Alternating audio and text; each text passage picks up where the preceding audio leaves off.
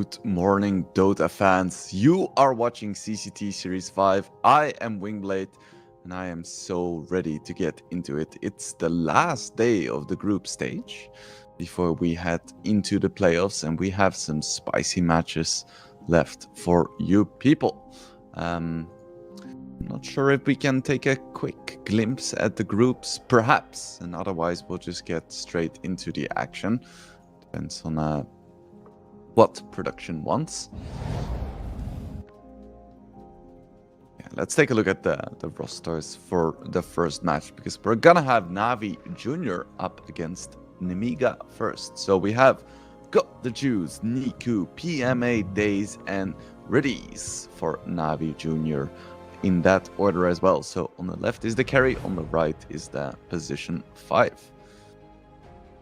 Yeah, Navi Jr., pretty good roster. So far, they are 1-1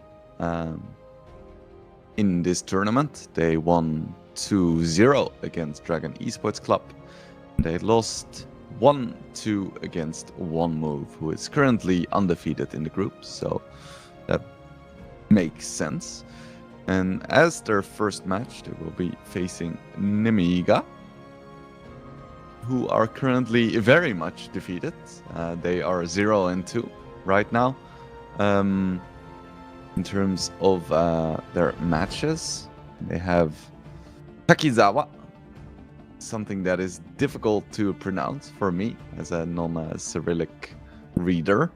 Miao, Shishak, and Antoja, one of my former teammates. So pretty strong roster, but currently they are 0-2. Maybe they can still make it out of groups if they won all of their matches and Navi Jr. loses everything. That could still be in the cards. Of course, this match is going to be very important for them, for sure.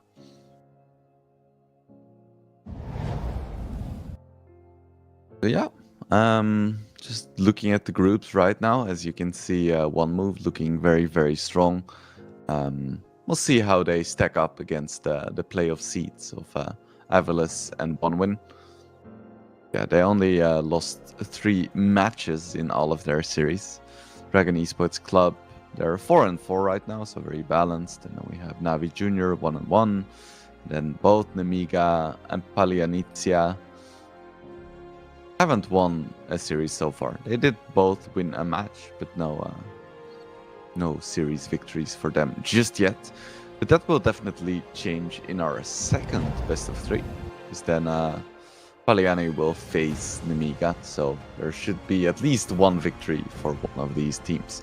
But we are into the draft, and if you guys haven't been paying attention, we did have a small patch tonight. So I went to sleep and Shadow Fiend was broken. And then I woke up and then Shadow Fiend was probably still broken, but changed a little bit at least. So yeah, I'll whenever we see a hero, I'll be sure to update you guys on what has changed. So for Sand King, the biggest thing was his Sand Shroud. So the invisibility Sandstorm got nerfed a little bit in terms of duration, and the DPS got reduced at max level but increased slightly at level 1. So it is the same at level 2 and then slightly weaker at level 3 and 4. For Timbersaw, I don't think we saw any changes whatsoever. Same for Doom, actually. Wagner also didn't get changes. Dragonite did not get changes, but Naga definitely did. Her Deluge got more mana cost, so it used to be 50 scaling up to 80, and now it's just 80. And the duration was reduced from 4 to 3.5 seconds. And the Ag Shard healing on the song got decreased by 1% at all levels. So a slight nerf shouldn't impact the viability of the hero too much. Maybe she has a little bit less mana now in the early game, but that shouldn't be a big issue whatsoever. But yeah, overall, I don't think this patch is going to change too much. I think a lot of the heroes that used to be strong are still going to be strong. One significant nerf is to Luna, because she used to have the talent where she fired 2 Moonglaves when she used Lucent Beam, which was like a double Kanda. But that has been replaced with just some extra damage on Lucent Beam, which kind of sucks. So we'll see if she is still viable. I have my doubts. So, first pick for Namiga is going to be a Lion, who got a base intelligence nerf. He is now a 1 intelligence dumber for the rest of the game, no matter what. Poor Lion. Yeah, I'm really curious to see if these teams agree with me and they're just gonna pick like the old meta or if they're already like going to experiment a little bit, because some heroes did get some notable buffs, like Outworld Destroyer, OD. His facet got buffed quite nicely.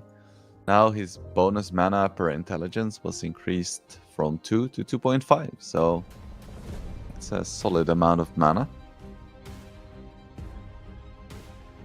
I mean, in the end, it's only gonna be like, I don't know, like 200 extra mana. No, that's even way too much. Like 100 extra mana max. But still, you know, a nice buff. So, speaking about buffs, Gyrocopter, he got a mana cost reskill on his Rocket Barrage, so it used to scale from 75 to 90, now it's just 85. So a bit weaker in early levels, bit better in later levels, but I think his biggest buff is the fact that Luna got nerfed, because these heroes are very comparable. They have a strong teamfight ulti, they farm relatively fast, and Luna got put in the dumpsters, and Gyro is still just as good. That being said, Navi Jr. picking up Gyro over Shadowfiend is it's telling, because I think Shadowfiend should still be the stronger hero. Apparently not.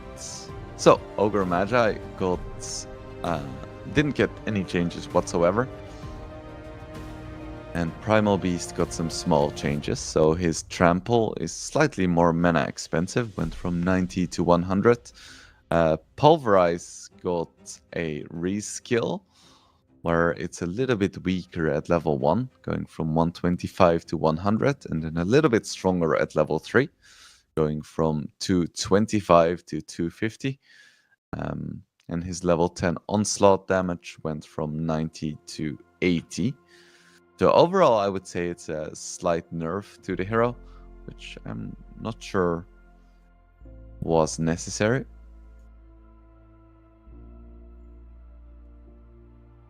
I wonder if both captains right now are still just reading the patch notes, being like, shit, what do we do? Which heroes do we pick?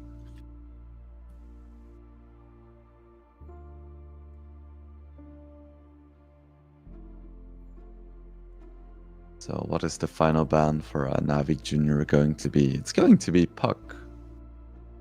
Puck got some interesting changes as well. So the spell dodge multiplier got reduced from 4 times to 3.5. And what that means is that Puck got back HP and mana from dodging spells, depending on how much damage they dealt. And it used to be 4 times, and now it's just 3.5. That was a little bit silly. And his orb damage talent went from 50 to 40, so not really a noticeable change to the hero. Shadow Demon got a ton of changes though. His disruption skills a little bit better now, while being a little bit weaker at level 1, and then his ulti and his shard thingy, the demonic cleanse. Both had their cooldowns increased at early levels. Ooh, Nemiga woke up, it seems. They went for a quick Pangolier plus Chen pick. So I've seen a lot of a lot of teams playing Chen, but personally I'm not fully convinced. Like, this hero doesn't do that much, but maybe Nemiga can prove me wrong. Of course, Pangolier has been a mid mainstay ever since he got released, pretty much.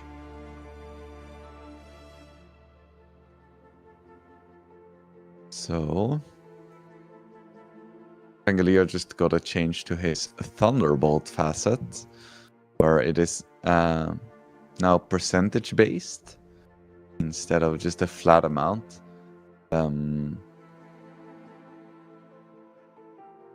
Yeah, it's just more movement and turn speed.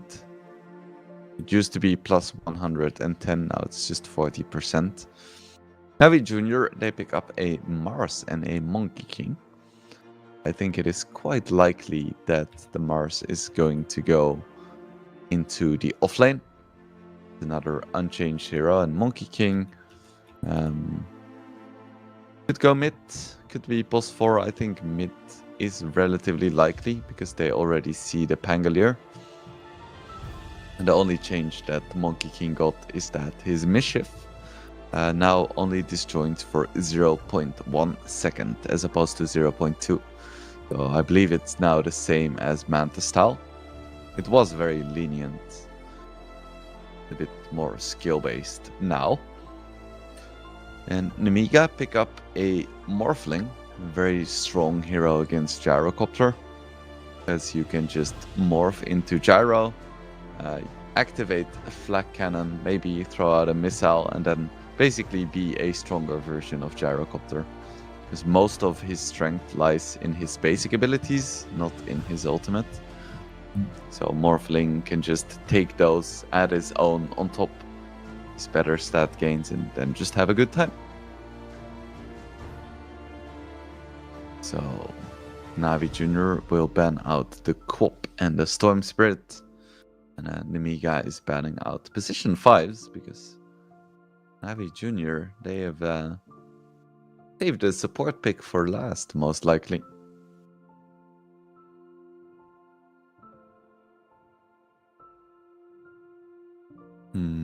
What would another strong support be against what Nemiga has so far?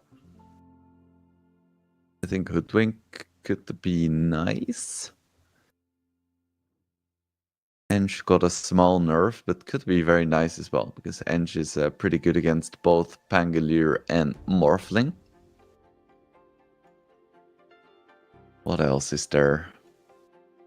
Tusk is uncontested. I think Tusk is still absolutely broken, but they banned the Huskar as well.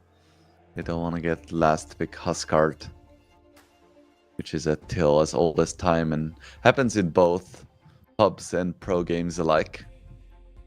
No one likes getting last pick Huskard. Except for me, I love that hero. What is the final pick going to be? They need an offlaner, but I guess they just go Dazzle mid and go offlane Pango. That seems short-sighted to me. Because Navi Jr., they can still change up their positions. Go plus 5 Shadow Demon, plus 4 Monkey King, or the other way around. And then just pick a Sniper mid. Yeah, or something like Invoker. And just absolutely shit on this Dazzle mid. And then Dazzle mid without momentum just doesn't do anything. So I don't like this Dazzle pick. And yeah, Navi Jr. is just gonna... Wait, they're gonna play position 1 Monkey King and play position 4 Gyro. That's actually really good, I think. I was thinking about playing the Monkey King support. But this is actually way better. Because now you still have strong lanes. You have Monkey King Shadow Demon, which is really nice, and then Mars Gyrocopter, which is also really nice. So yeah. Also, I saw Meow Dazzle. Meow is their position 3 player, so it's gonna be offlane Dazzle. And I guess it's gonna be mid lane Pango then, up against Invoker. I guess that's not too bad. It's they should get something out of that lane. So still very hit or miss the Dazzle. I guess it's strong in lane against Monkey King, so it could work. It could work. But I'm just not sold on this hero. I feel like you need a really, really good lane to have a good time. And I'm not sure if that's really the case here. I commend them for being a bit more experimental because we don't see that many Dazzles. And I do feel like Nemiga kind of need to play in a bit of a surprising style. Because I think if it comes to just a straight 5-on-5 basic game of Dota, I feel like Navi is the heavy favorite. So I'm not a huge fan of this pick, but I am surprised by it, and I hope that Navi is surprised by it too, and Nemiga can use that surprise to maybe make something special happen. So we are into the first game of the day between Navi Jr. and Nemiga. Nemiga already smoked. They have a decent level 1 lineup, I want to say.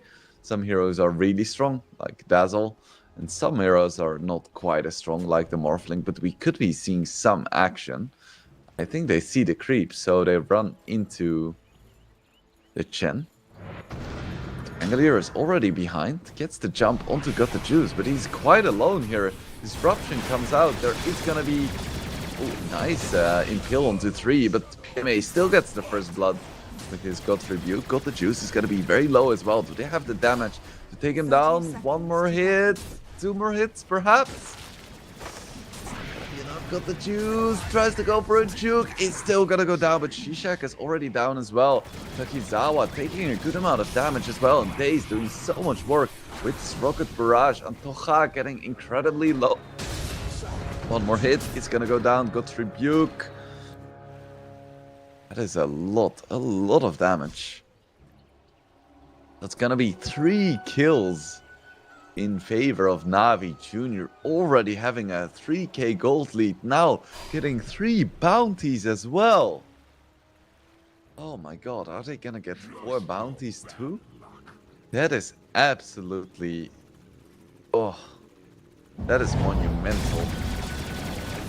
Let's take a small look at this early brawl. Got the Juice, tried to go for some kind of juke, couldn't eat another 3, and ultimately, yeah, it's just Navi just having a better level 1. They have some insanely strong level 1 heroes, and I feel like the Invoker wasn't even involved, really.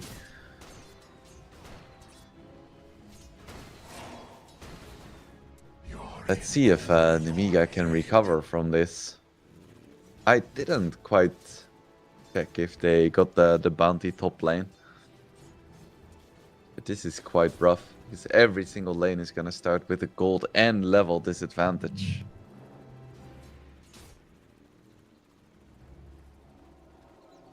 I'm curious about this Morphling Chen against Mars Gyrocopter. Should be very interesting, because we don't see that much Gyrocopter. So far it looks like they're doing okay. Got the Juice is not having a great time in this bottom lane though, and that is kind of to be expected. It's double ranged against the Monkey King and a Dazzle on top of that. One of the most punishing heroes if you're playing a melee hero. Because every time you come close to creeps, he's just gonna poison touch you. And it's so easy to refresh poison touch, so just getting ACS is gonna cost you like 300 HP every single time.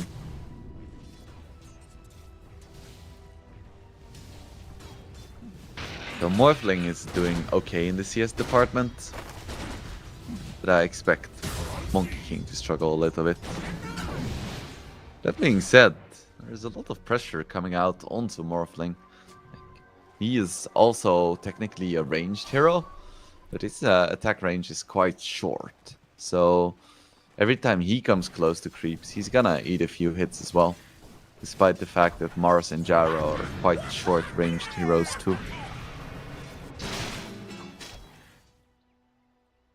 Niku having a really nice time in mid-tier, but of course Niaf, which is how you pronounce those letters, is having a decent time too. Kind of the Pango effect, where no matter what happens, you're gonna be having an okay time in the mid lane.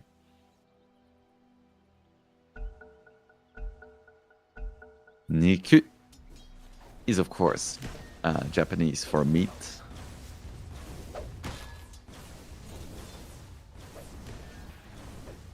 The Jews finally get some space after Riddy's managed to get a nice pull.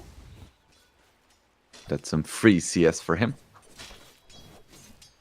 Now a 2k gold lead, so after the first blood and the uneven bounty exchange, Navi is now also doing a little bit better in terms of CS. Not a huge difference, but it's still fairly significant. Ooh, and Chen taking a lot of damage. They's gonna go for the dive with the rocket barrage. Do they have the damage? Yes, they do. Takizawa taking a little bit of pressure as well. Navi doing a really good job at managing the tower aggro. That was very well played. When Daze went for the dive, I was worried about him getting targeted down by the tower and dying, but no. He just ran in without attacking, just focusing on the rocket barrage and then only attacking when the creeps just took aggro. There is a little bit of a cooldown between switching aggro for towers. It shows some really deep knowledge of the game. Jump into Meow. He has 4 stacks of the Shadow Poison. With 5, he is gonna go down.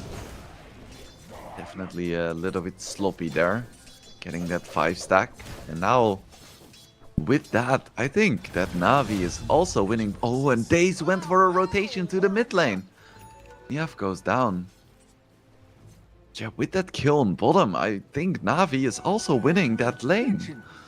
That it's supposed to be a lane where Nemiga thrives, because that's the only reason why they picked this Dazzle. They're gonna have a lot of trouble initiating on heroes in the mid lane without that like tanky strength initiator. So they have to win the lanes, and that is not what is happening, that's for sure. Tocha converts a ghost.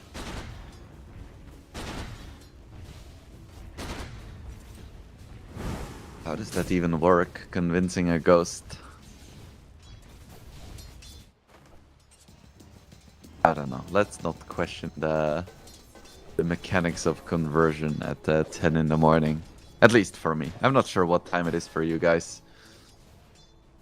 But I woke up fairly recently and I don't think it's the time for theocratical debates. Niku still having a really nice time in the mid lane. Niaf definitely falling behind a little bit with his death. And now Niku having a level advantage.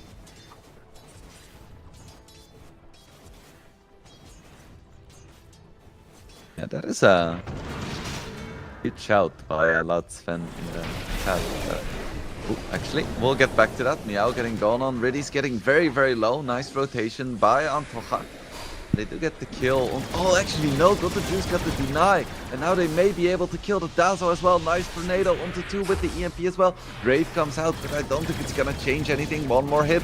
You got down. Daze is down a killing spree, but that should be the end of it.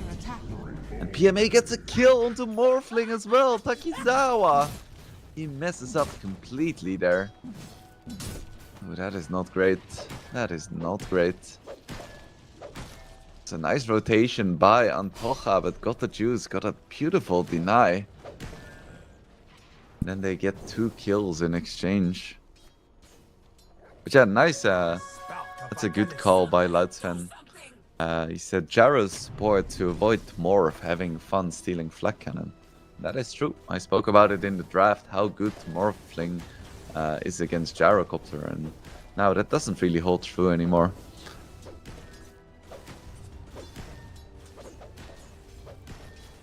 Really good start here for Navi Jr. Not entirely unexpected, but I would have hoped the bottom lane would have gone better for Niniga. We'll see what they can do once Rolling Thunder is online and Pango goes for a gank. I'm just a little bit worried about their damage. This Lion kind of needs his finger to have damage. Dazzle does have damage, but it's more sustained, so you would need to go for like skirmishes instead of ganks. Because you cannot quickly dispatch of an enemy hero. Dazzle doesn't do anything quickly. He does it at his own modest pace.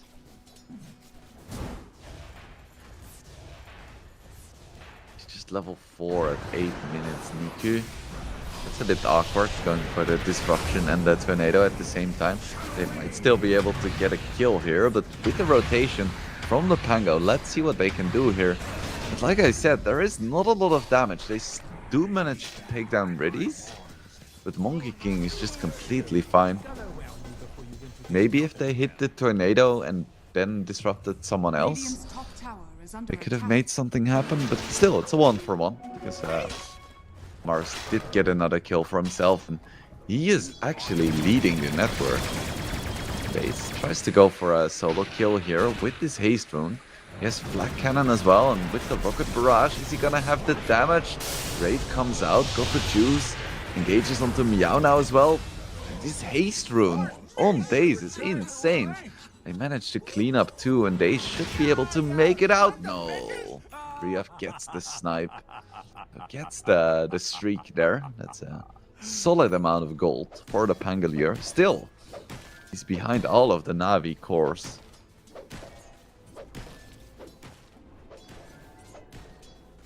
He almost has his Maelstrom.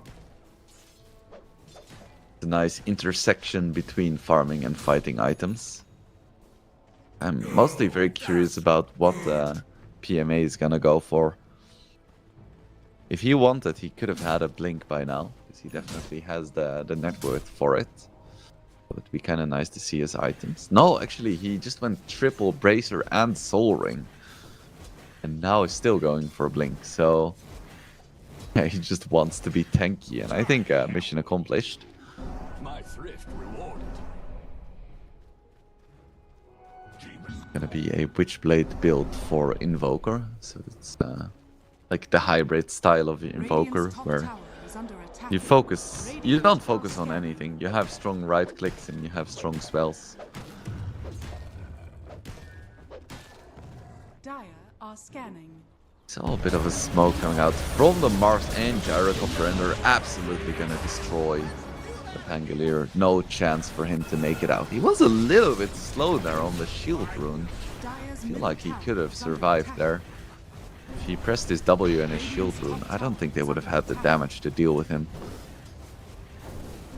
Niku now pressuring this mid tier 1. Doesn't have a lot of mana, but has some 1 charges if he wants to. I think they should be able to take down this tower with the catapult still alive.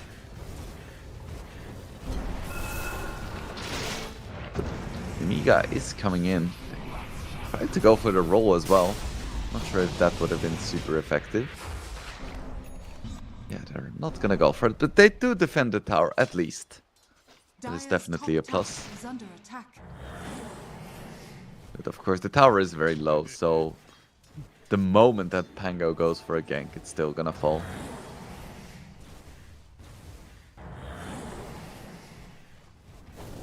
So, Morphling is doing a relatively good job keeping up with the Monkey King, despite Navi having all the momentum. Same for Pango and Invoker, I guess. It's just a 1k gold difference. Isn't too bad. The big difference is the difference between the supports and, of course, between Mars and Dazzle. a 3k gold differential, and the supports on Navi are just way higher level. Oh, we see an attempt coming out onto Niaf. Doesn't have a shield rune anymore. He's gonna go for the rolling thunder. Is he gonna have time with the sunstrike? No, he goes down.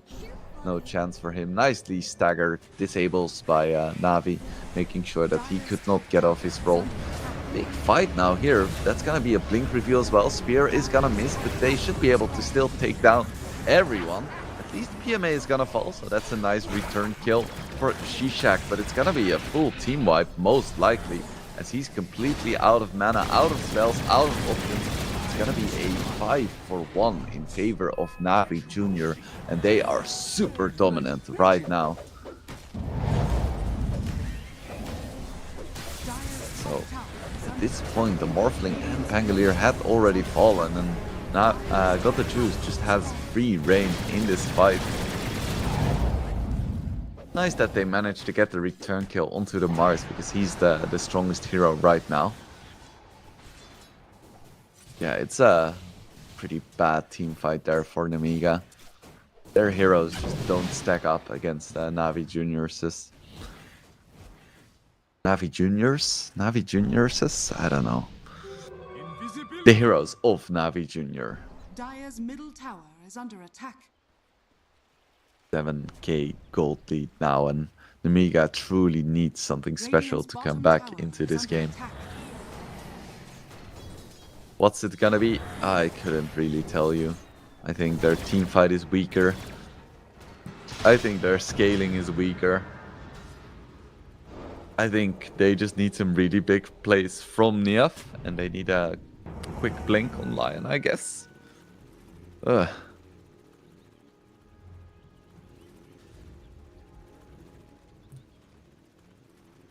Dire are scanning. Daze is going for a Spirit Vessel.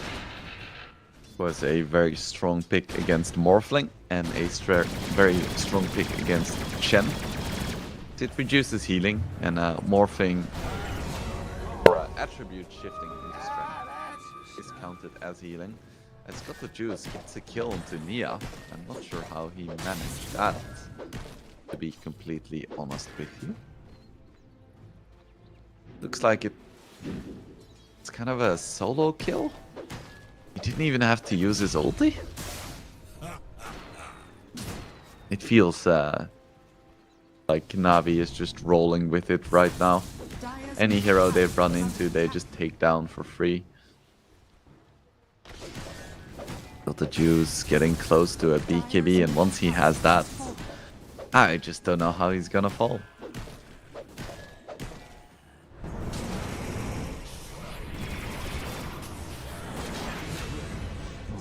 Oh, and that's another one. Yeah, falls again. Spearback is gonna miss. Fancy footwork by Meow. Can he play his way out of this one? Does have the grave. Gets stunned. Is he gonna make it out? No, yes, 5 stacks. Oh, Shadow Poison release takes him down. And Amiga is just dying everywhere on the map. How do they stop the bleeding? I simply do not know. They find Morphling as well. Takizawa, what are you doing there, my man?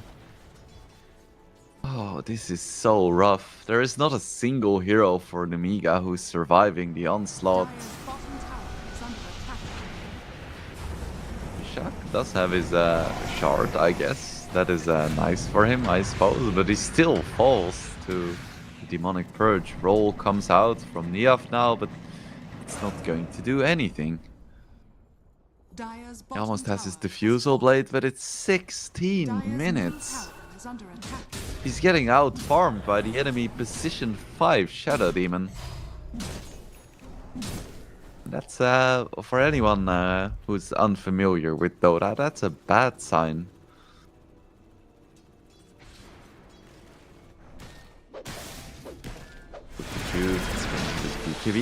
They should be able to get this kill onto Daze. He is very tanky though. They have what it takes with the finger. Finally, they take him down.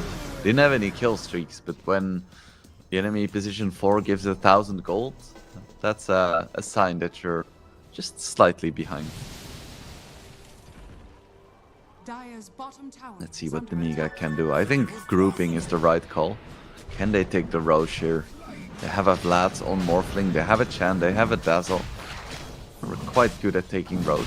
I don't think Navi is gonna expect this either. Radiant are And scanning. even if they did, would they be in time to contest it? That's the question. Dire's middle tower is Ooh, under they're attack. trying now. They got the scan, but it's gonna be too late. Roshan has fallen to Gonna the be an dark. Aegis in favor of Takizawa. Dire's middle tower has fallen. Radiant are scanning. Does this mean that they can fight? I doubt it, but it's better than nothing. What is Takizawa? Oh, it's the character from Tokyo Ghoul. See, I speak a little bit of Japanese, so I know what Nikyu is, but I haven't watched Tokyo Ghoul. It's got the juice, gets another one.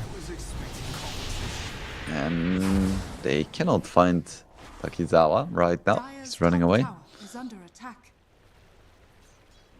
Yeah, I watched a little bit of it, but it wasn't my cup of tea.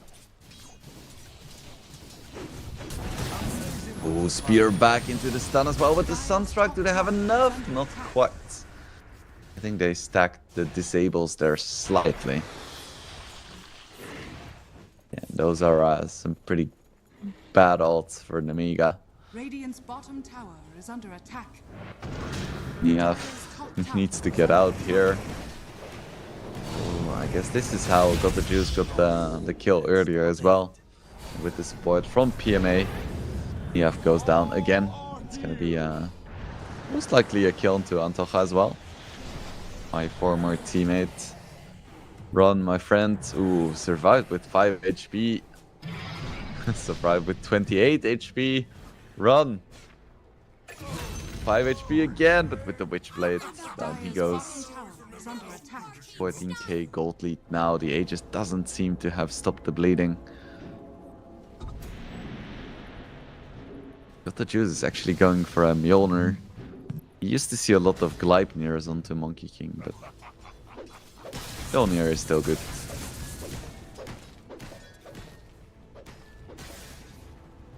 Dire's 14k gold lead. The only thing Navi isn't really doing is pushing hard. They're kind of just farming the map, taking it slow, just chilling.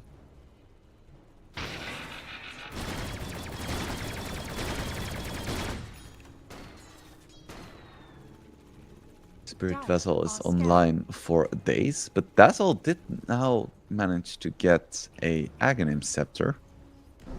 It's not the quickest one, but it is a strong Ags upgrade. So to read what it does. Upon making contact with an enemy unit, the bolt now heals and deals more damage, and Dazzle instant attacks all affected enemy units. Shadow Wave can now be enemy targeted.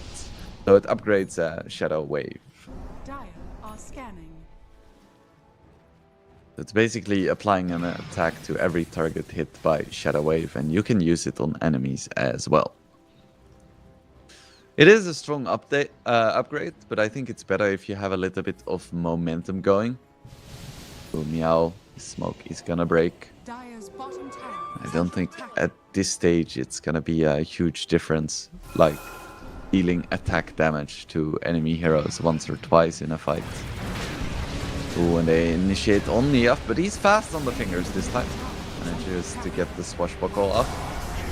Takes a lot of damage, and Morphling already goes down. He's very far from his team. He's in the middle of an ice wall as well. Doesn't have the waveform, and there's just too much damage coming out onto him. Even with the strength morph, just no way of escaping. As Navi is rampaging through the Namiga lines. May gets double.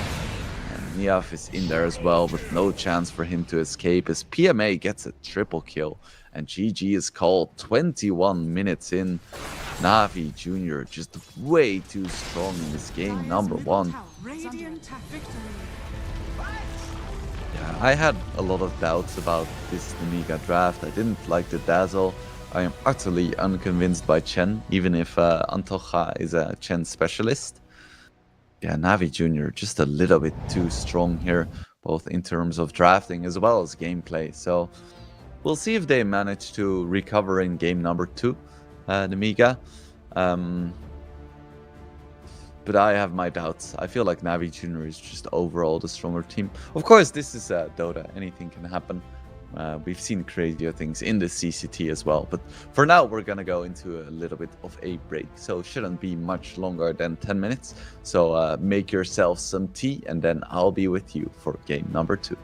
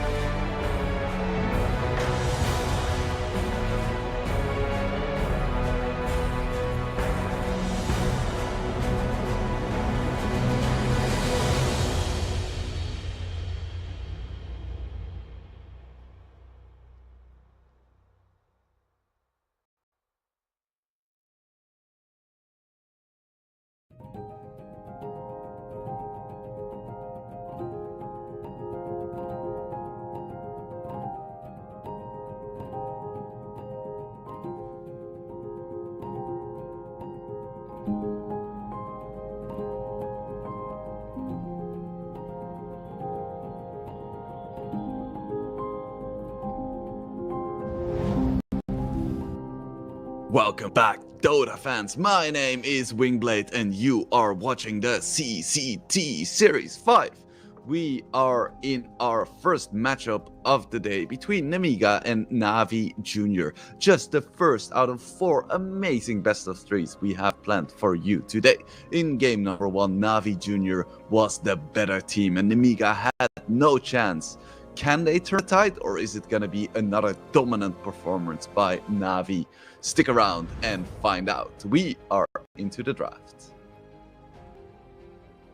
So, what different things are we gonna see in this draft, aside from me every once in a while taking a sip of tea?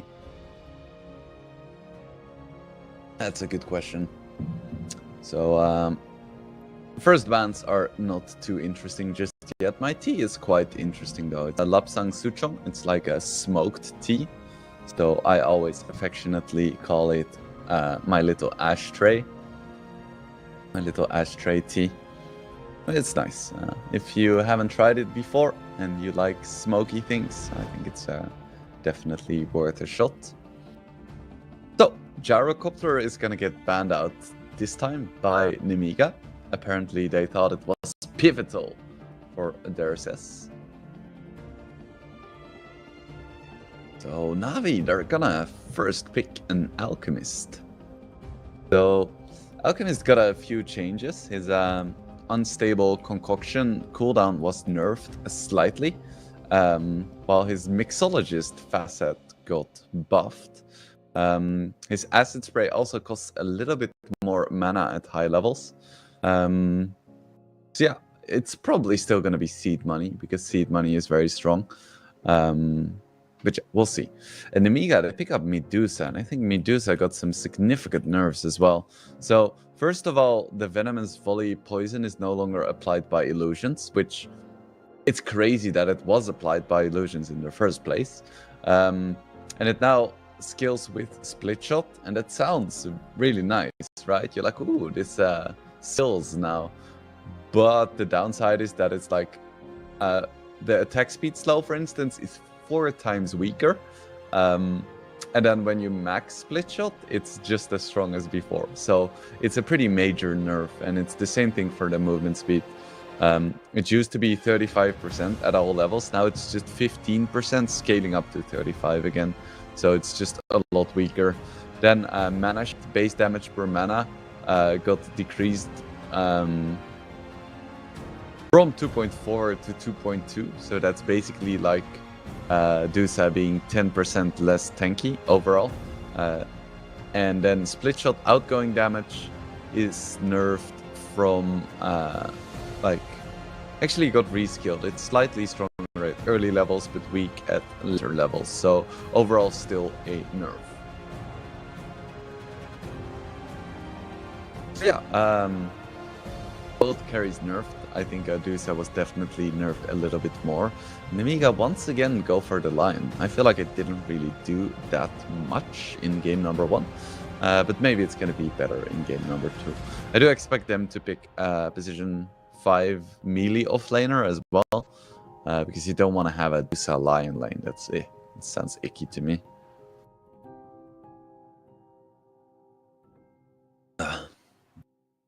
For those wondering if I'm compensating, I definitely am. This is, yeah, I need this size of teacup for my Dota casts. Navi Jr., they pick up a Phoenix and a Darkseer. Interesting. Phoenix is pretty awful against Dusa, because you have max HP percentage damage against a hero who has like no max HP whatsoever. And she's also a hero that has high attack range and high attack speed. Doesn't seem that great to me, but what do I know? The Darkseer is very nice, of course.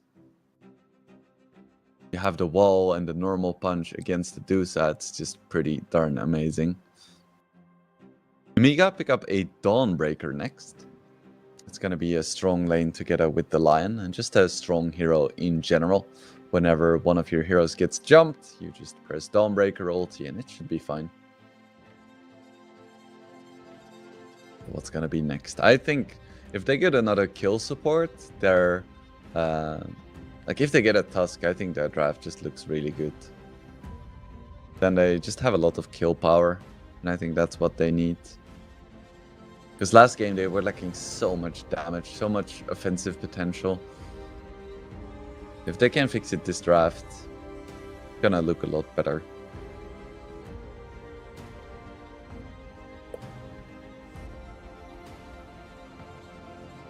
Right, that's enough tea for now. Alright. We're gonna see Anti-Mage being banned. I wasn't expecting Na'Vi to go for an Anti-Mage when they already have an Alchemist. But of course you can run support Alchemist. And it does look like a decent Anti-Mage game.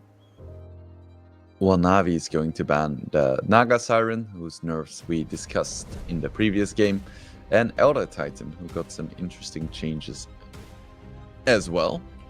So what changed about him is that his Echo Stomp damage got buffed at every level except for the first one.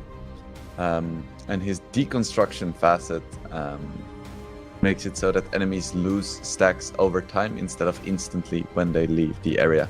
And if you're asking, well, Wingblade, what does Deconstruction do? Well, it drains magic resistance and armor over time. So if people are affected by natural order, they lose 1 armor and 1% magic resistance every second, which stacks up to 20 times. And then it used to instantly fall off, which was pretty bad, but now it just reduces by 1 every second. So that is what changed. And while I was explaining that, we see a Bane and a Rubik pick. So Bane looks really strong in this specific game. Just really strong single target lockdown. It's another kill support. It's just very nice to have in this draft. But then Na'Vi picks up a classic Bane counter in the Rubik. Is what you can do with Rubik is the moment you see Fiend's Grip come out, you just simply steal the Fiend's Grip, cancel the Fiend's Grip, and then use your own Fiend's Grip. And then you're basically just a better Bane. So very nice pick here by Na'Vi. Miga is going to ban out Invoker and Monkey King as their final bans. Don't want to deal with either of those two heroes again. And the Monkey King ban to me signals that they might want to pick a melee mid laner. Perhaps the Pangolier again. Na'Vi Jr. are going to ban the Puck.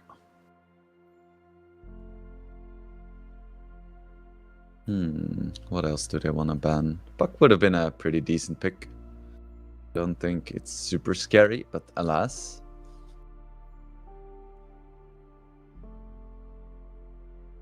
Let's see what else they're gonna ban. Which mid heroes would be scary? Which mid heroes are still in the pool even? Earth Spirit is an option. Of course, he got nerfed a little bit in the latest patch. Pangolier is still in the pool as well. They ban out the Storm Spirit. Would have been a pretty nice pick, just like Puck. They go for Tiny. Okay. I do love myself some Tiny.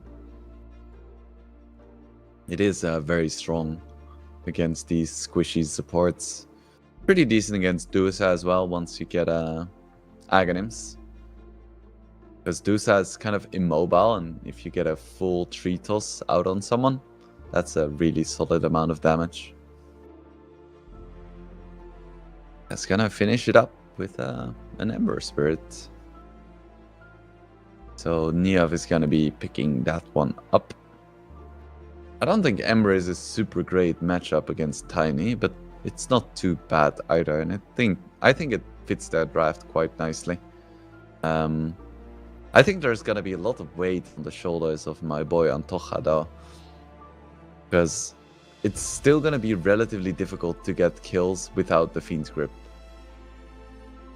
They're really gonna need the Fiend's Grip, especially like in the early mid game. That's gonna be their ticket to getting kills. Unless Niav wins the mid really hard or Meow wins the offlane really hard, in which case they can play around either the Ember or the Dawnbreaker to get kills. But if it's more of an even game, they're going to rely a lot on Antoja, I think. So for Navi Jr., they're going to have got the juice on the Alchemist, no surprises there. And it's going to be a Rubik plus Darkseer lane, which is... Or actually a Rubik or a Darkseer Phoenix. I guess they can do either. It was Riddies on the Phoenix. And that is their position 5. So yeah, I think it's gonna be Darkseer Rubik. That's a strong lane. Against the Dusa, it's not as impressive, I think. I think it's better against melee heroes. Because they have to come close to the creeps, obviously, to CS. And then you can like toss back into double Iron Shell with a Fate Bolt. Against the Dusa, it's a bit more difficult because she's gonna stay very far back. And of course, Dusa loves playing against high int heroes. That she can just throw out a snake and heal right back up. It's a strong-ish lane, but I don't think it's super good. And then we have Alchemist Phoenix, which is a pretty darn nice lane, actually. Not the most kill power, but there is definitely some aggressive potential. Yeah, we should have some interesting lanes. I personally play a lot of Tiny Mid, so that is the lane I am most interested in. Of course, a Dawnbreaker line against Alchemist Phoenix should be interesting too. There's definitely some kill potential going either way. Once again, we see Nemiga going for a smoke minute 0. I'm not sure if they really want to fight this time, but they are getting out some vision, which is always nice.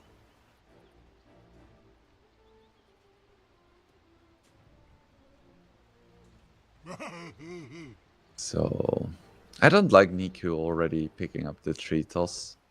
I think there are situations in which you want to pick up Avalanche or toss level 1 if it comes to a level 1 brawl. We'll see if it works out. I feel like in general people are too quick with picking up skill points at level 1. I've seen so many missed kills and deaths because people just randomly pick up a skill for no reason. Ooh, Phoenix is getting caught. There's no more stuns, so yeah. Usually people pick up Fire Spirits level 1 on Phoenix. It tends to be a better spell, but in this case, if they went for that, he would have died. Ooh, got the juice, could be in trouble as well. He's getting blocked, very well done, getting super low, got the juice, picks up his stun, but it's too late, down he goes. Niav is gonna pick up the first blood. Shishak is gonna feed himself to Daze, but Daze is gonna die as well. They're gonna give it to Niav as well, so that's a nice bit of momentum going on there for the Ember Spirit. Starting off the game with a double kill.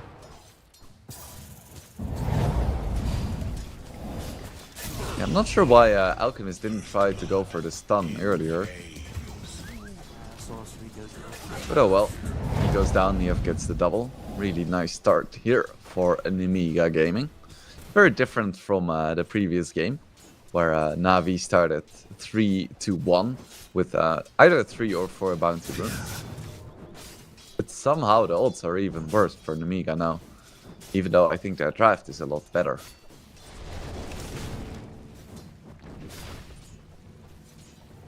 So Flame Guard popped.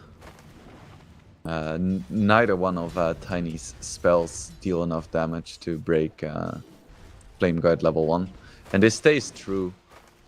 Equivalent levels of toss, even with the toss facet, do not deal enough damage to break appropriate level fire shield. However, once you hit level 6, that changes, because of course level 6 on Tiny means you get some more damage on toss, and then you finally deal enough damage to break the shield.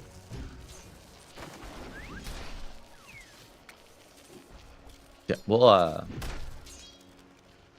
we'll keep an eye on that mid matchup. It seems like Tiny is doing a little bit better though, despite the kills at the start.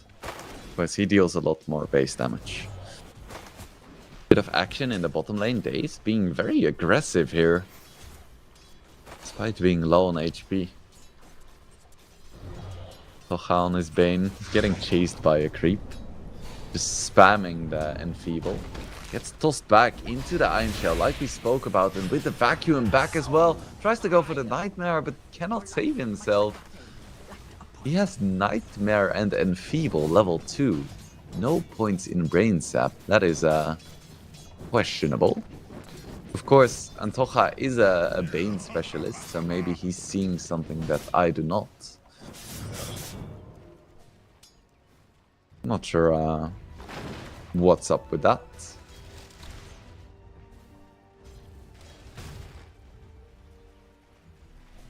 So far, it's the Dusa leading the CS charts. As expected, she's having a really good time against Darkseer Rubik. It's coming out onto Niav, but Niku is having a hell of a time on the mid lane. Usually when you play Tiny, you want to get a bottle, and then you want to get a Soul Ring and boot somewhere in between. Soul Ring isn't... Ooh, down goes the Rubik. Nicely played by Takizawa. Ooh, and Phoenix is gonna fall as well. Namiga looks strong here. I was just yapping about Tiny skill and item builds while action is going on. Yeah, people don't usually pick up Soul Ring anymore. But on Tiny it's very nice because you definitely want to use Toss on cooldown. And you have plenty of HP and regen to keep yourself topped up. And there is no other item as efficient as Soul Ring in that case. Ember Spirit going for phase boots. Tends to be the aggressive build.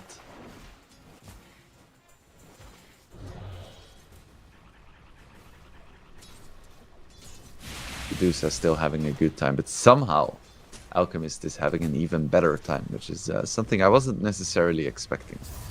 I think Dawnbreaker is quite a good hero against Alchemist in lane.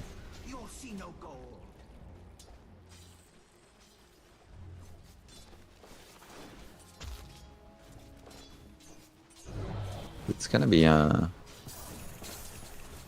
called again, the Helm. Oh, I can't believe I forgot this. Helm of Iron Will. First Darkseer. Venomous Volley. Or Gorgon's Grasp coming out onto Daze. Tocha getting very low. Finally does have a point in Brain Sap now, but with the vacuum back, down he goes again. And goes down too. It's some nice kills in favor of Navi Jr. This Alchemist is having a really good time. That is slightly worrisome for Namiga. Juice just tossing out a casual stun there.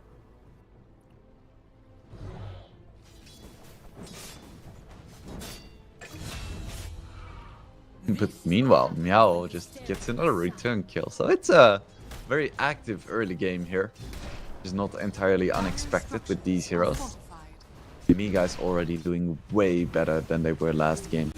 Ooh, Takizawa is getting very low, doesn't have mana for a snake, and he is gonna fall. Ooh, Antocha gets punished for trying to secure the 6-minute rune. Just when I'm praising Namiga's start, their carry falls.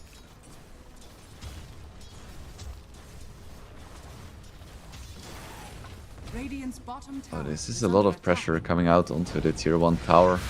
Bit of a fight at the bottom rune as well, and Antocha should fall here, but all of Navi needs to be a little bit careful because Niav is level 6.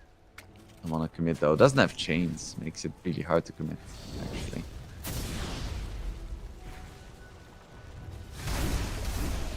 Got the juice. Needs to be a little bit careful here. There is no hammer for Meow just yet. Meow just loses all of his HP from a few hits as well as some acid spray.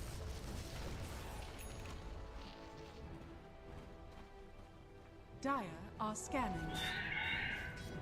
Dire's middle tower is under attack. Niku gets a wand. He's probably gonna rush a blink. Radiant are scanning. The minute bounty is coming out, and Daze is gonna be able to take it. No steal from Antoja. Entol Wawawa. LFT 5.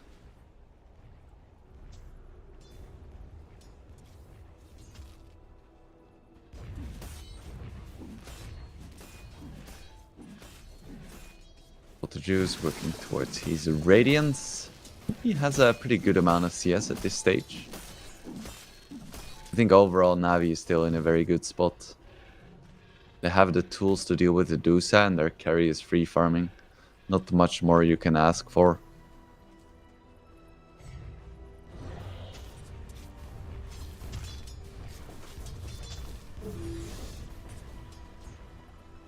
Ooh, he's gonna try to stack. Is he gonna be in time with the vacuum? Oh, just an Iron Shell is gonna be enough. Has his Helm of the Dominator now as well. He's very nice to have. Just gonna clean up this stack. Was coming out to Antoja, long range grab actually. He was gonna fall, but nice ulti by Meow, saving his life, and Niku is gonna be in a lot of trouble here. Doesn't have mana for a toss, one more hit, should fall. Nicely played by Nemiga there.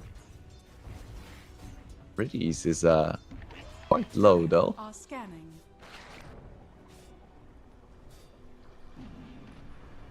Lance of Pursuit on Dusa, pretty good item. 200 mana and 20 damage on backstabs. Radiant's top tower A little bit of slow on top. Antoja is still gonna fall though. He got saved and then still died.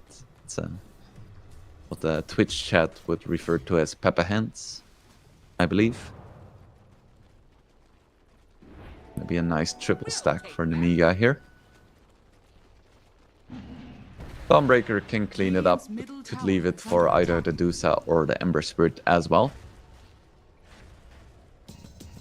Gonna get a nice little D ward. Dire's top tower is under attack. Do love myself a D ward.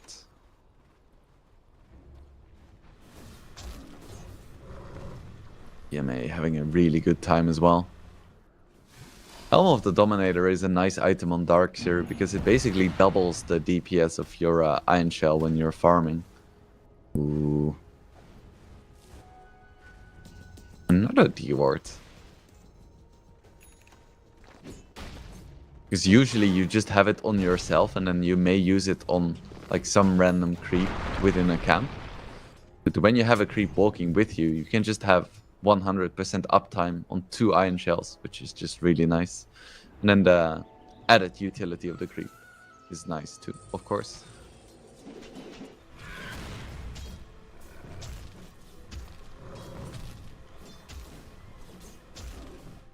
He's just farming up a storm, out-farming the Dusa right now. Dire's top tower is under attack. Because no one is even close to Radiant's courier has been Alchemist in killed. terms of net worth. I would expect to see like a 12-minute Radiance or something, which is a really nice timing. Niku went for a Threat before Blink. I am not a huge fan of this.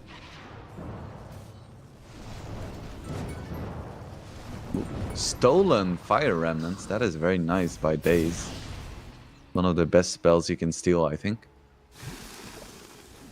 Yeah, reason why I don't like it that much is because I feel like attack speed only becomes valuable on Tiny once you have a few points in your tree and potentially the shard.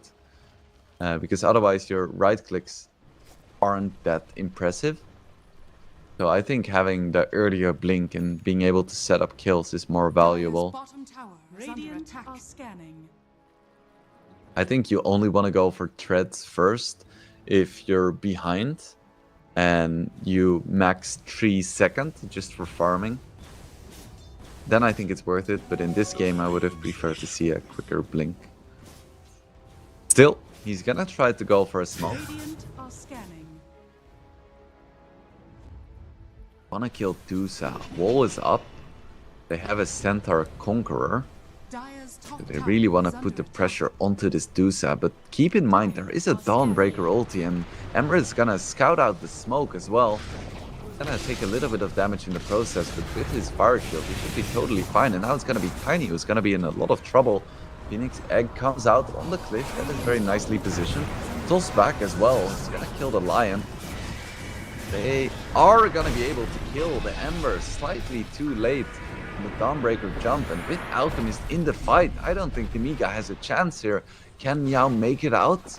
With the toss, I don't think he can. Down he goes and got the juice. He's gonna be able to kill Antocha as well. Ooh, that is a disaster for Nemiga. Only Takizawa is gonna escape here.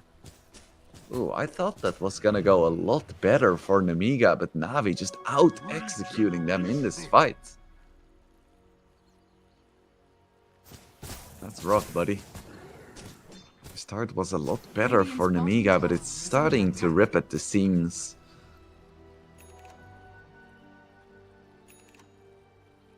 Dusa is still farming well, but they need something more than that, because this Dusa, if she has a really good game, is going to be like close to as strong as the Alchemist, but the Darkseer and Tiny are shaping up to be a lot stronger than the Dawnbreaker and Ember, respectively. We'll see what Nemiga can do. I guess now they need to wait on Antocha's level 6, which is quite late, actually.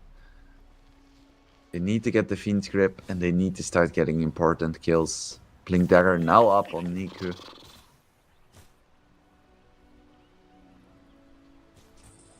See what he can do with this. Even more momentum for Navi.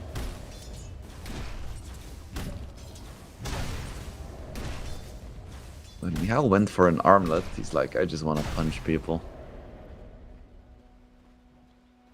One of my favorite items in the game, for sure. Dire's middle tower is under attack. I feel like all of my words reveal that I am a Huskar spammer. It's just a fun item, you know, what can I say? Dawnbreaker ulti comes out into Nike. There is a Bane ulti online, but Antocha isn't gonna use it. Stolen Dawnbreaker ulti, actually. They still managed to kill Niku with the finger. That is a good exchange. Ooh, Blink on Alchemist gets the double stun. Didn't even see that he landed it on Lion, but they should be able to deal with the Dusa. He's gonna pop ulti and run away. Lion, can he make it out? I don't think he can. He doesn't have anything, doesn't have Blink. It's gonna go for the Hex, but he's burning down to the Radiance as well as the Sun Rays. So it's gonna be a 2-for-1 in favor of Navi, but it wasn't too bad for Nemiga. They lost their 2 supports for the enemy mid.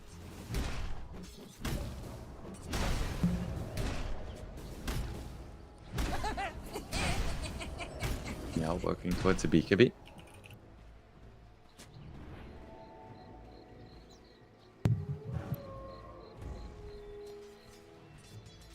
Yeah, Navi is still pretty decisively in the lead.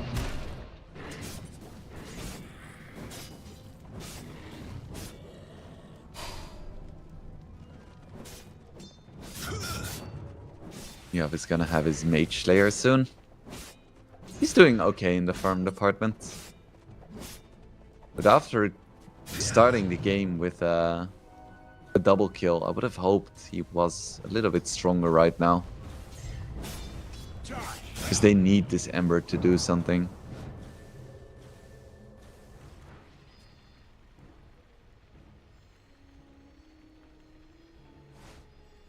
That was gonna be Shivas. I'm a little bit worried about him dying to Orchids. Because Alchemist tends to like buying Orchid after his nice chains into Dawnbreaker ulti. And with the Fiend's Grip as well, they take down Rubik immediately. Ooh, that's a nice triple stun! Nemiga gets demolished! Beautifully done. That's why you pick Darkseer, Alchemist, Navi. They lose 1, they get 3 in return. Beautifully played.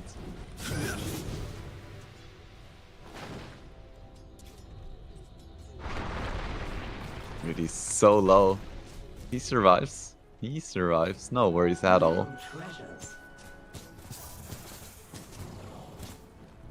Takizawa still farming well, but of course he's competing with an Alchemist, and I have to mention Darkseer's farm as well.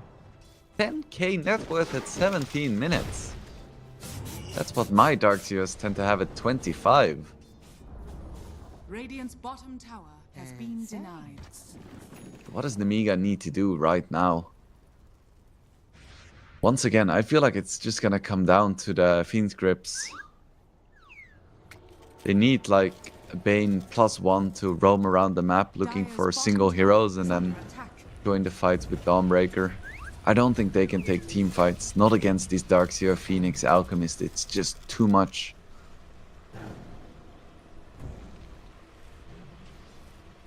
Dusa needs to get to that stage where she actually deals damage. Niku has money for something. Can buy a phylactery or a crit if he wants to go the Kanda route, which I think is the best route, even though Kanda got nerfed. Juice jumps in, finds the lion. Does he have enough damage? Yeah, he easily does. With the help from Daze, it's gonna be a quick and easy kill. Radiant's top tower has fallen. Oh, and they find the Ember Spirit as well with the stolen Searing Chains. The big kill. Nia really doesn't have any momentum. This Ember pick isn't paying off right now. Takizawa still farming okay, but is it gonna be enough? I have my doubts. Medusa cannot solo carry against Darkseer. You need more than that. Dire's bottom tower is under attack. Gonna run into the Dusa now, and PMA actually has a bloody Shiva's guard. Is he gonna solo kill Dusa? Is he gonna solo? Oh my god. Takizawa barely gets away. My goodness. Yeah, this is what I was saying about Dusa not being able to solo carry if the enemy team has a Darkseer. Sheesh. Radiant are scanning. And even the butterfly, it's gonna be nice, but it also means that the illusion is gonna be a lot stronger and have evasion as well. Whew. They do find the Tiny. This would be a nice kill, but he gets glimmered. Is he gonna be able to get away? Tiny is so tanky. 10 HP! It isn't gonna be enough. Meow with his BKB is quite strong. There we have the Fiend's Grip as well. Gets cancelled eventually. Dawnbreaker is gonna fall as well. Takizawa doing good work in this fight, and they managed to get the sleep onto God the Juice, but nicely done by Rubik. Saves the Alchemist. Still, it's a good fight for Nemiga. They're gonna find Rubik as well. It's gonna be a 3 for 2. Very, very well done indeed.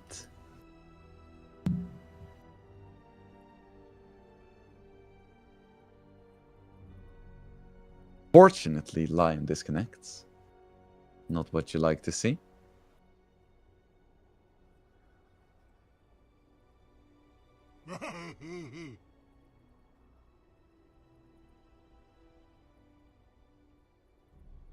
So yeah, I hope this gets resolved quickly.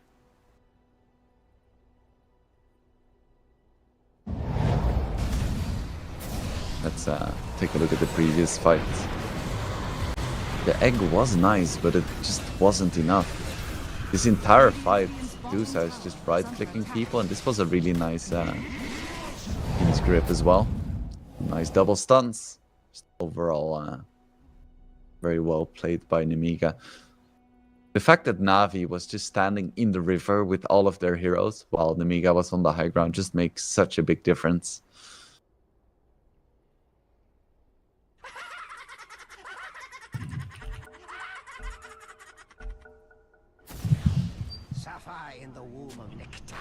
So, luckily, we are back into the game.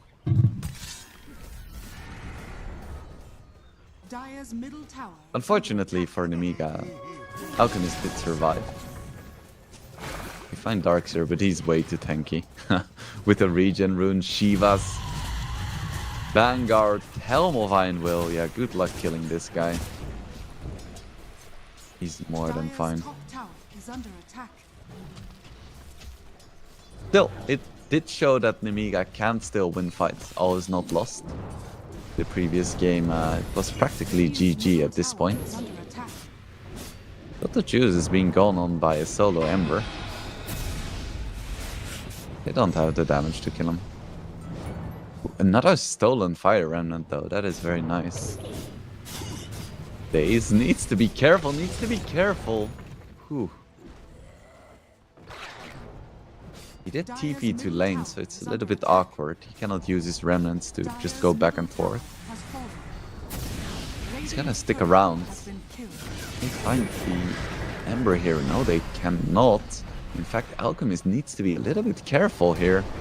He has his ulti active, but he's taking a lot of damage here. Just 100 HP. Is he gonna survive? No, he goes down. Got the juice. Way too aggressive there. He's tiny, his Phoenix, everyone is so far away. I'm not sure why he went for that.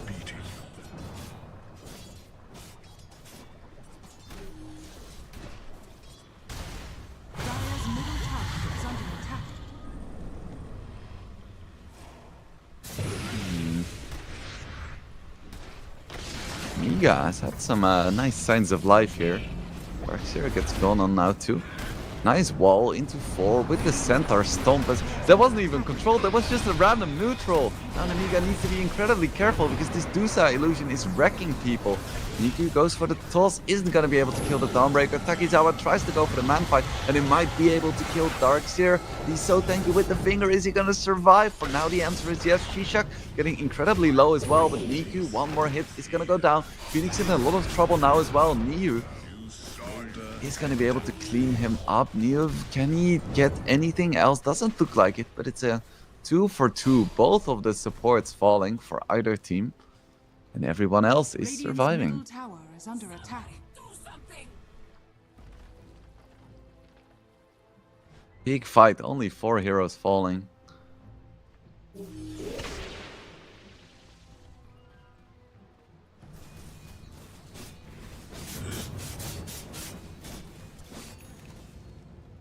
He had a, I don't want to say rough early game, but in the early mid game he just didn't do as much as I was expecting. But in the past few fights he's been owning.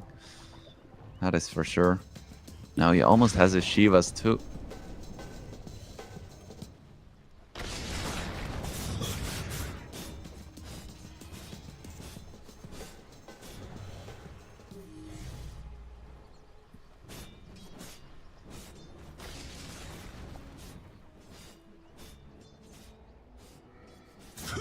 I wonder what Antocha is buying. If he can get an Aghanims, that would be really nice.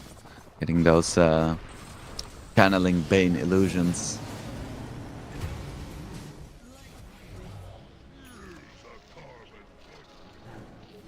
Meanwhile, Daze gets himself a blink. I think Alchemist just really needs a BKB, to be honest. Ooh, Tiny is gonna TP. Takizawa is alone here. Gets tossed back. Let's get off his ulti. I think he's gonna fall here. And he's all alone. Takizawa, what are you doing there? This is a rough situation.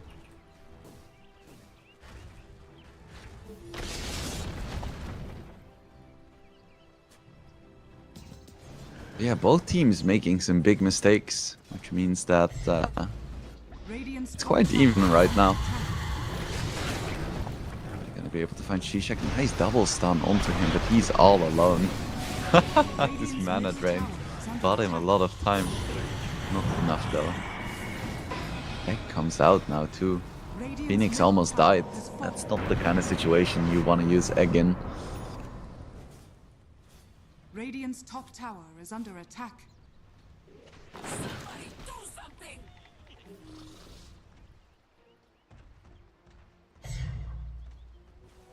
Somebody do something. Radiant's middle tower is under attack.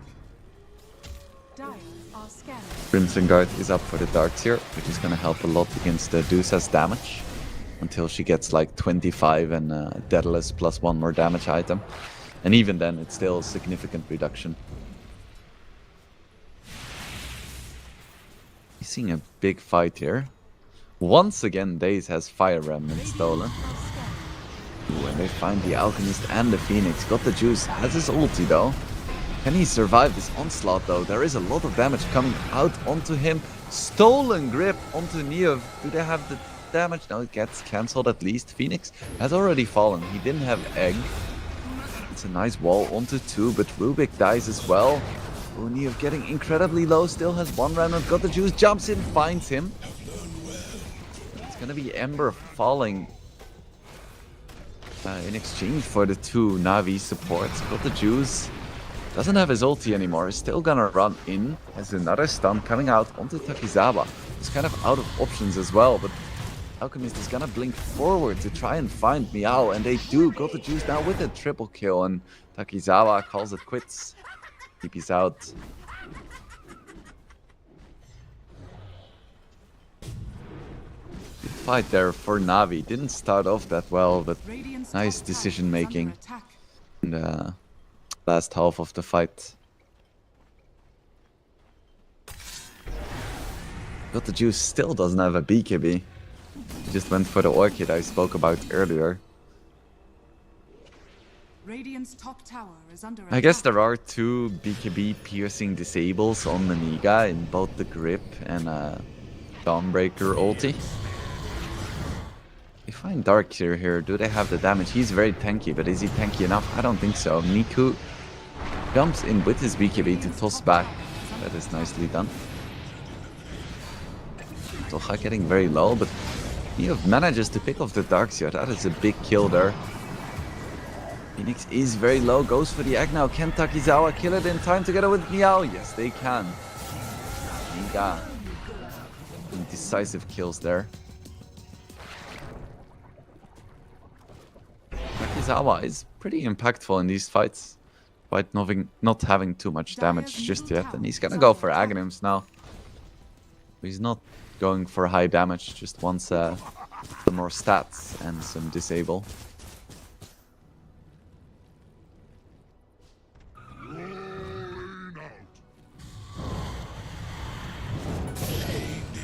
Find Days, that's gonna be a nice freebie in favor of Nemiga once again. I feel like Navi is throwing a lot of unnecessary deaths in the mix. Yeah, with an SNY BKB armlet, he's a big brawler. Yeah, they're just gonna take Roach. Why not?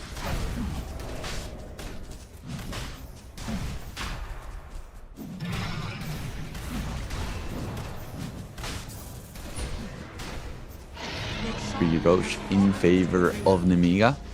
Navi was in the area to contest, but they weren't in time. Now both the Darkseer and the Tiny get caught. Nice toss back from Niku.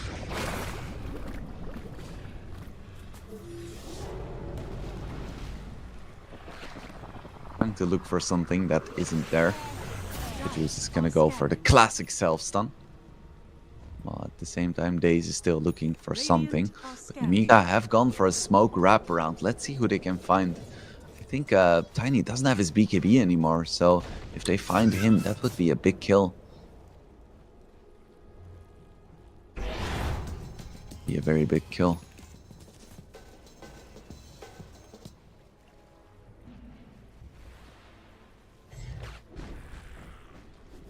Juice just chilling. He's finally going for a BKB now. Probably gonna replace his threats. Oh, they found the Dawnbreaker. Would be a very nice kill. Toss back. BKB is popped. Dota Juice still manages to get the stun. When the BKB ends, nice vacuum onto 2. They should be able to clean up here. Tocha's gonna fall as well, despite the Aegis. Nemiga doesn't find a favorable fight here. But the Juice isn't done yet. Finds the stun onto Ember Spirit as well. He doesn't have a BKB, and with the Blood one, they might be able to kill him, and they do. Such a back and forth game here. For game number 1, I wasn't sure that Nemiga had it in them, but this draft is a lot better. Still. With this Aegis, they give up a lot. Just a lot of sloppiness from both teams.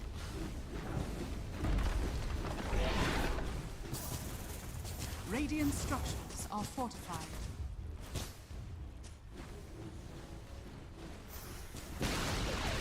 Radiant's middle tower has fallen.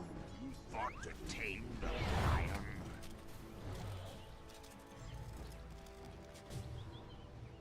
Radiant's bottom tower is under attack. Radiant structures are fortified. Ember still isn't going for anything to deal with this Bloodthorn. I feel like he should turn that Mithril Hammer into a BKB, not a Maelstrom. Who am I? Me guys, gotta go for a smoke. They want to utilize this Aegis. What can they find here? I almost feel bad. What can they find here? BKB is forgot the juice. Once again, Meow is forced to use his BKB defensively. Oh, his team is smoked. Oh, and they find the Medusa and Bane on the cliff. That is so rough. Takizawa, he has a TP, but it's just gonna get cancelled, right? So he's gonna go for it now. Yeah, and it just gets cancelled. He's stuck on the cliff. Oh no. Oh no. Oh no, Takizawa. They're just gonna leave him there. He's dying to his illusion. Radiant's top tower is under attack. He still has his Aegis. I would just leave him here. He's solo dying to a Rubik. Get me out of this game. Radiant's middle tower Yeah, and has fallen. Navi is actually throning. They're throning. Has fallen. Yeah, why wouldn't they? Radiant's middle Dusa is tower stuck on the has cliff. This is gonna be the end of the game. Oh, what a clowny end to a clowny game. That is just gorgeous. I cannot believe it. Navi is gonna take game number 2 as well. It was a little bit closer than game number 1. Yeah. Well, that's just how it goes sometimes. Overall, still a decent performance by Navi. It was a lot shakier than game number 1, that's for sure. Navi played... Nemiga played a lot better than game number 1. I think that draft made a lot more sense, but ultimately Navi was just a little bit too strong, so it's going to be a clean 2-0 for them. That means that we are done with this series, but we are far from done with Dota for today, as we have 3 more best of 3s coming up for you guys. First, we're gonna have... I always struggle so much with this name, but Palyanitsia against Nemiga, so it's gonna be a Nemiga double whammy. And then we're gonna have Palyanitsia against Navi Jr., so it's gonna be a double whammy for both Navi and the Bread team as well. And then finally, we're gonna finish up with Liga against Passion UA. But it looks like that was already a forfeit, or I saw yeah, okay, so there was a forfeit there, so we just have 2 more series coming up for you guys. But we are gonna go into a bit of a longer break now. It's gonna be 1 hour, and then we're gonna get started with our next series. So that is, I think, the perfect time to both call your grandparents and tell them you love them, and also play a pub. So I'll see you guys then. Stay tuned. We will be back.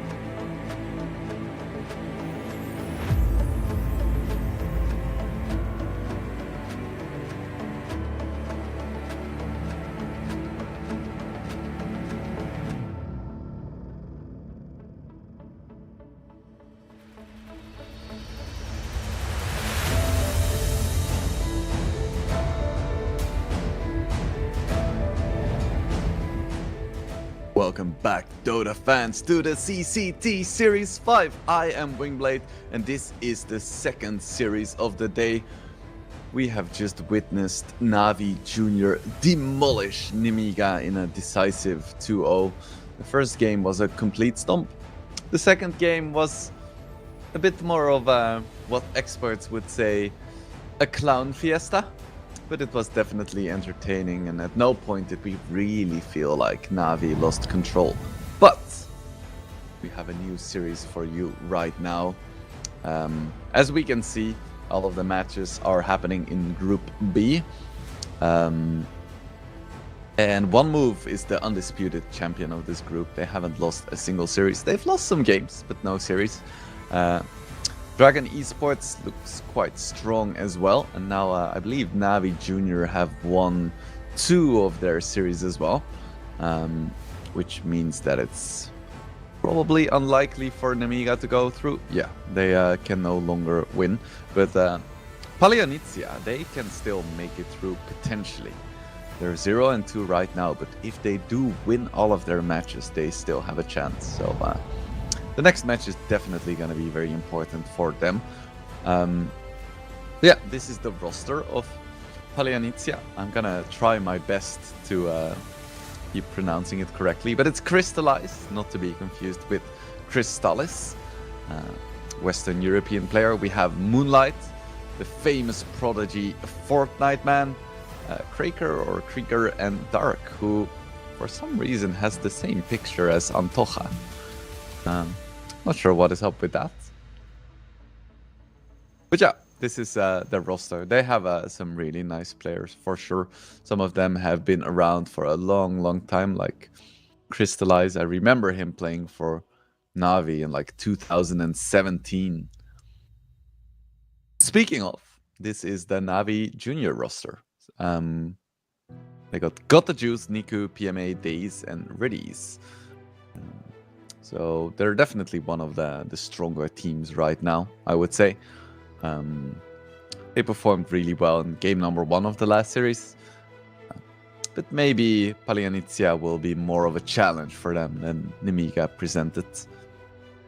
But we will find out soon enough. For Navi Jr., it's still called Navi Jr., but Navi doesn't really have a main team anymore. I believe they have been discontinued for now. So yeah, they're still Navi Junior, I guess, but they're the main team. Yeah, we are into the draft. Let's see what these teams have in store for us. Maybe Palianitsia have watched the previous series, so they have a good idea of Navi wants to pick, and maybe Navi is just gonna completely change the scripts. We'll see. I do have to say about Navi Jr. that most of their players are quite young. I believe Niku doesn't have a Wikipedia page, but all of the rest of their players are 18 and 19, so definitely quite young. Not like Simil levels of young, back when he started, but still, they're quite young, and they have a lot of potential, which is cool. Yeah, we have our first bans. It's gonna be Sand King and Clockwork for Navi Jr. and Doom and Timbersol for Palianitsia. So let's take a look at the patch changes like we always do when patches initially release. Doom got no changes whatsoever. Timbersol got no changes whatsoever. Sand King, like we mentioned in the first series, got a slight nerf on his Sandstorm and Sandshroud facet, which is the invisibility one. Clockwork got a slight nerf on his Battery Assault, where the damage on creeps has been reduced from double to just 50% more. And his level 10 talent for Power Cogs cooldown is replaced with some hookshot damage. Dragonite evaded any kind of nerf. Alchemist got a small nerf on his mana cost and unstable concoction cooldown, and he got a slight buff on his mixologist facet, which no one ever picks up.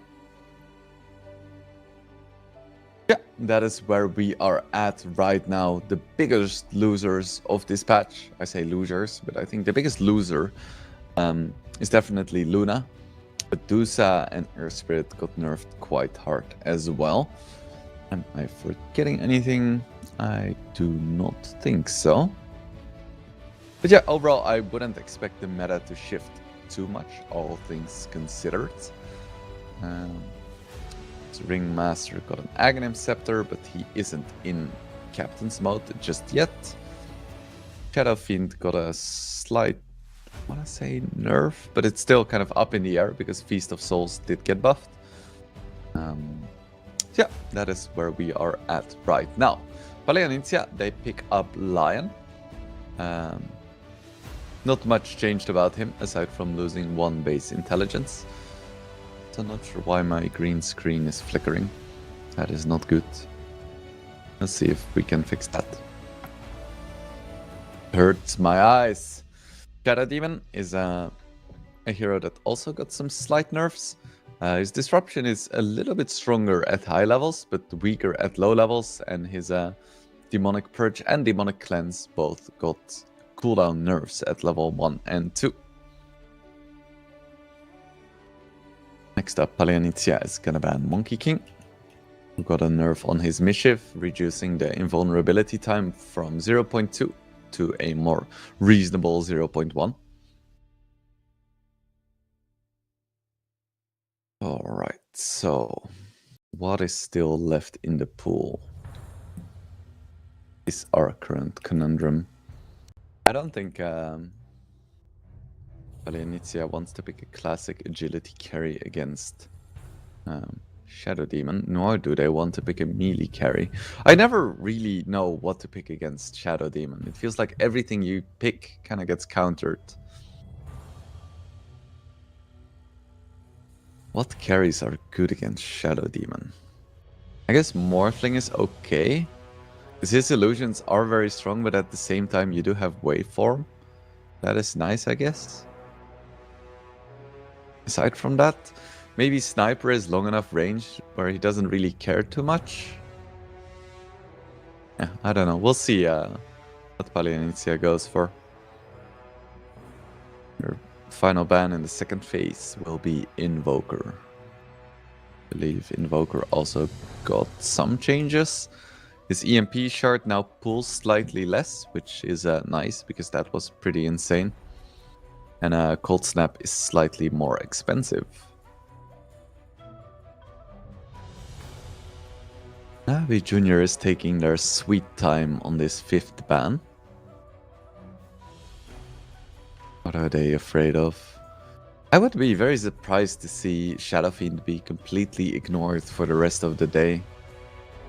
I still think he's a strong hero, but in the previous series he just got ignored. Despite Reddit telling me that he's the most broken hero ever.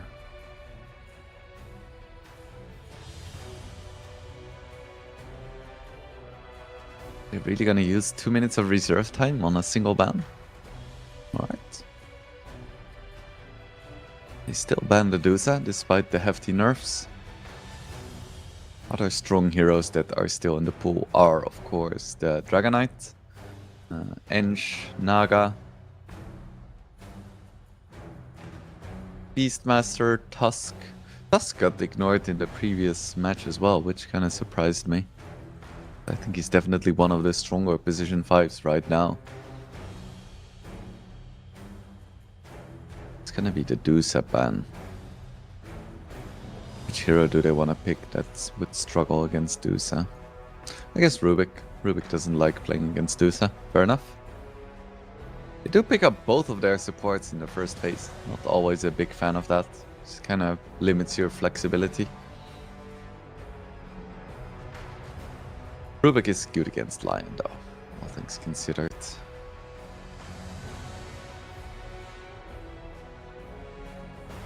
Is Paleonintia going to respond? They pick up a Bristleback, as they know there is not gonna be any like ancient apparitions, for instance.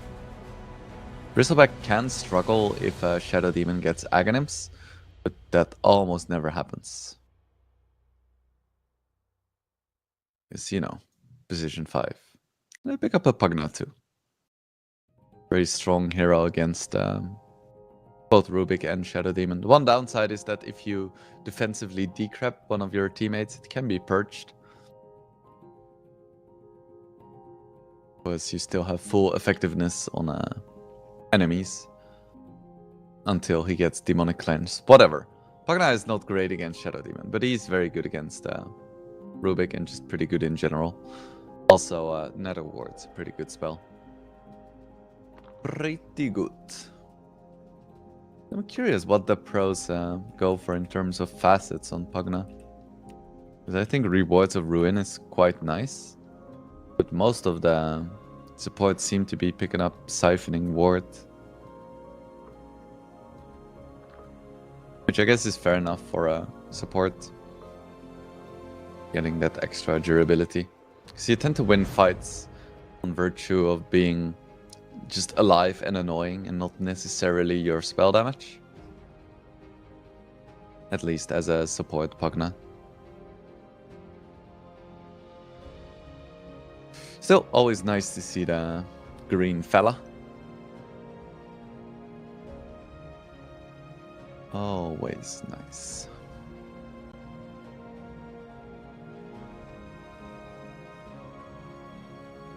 Maybe they go for Viper. Okay. I am slightly worried now about both the Pugna and the Bristleback. It seems like they are gonna get broken.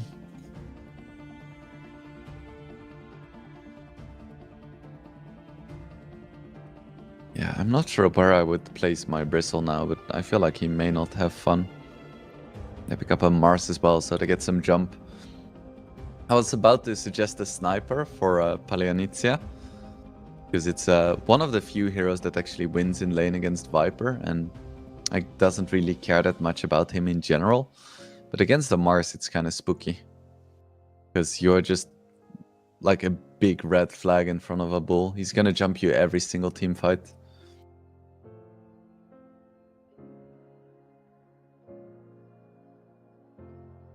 What is Palianizia gonna do against this?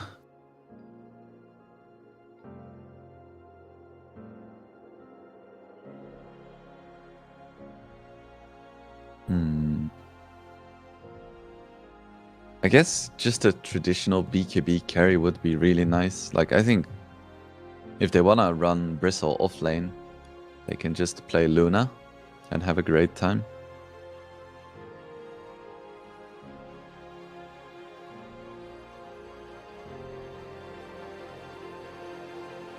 Yeah. They pick up Storm Spirit. Storm seems quite nice. Not gonna have fun in lane, I can tell you that much. It's good against Shadow Demon, good against Viper in later stages. It is a bit vulnerable to getting jumped by Rubik or Mars, but that's just a player diff, I guess. Just player diff.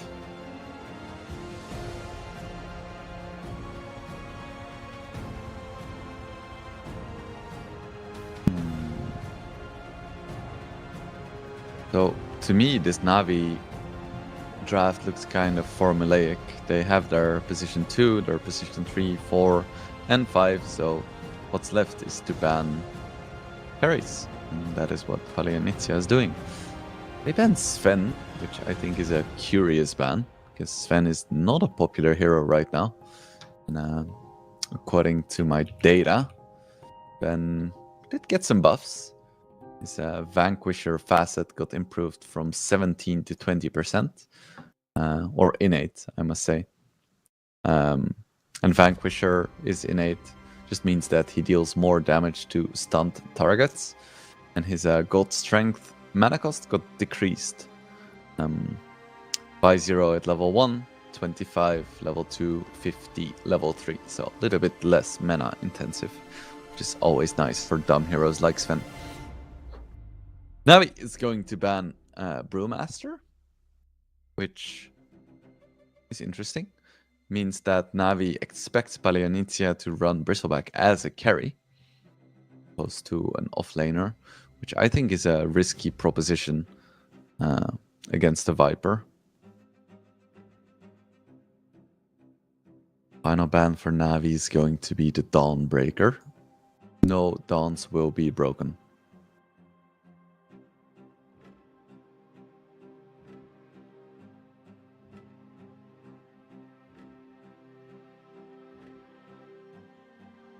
Final pick is going to be Chaos Knight. That is a nice pick. That explains exactly why they banned the Sven.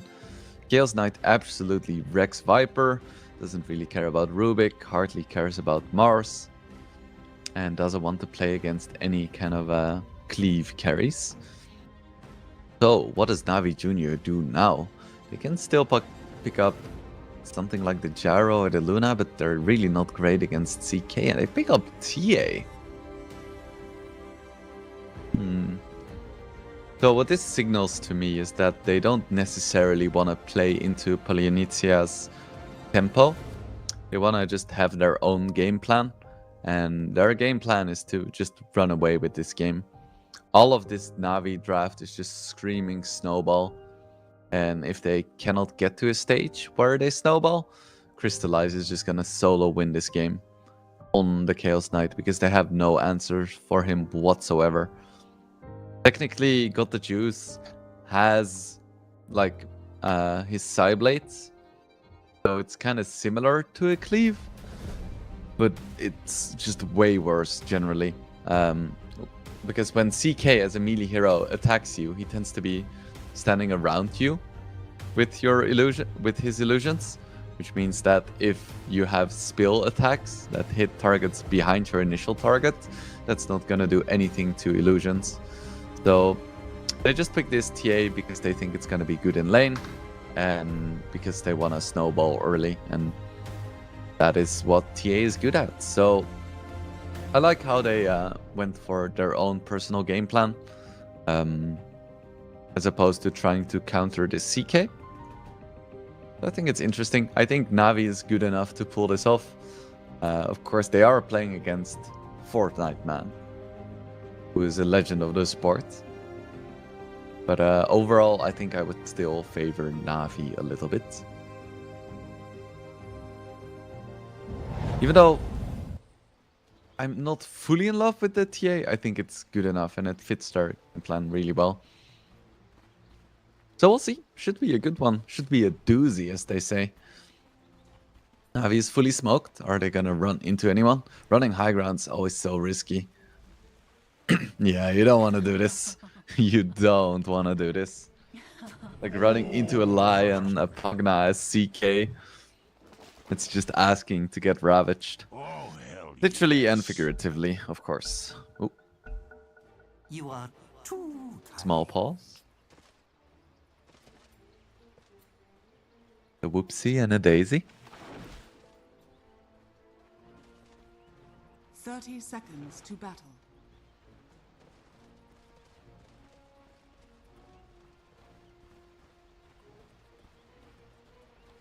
I don't think we'll see any more action around the bounty runes, and Polynicia might even be able to take 3.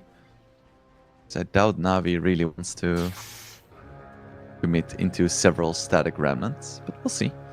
They're posturing around the top lane, so they might be able to sneak that bounty. Yeah, it looks like it. It is just gonna be a 2-for-2. No surprises allowed. Now we see a smoke from Polynicia. Are they gonna try to kill Viper level 1? Or what is happening? What is happening? It makes sense that Viper would try to be aggressive in the first wave, but I don't think this gank is gonna work. Get the remnants. Guess they deal some. Okay, they are gonna get it. Interesting. Well, that one was certainly not on my bingo card. They really hard forced that gank, but it worked. That is really cool. Tower is under attack. Kudos to them.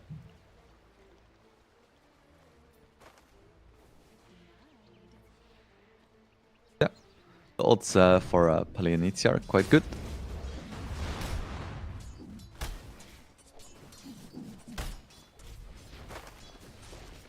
Dark, of course, did have to commit a TP and a bit of mana and HP. But on the flip side, he got the first blood, so should be able to heal right back up with all of his money.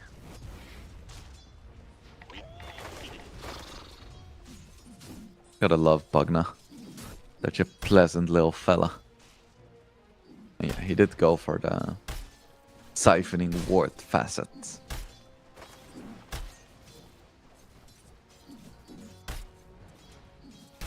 The poets do love wards.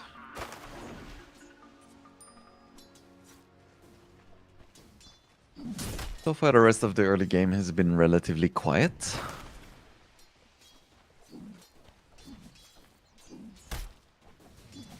I think the biggest surprise to me is that Storm Spirit is still doing very well in the mid lane. All that he got is just a little bit of XP and a little bit of gold. You would expect Viper to still pull ahead at some point. PMA? Getting pummeled down a little bit, which should be fine. There's a Bracer. There's a Tango. Yeah, he should be fine. Doing pretty good in the CS department as well.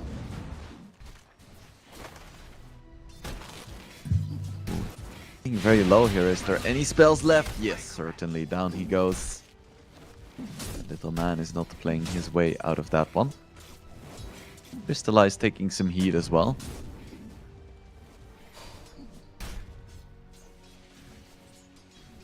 This is the point at which Viper becomes really strong. Level 2 poison attack. Good luck to Moonlight. It's nice that he got the little bonus, but yeah. He's gonna struggle now. I reckon he's gonna go jungle soon and ask one of his supports to take the XP. Because you really cannot stay in this lane. I would be surprised to see him, like, stay on top of the CS shards. In the bottom lane, we have a TA plus, what is it, Rubik? No, Rubik, stop. Shadow Demon. Up against a Bristleback Lion. Should be fine for the TA.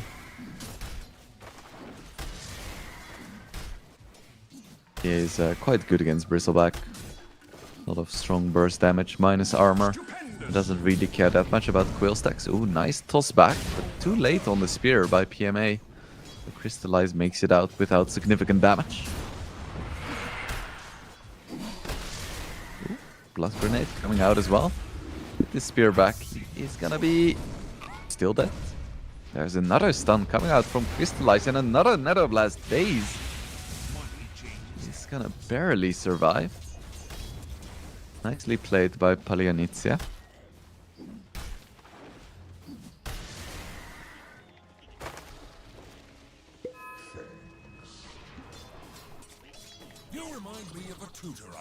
For a very, very even early game. Crystallize has a clarity. I doubt he's gonna get full value on that one. Radiant structures are fortified.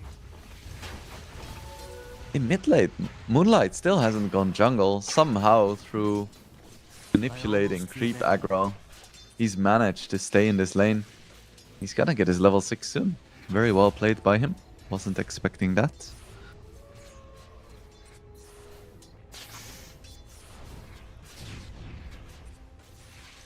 I guess the static remnant facet really helps. Meanwhile, got the juice.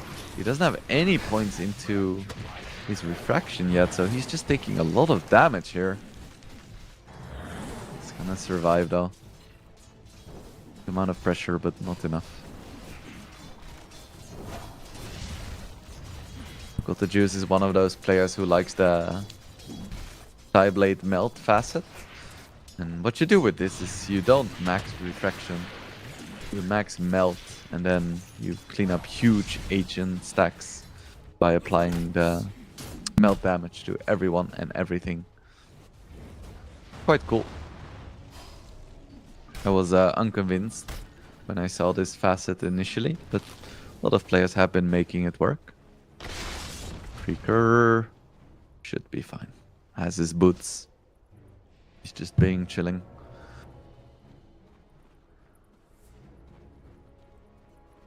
Dire's middle tower is under attack. There we have the first storm rotation onto PMA. Moonlight with his arcane rune still doesn't have enough. Gets broken though. He's gonna be in a lot of trouble now. Doesn't have any mana. Goodbye Moonlight. You can branch all you want, but you're going down. First storm rotation with an arcane rune. Utterly unsuccessful. In the bottom lane, Bristleback is gonna fall too. Was looking quite good for Palianitia, but these are some unfortunate situations. Ooh. CS Lul.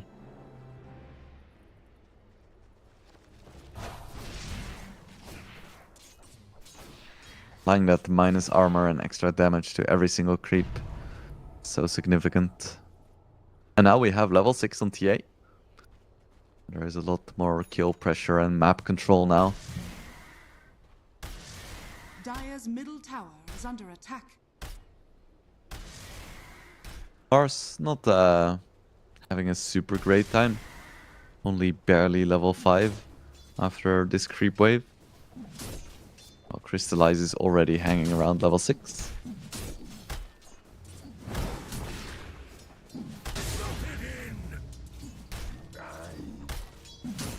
Dire's bottom tower Crystallize is gonna revel in denying all of these creeps.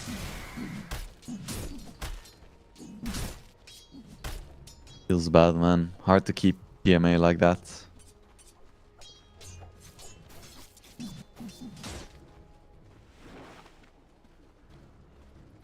Of Pursuit for Moonlight. Mostly get it for the max mana, but the extra damage can be nice as well. Come on, got the juice. So much CS Lul happening there. Face boots on Bristle. I didn't actually look at what facet he took. I imagine it's seeing red.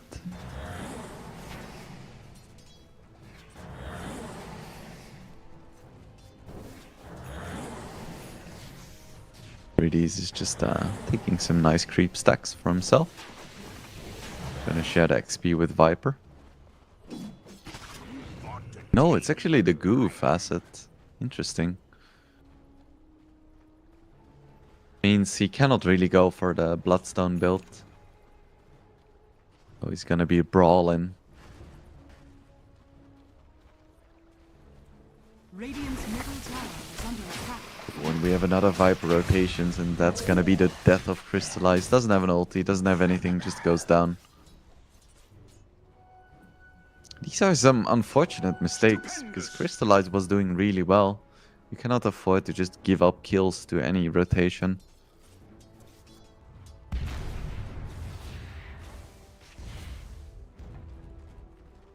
Oh, he's almost 1,000 gold behind the TA. Thanks. Navi is doing very well in this early game now with their rotations. Which is curious, because Viper isn't really a ganking style hero. Ooh, Dark. Nightman cleaning up some stacks. Dark is being chased down, gets slowed, but he's a fast little fella. Is he fast enough? I feel like PMA could have kept chasing there, but didn't. Guess he was just not interested in risking it for the biscuit. Fortnite man, please don't die to creeps. Should be fine. Should be fine. Well, Dark is still gonna die. Poison closes your Not great. Moonlight is having a relatively good time considering his matchup. Dire's structure. I think there is a lot of weight on his shoulders this game. He needs to make some of these ganks work. Because Navi is starting to hit their timings, and you can really tell in how much Dire's middle space tower is under Palianitia attack. has to move on the map.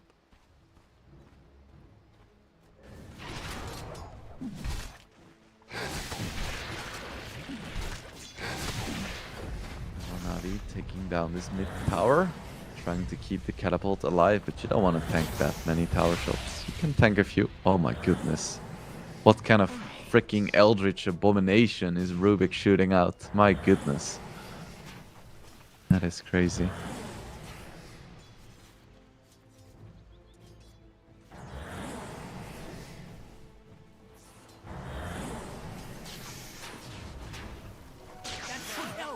Money changes. And Niku is very difficult to contest right now. Dire's bottom tower It's is not under impossible, attack. but it's difficult. They would need a Crystallize to rotate, most likely. Dire's top tower is under attack. I imagine Daze is quite happy with his Static Remnant. Visibility. Such an efficient spell for farming on Rubik. Has some really Dire's nice top cast tower range is too, under attack. ironically enough. Fortnite man, he's getting another ancient stack. You would think he'd be more farmed at this point.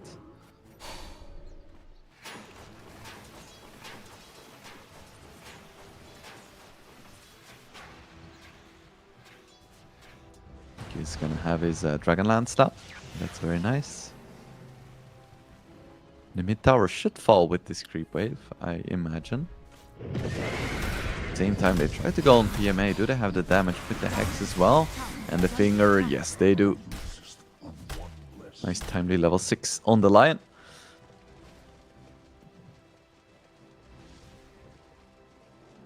I'm getting a second wind. Regen. Storm, always nice. Here I am. The mid tower is still alive. Incredible. And Riddies and Niku are just chilling in the mid lane. Dire's So bottom tower is desperately under trying attack. to kill this tier 1 mid. Juice just doing some TA things. Gonna get a 14-minute Deso, pretty decent. Also not just Deso, Deso plus Dragonlance, of course.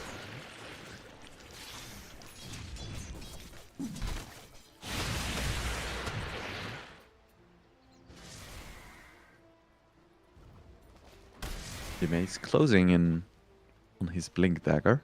It's gonna be a nice timing for Navi to play around. Then you're gonna have your Deso on TA. You're gonna have like Dragonlance, maybe part of a Hurricane Pike on Viper. Then it's kinda go time. Dire's top tower is under attack. Go for a smoke. Doesn't look like they're gonna find anyone. Instead, Crystallize already Radiant's bottom tower is anticipating under attack. something, went bottom and finds himself Daze. Little bonus kill. If this goes late, I definitely think it's heavily Dire's Palianitia top favored. tower has fallen. Dire's structures are fortified.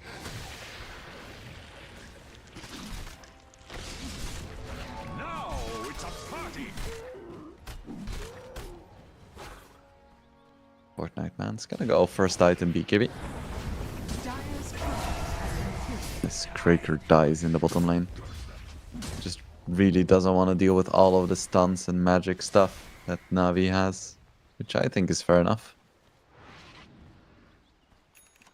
I don't think a Bristle can really play the game without Dire's magic middle immunity. tower is under attack. Dire's middle Just tower gonna get is broken and stunned once and then just die.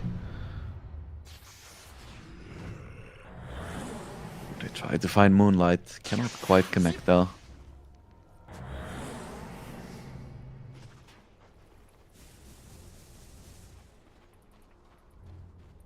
Fortnite man, just 350 gold.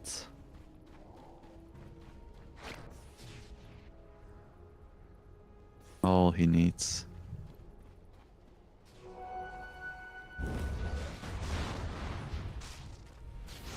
But still heavily favoring Palianitia though. No faith in Crystallized CK. Who is very farmed right now. Well, reasonably farmed. Let's say it like that. Radiant are scanning. The only one who's really farmed is this TA.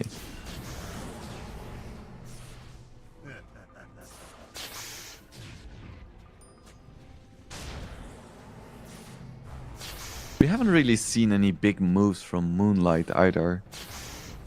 I think that is a conscious decision to just farm. And a Navi that wants to fight early. If you can find a fight that is good, you'll take it, but you don't want to force it by any means. Dire's middle tower is under Find Rubik, that's a good start of the fight. Arena comes out, manages to actually spear in the Storm, who gets bloody two-shotted, and then they find Crystallize as well.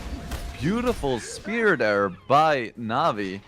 PMA, what a player, and they should be able to find Dark as well. It's a really good start to the fight by Palianizia, finding the Rubik, but then a beautiful Arena. Got the juice. Joins the fight at the perfect time. Dire's top tower is under attack. This is exactly what Navi is looking for, and the exact reason why Palianizia doesn't want to fight right now. Got the juice is level 15. Level 15 at 17 minutes. That's incredible. At this point, the fight was already over. They found the real CK. Tower is under It's attack. an absolute freebie at this point. And now they can just go into the Roche. They have the Deso, they have the Mars. This is rough. Double melt with the Deso debuff, and poor Roshan is gonna melt. Pun intended. That being said, Palianizia is moving in. They have the BKB Bristle. They wanna try to fight here still. CK ulti is back as well. Do they have enough time to take down this Roche? It's gonna come down to the wire. Solo, they do get it in time. Fortnite Man pops his BKB, trying to man fight Niku, but yeah, he's just dead. He gets broken. Viper Strike works through BKB, so down he goes. It's a 1-for-1 so far. Navi does pick up the Aegis, and they manage. Oh, Release cancels his TP.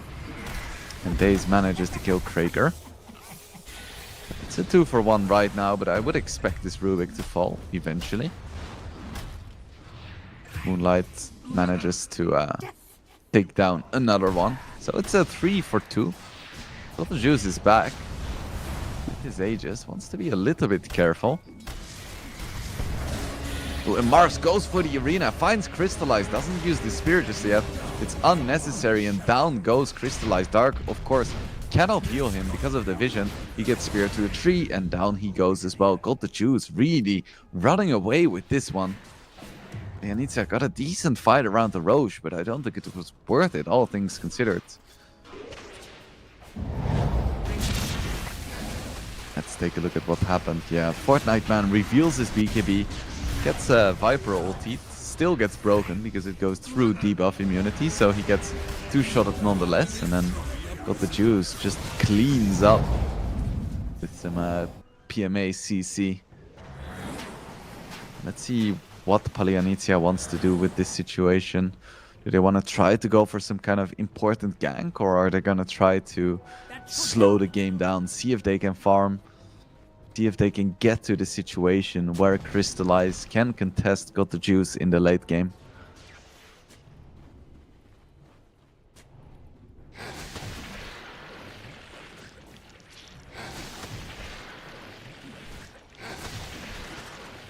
Fortnite Man now working towards a... well, I got a shard working towards a Lotus Orb now. Because I think a Viper Strike is undispellable, but let me briefly fact check myself, because I don't have an analyst who can do it for me. Viper Strike, let's see. Palianizia gets themselves a Tormentor and a nice little shrine for Lion. Viper Strike. Blah blah blah blah blah blah blah blah. I cannot find the interactions. Oh, we see a big fight. Actually, Mars gets bursted down. Cannot even get out his arena. Got the juice. Needs to be a little bit careful right now. Doesn't have his blink dagger ready. Goes for a refraction. He's gonna lose his Aegis here for sure. Is that gonna be all? Looks like it. Mars did buy back, and it's gonna be Fortnite Man who's gonna go down next. Being broken, trying to run away to no avail.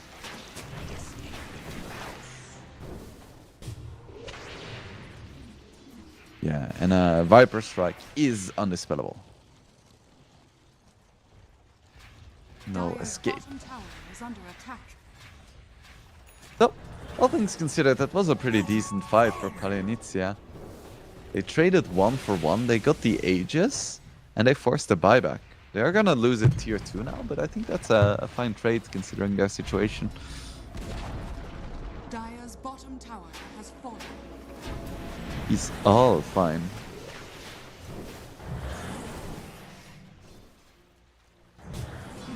Dire's That's bottom quite tower is an under unfortunate attack. buyback for a PMA. He kinda had to, but he really wanted his BKB. Would have saved him.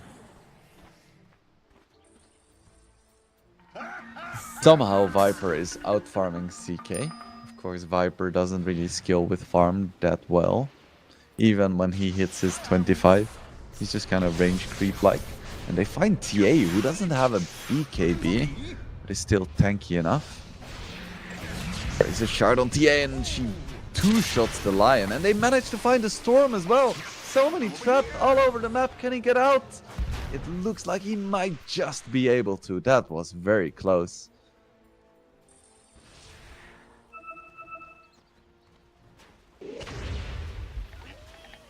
The smoke comes out from Na'Vi. They got that kill without having to commit something like an arena. So ideally they want to find something else. Any of the cores would be welcome. And Fortnite Man is looking mighty plump and juicy right now. He has his BKB of course, but with the demonic purge, he's broken, but cannot get out. Wait, does Shadow Demon have an Aghanims? What? Huh. Be nice if we could check out his items.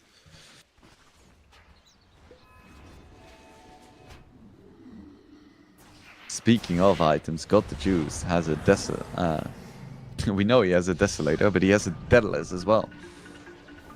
Pretty spicy.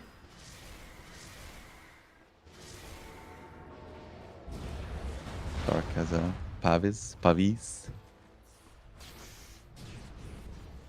Basically just a Nether Ward and Solar Crest bot.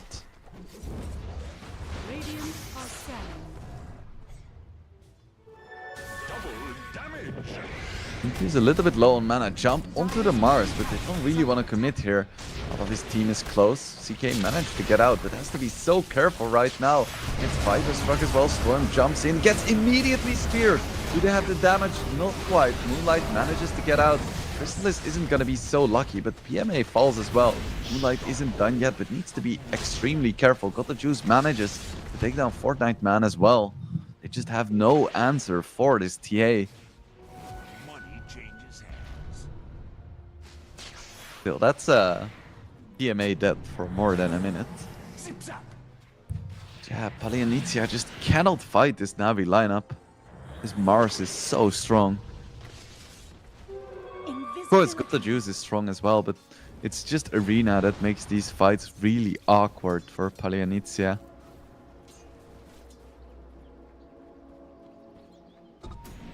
It's an invisible TA. Radiant's I feel like middle Dark tower is might under attack. get two-shot if Got the Juice manages to Radiant find are him. scanning. Doesn't look like that's gonna be the case though.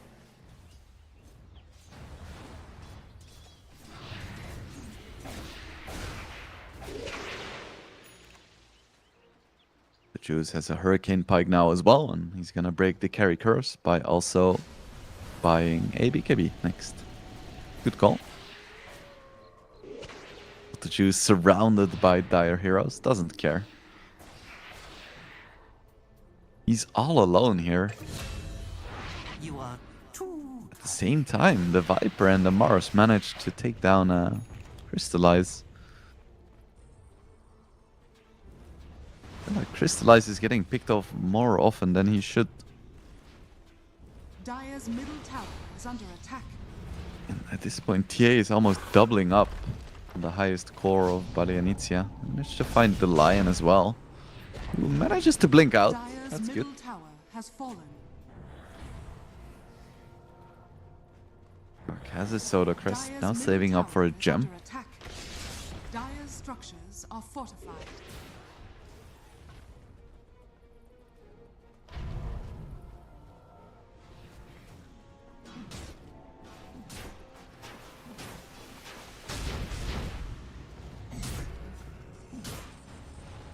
And he finally has his BKB.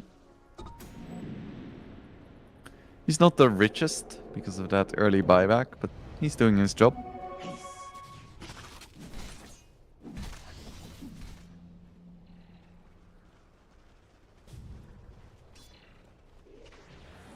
Bristleback.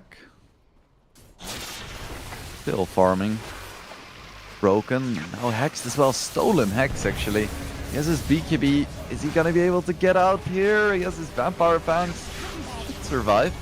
Storm pops his BKB as well, but it's gonna be Dark just falling because he used all of his HP to heal.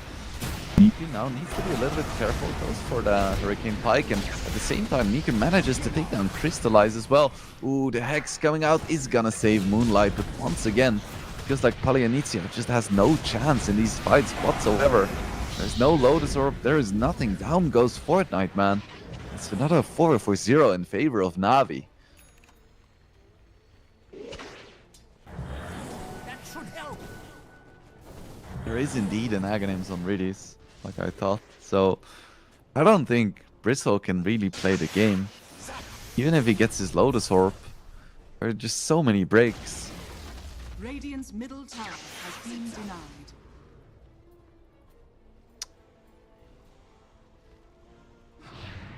This is looking rough for Palianizia. Na'Vi is on a roll today. I'm surprised if Palianizia could turn this around. I still do believe that their late game is... maybe I actually don't believe it anymore. I think CK against TA is a pretty decent carry matchup, but with Bristle just being taken out of the equation by 2 heroes. And yeah, I don't know. Maybe their late game isn't even stronger.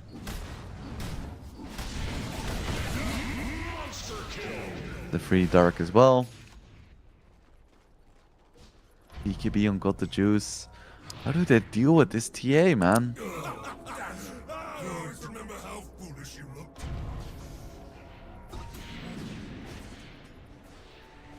Good luck fighting into this.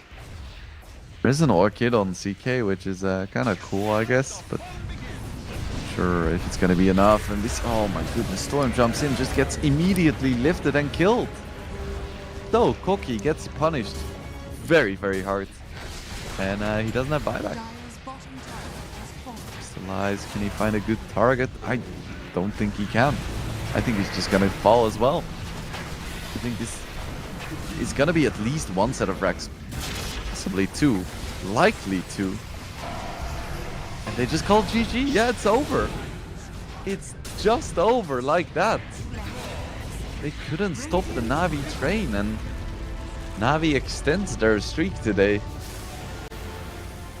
Just a very momentum-based lineup. They executed almost perfectly. It feels like Palianizia just has no chance. They had some interesting ideas, but the Bristle just did not work out. My goodness. He bought his BKB, then died, and then spent the entire rest of the game just dying again. And Viper is kind of a win lane, lose game hero, but with a TA disfarmed, I don't think you can lose the game. So yeah, Na'Vi, very dominant performance once again in game number 1. Of course, this is just the first game of the series. Palianizia is still gonna get their chance to maybe even out the series or potentially even reverse sweep. So we will go into a 10-minute break, and then we will be back with the second game of the second series of the day. So stay tuned, and we will be back in around 10 minutes.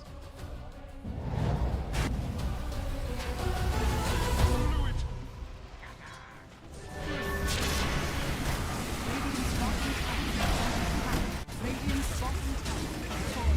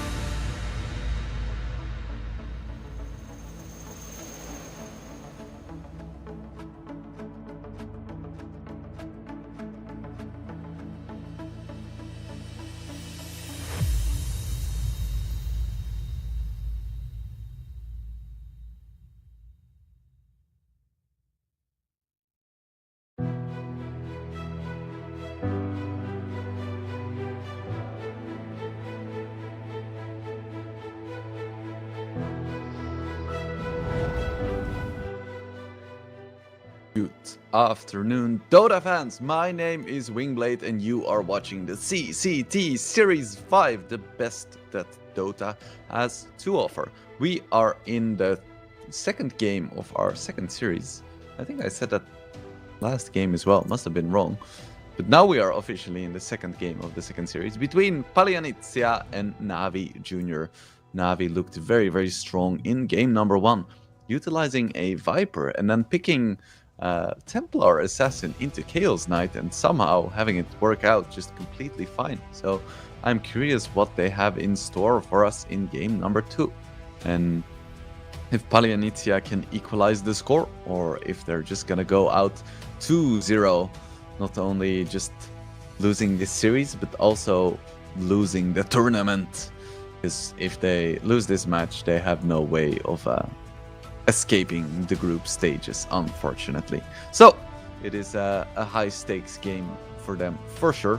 While for Navi, they're not officially out of the clear just yet, or I don't know how to say that in English, but they haven't secured their spot 100% yet, but they should be fine. Their final match is... No, this is their final match. So if they win this, then, well, they obviously make it to the playoffs. And if they lose, then they're 2-2, just like Dragon Esports Club. So then it's kind of up in the air what the Palianitia does for their last series against Nemiga.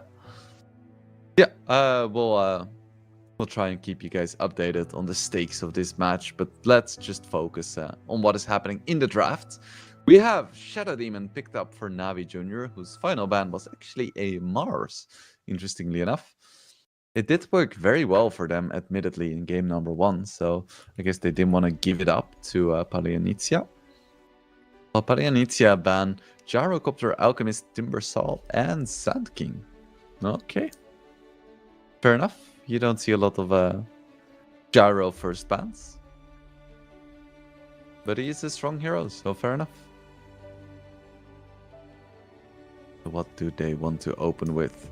Is this gonna be another draft where both the Shadow Fiend as well as the Tusk are gonna get completely ignored? Only time will tell. So what changed about Tusk anyway, you might ask? So, first of all, Bitter Chill, his passive now skills with a Walrus Punch instead of tag team / drinking buddies.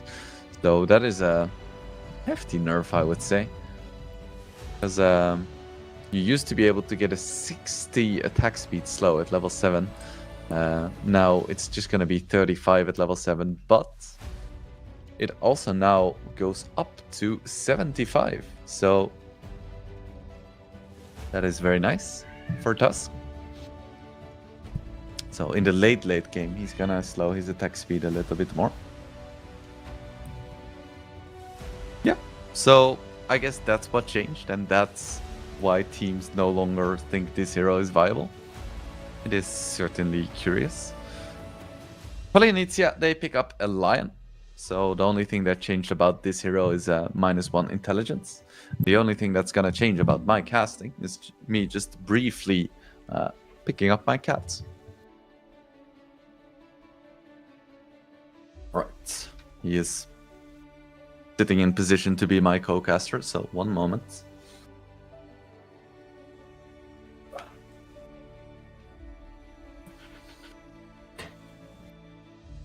There we go.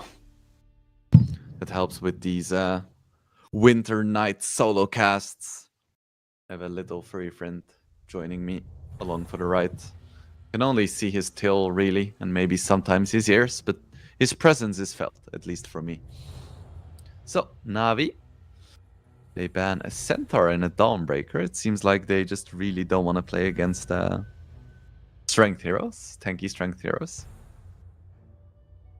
Fair enough. And Palianitia are gonna ban the Monkey King. So they want to pick something melee, I would suspect. Oh, okay. It's time for techies. I haven't seen this little fella for a while. Or I must say these little fellas. So it's 3 of them. Squeeze. What are they called? Like squee, clean. It's a bit. I need to get this checked out. Techies, what are they? Squee, spleen. What is the third one called? Squee, spleen and spoon. Of course, how could I forget? Alright, with that important piece of information, let's get back into the draft. Navi, pick up another Rubik. And it worked really well last game. I feel like they did super well. Especially against the Lion. Just stealing the Hex, just being really useful throughout. Navi are gonna pick up a Beastmaster as well. So the only thing that changed about Beastmaster is his axe getting nerfed a little bit. And his magic resistance talent getting nerfed a little bit. So no real significant changes. Just a little bit weaker.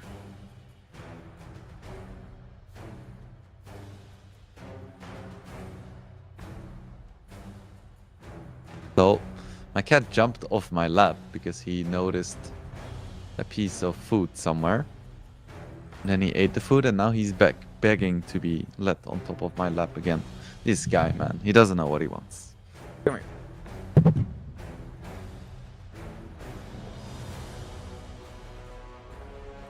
And now he just wants to sit on the floor, apparently, while staring at me.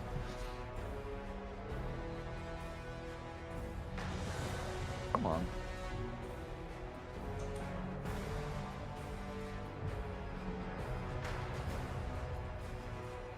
Well, I think he's not interested in this Night Stalker pick.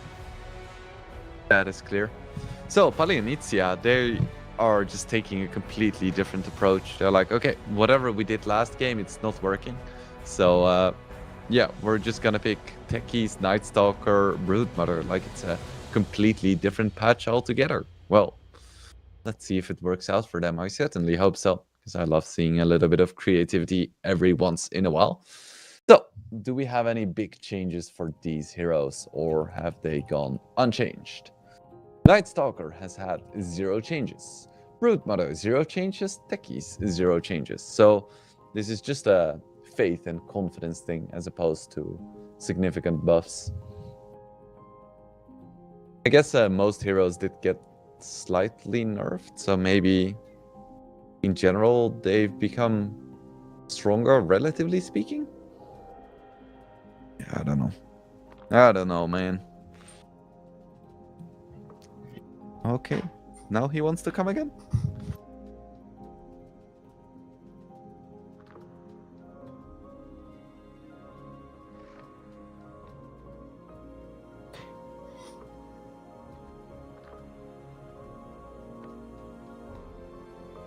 Alright, my co-caster is back.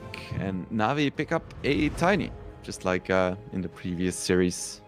Very strong mid laner, I think. A little bit underrated as well. My co-caster is in a bit of a curious mood. That's okay. He's very welcome. The Navi ban out the Storm Spirit. As someone who plays a lot of mid Tiny, I think one of his worst matchups is Invoker. So we'll see if Navi bans that out as well. Because I really don't think they would have struggled too much with Storm Spirit, actually. Because Tiny is pretty decent, you have a Beastmaster, you have a Rubik who can steal Hex. Yeah, I wouldn't be too worried about that matchup. Also, Broodmother is not really a concern, because you have a Beastmaster and a Tiny. Both of which are quite adept at clearing the spiders.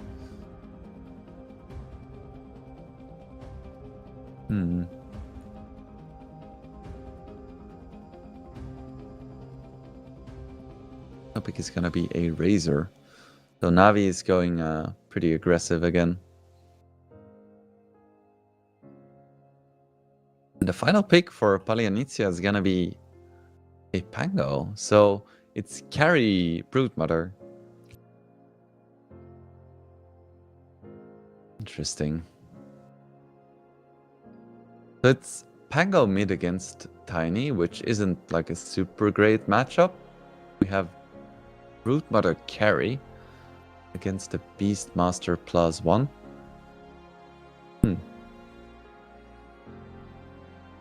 It is an interesting draft from Palianizia, but I'm not sure if I'm in love with it, to be completely honest. I think the Techies is interesting. I think the Night Stalker is interesting. But I think it's just kind of random heroes. I don't think the Night Stalker can or counter something particularly hard. I don't think the Brood Mother has some amazing matchups. So overall, yeah, I'm just not in love with this draft. I am going to predict that Navi is going to win game number 2 as well. I know, very daring prediction to bet on the favorites, but yeah, I just like their draft more. I think they've been looking strong all day, so yeah, that is my prediction. So let's see if we can get into the game and see if Navi can actually make it happen and secure their playoff spot. I think making it to playoffs is what gets you closer to a payday. Yeah, you need at least top 4 to get a part of the 50,000 prize pool. Yeah, just getting out of groups means that you still need to win like 2 best of 3s at least to make it to top 4. Yeah, that is going to be the drafts finalized for game number 2 of the series. Of course, later today we're also going to have Palianizia up against Nemiga, which is going to be hosted by the wonderful Otomo. Depending on the outcome of this match, that's either going to be a really high stakes match for Palianizia, if they manage to reserve sweep Navi, or it's going to be the lowest stakes match of the tournament. Because if Palianizia loses, then it means that both Nemiga and Palianizia are mathematically eliminated already. So then it's just kind of a show match. But we are into the game. Navi is already going for a smoke. We saw them force... Oh no, wait, actually, we saw Palianizia force a level 1 gank in the previous game, but this time it's Navi take a very aggressive position. Of course, because of the Night Stalker, it is daytime, so finding kills is a little bit harder in the pre-game. If they can make something interesting happen. Pangolier is walking up, and they're gonna scout that eventually. Wanna go for some kind of fight. It looks like Palianizia is very reluctant in their movements, and for a good reason. Okay, they get the banish onto the Night Stalker, but I'm not sure if they're gonna be able to block him. Nice impale onto 3 as well by Kraker.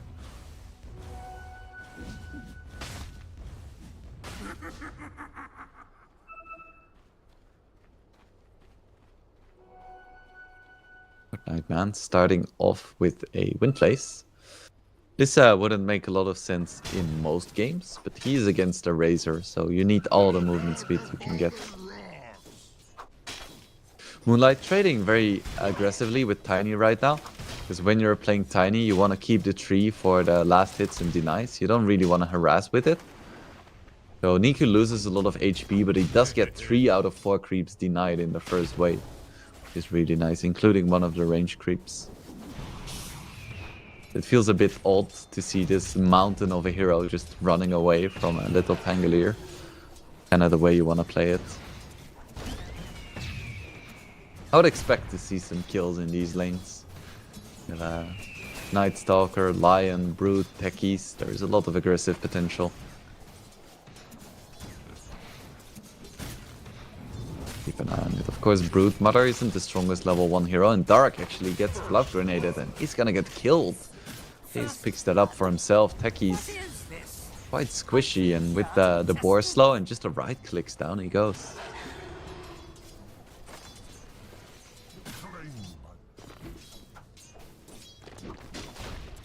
Niku goes for a point in Avalanche at level 2. Don't always see that. And now got the juice, taking a lot of right clicks here, and Crystallize is taking a lot of damage as well. Tries to go for the insatiable hunger. It's not gonna be enough. Daze takes him down as well. It's a disaster for Palianitia in the bottom lane, and they're gonna lose their Lion as well. They tried to be aggressive on got the juice, but they couldn't make it happen.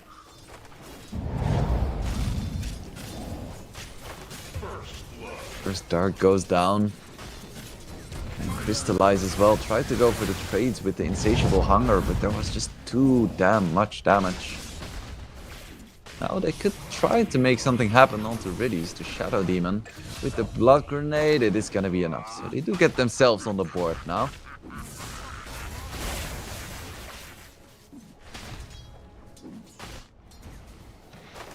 The bottom lane, Crystallize is really struggling. Getting some CS, but he's just 7 and 2 against the 13 and 5 Beastmaster. It's hard to play a right-click centric hero, especially a melee one against Beastmaster, because of the boar attack slow. Such a pain to deal with. And Brute isn't the best at cleaning up the boars either. Niku having a good time here.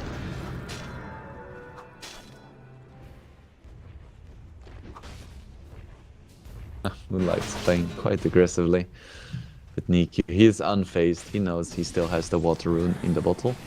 But the Juice taking another few right clicks here. Needs to be a little bit careful. It still has sticks. Now gets a drain as well. It's not gonna be too much damage. It's just a level 1 drain. You need more than that to face Fortnite Man. The man, the myth, the legend. Oh, nice last hit by Riddies. A single Shadow Poison stack. Dire structures are fortified. Fortnite Man.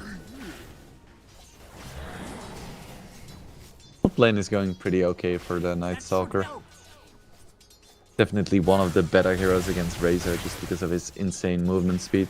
It's gonna become a little bit harder in a minute when it hits daytime. That's just what happens. Meanwhile, 28 and 7 on the Beastmaster.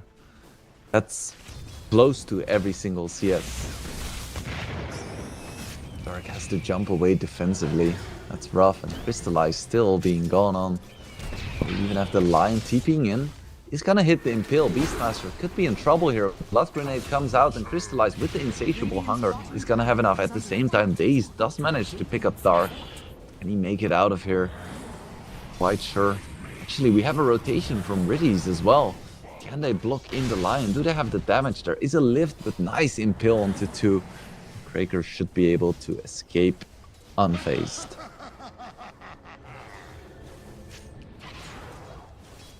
Crystallize is still a little bit low. Gonna eat up a Tango. At the same time, Daze manages to pick up Kraker as well, but Dark does get the return kill. It's a shame it didn't go to Crystallize. That is just life sometimes. Support attacks.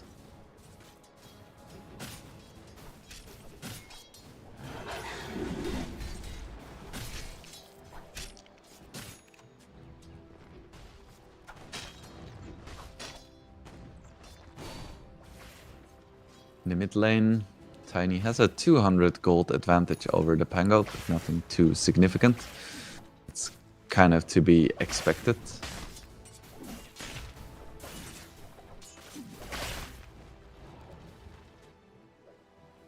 Fortnite Man now has to endure the day.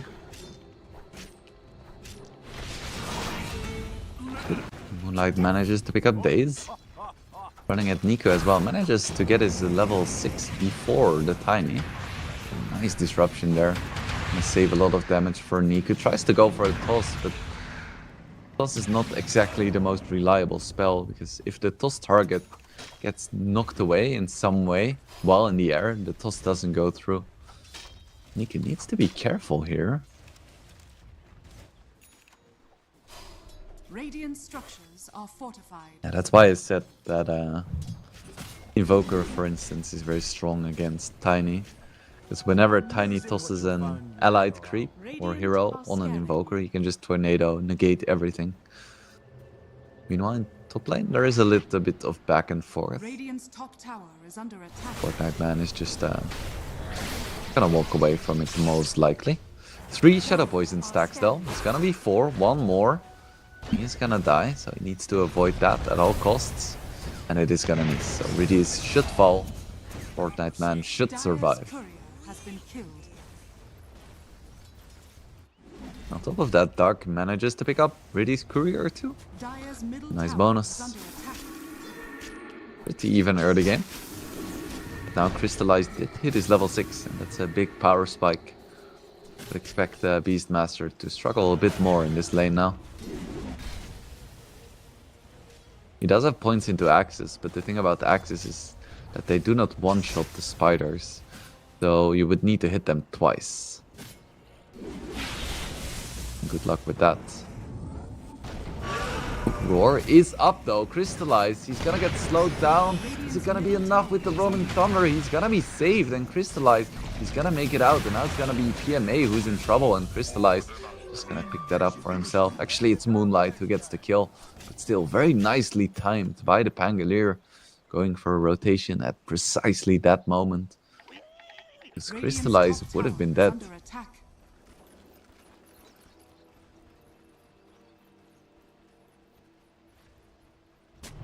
Actually, oh, Niku still picks him up for Crystallize. He was so happy. Not anymore. Ridis could be in trouble here. Moonlight's walking in, doesn't have a lot of mana. Manages to dodge the blast off at least. Now with the Impale, an additional bomb and some right clicks, down he goes. Dota Juice TP'd into mid as well. Moonlight doesn't have a lot of mana. The Juice pops his ulti, but there are no disables. Niku goes for a toss onto Kraker, and that's gonna do it. They still pick up a line at least. We're gonna put some pressure onto this tier 1 tower. Moonlight should be able to help a little bit with the D push. Radiant's middle tower He is has to under be very attack. careful with the toss coming out. It's very efficient damage for the Dire's mana top and the tower is cooldown. under attack. Still, it's not gonna be a tier 1, not just yet, at least. Crystallize is now having some more fun in the bottom lane, now that he has his level 6. And as a result, he's level 8 now, because of the farming speed from the additional spiders. Curious to see what he's gonna go for in terms of build. He has an Echo Saber queued up, so probably gonna be a Harpoon at some point. And what else? I cannot really tell you. They managed to find a Rubik, so Palianitia with this unconventional lineup is doing quite well in this early game. Are fortified. Niku Dire's has his middle blink, tower and is under just the attack. way I like it, doesn't have threats Radiant's top before. tower is under attack. Wants the immediate Dire's impact middle from the tower has fallen. blink jumps.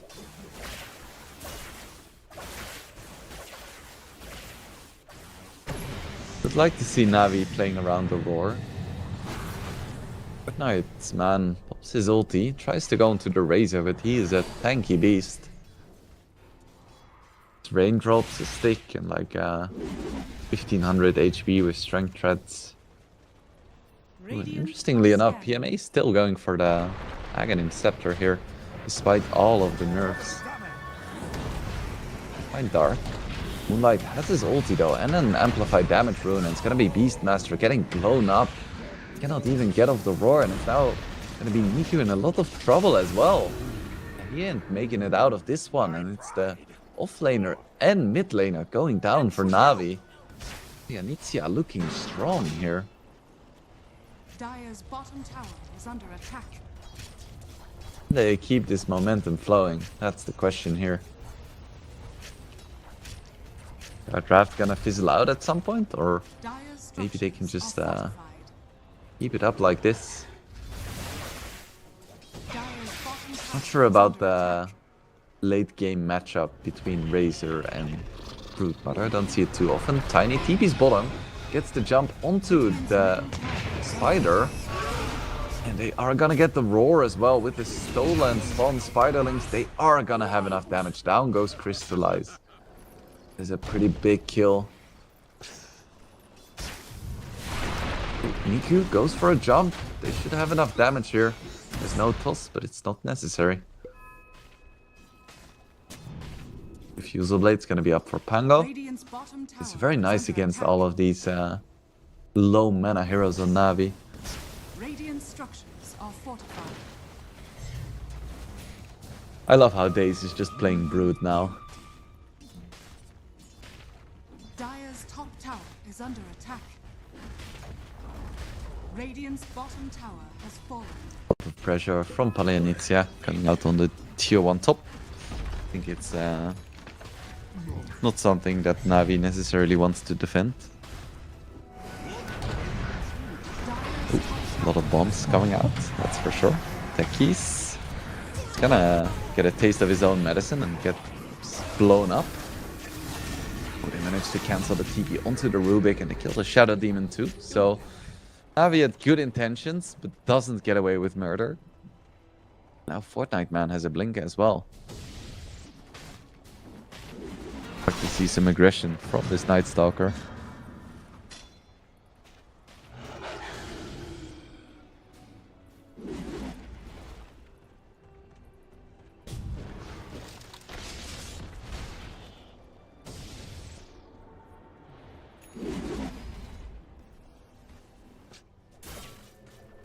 Echo Saber is up on the Brute.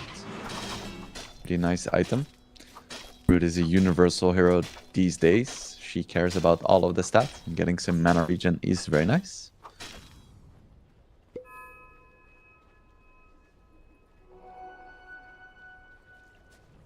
Ooh, Moonlight skipping on the blink, just going straight Aghanims. Speaking of, Beastmaster picks up his as well. Pretty decent timing. Yeah, we have the blink jump onto the Night Stalker, but really it's gonna be in time. Provide a defensive disruption. Is Paleanizia gonna keep chasing onto Riddies with the Finger of Death? Yes, they are. They have plenty of damage. Jump in from Niku. Doesn't get the avalanche though, and this is kind of awkward. Goes back onto the Beastmaster. Do they have the damage to kill Fortnite Man? There is a roar, but it's not gonna be committed. PMA? Oh, he got his mana drained. I think that was the problem. Wait, did he use it? I think he did use it, just on Crystallize. Be nice if we could see a replay, but that was a chaotic fight for sure, and Got the Juice isn't done just yet. Niku, is he gonna have his blink soon? Goes for a toss. Yeah, and there's the blink. One more hit with the avalanche. It's gonna be plenty of damage. Radiant's middle tower is under attack. They should finally be able to clean up the tier 1 as well. Radiant structures are fortified. Are they? They should. They should. With the toss, boom, Radiant's down middle it tower goes. has fallen. Alright. Navi has a little bit of a lead now. Has fallen. Like, we haven't really seen too much from the Brute. It's like every fight she just gets roared and dies.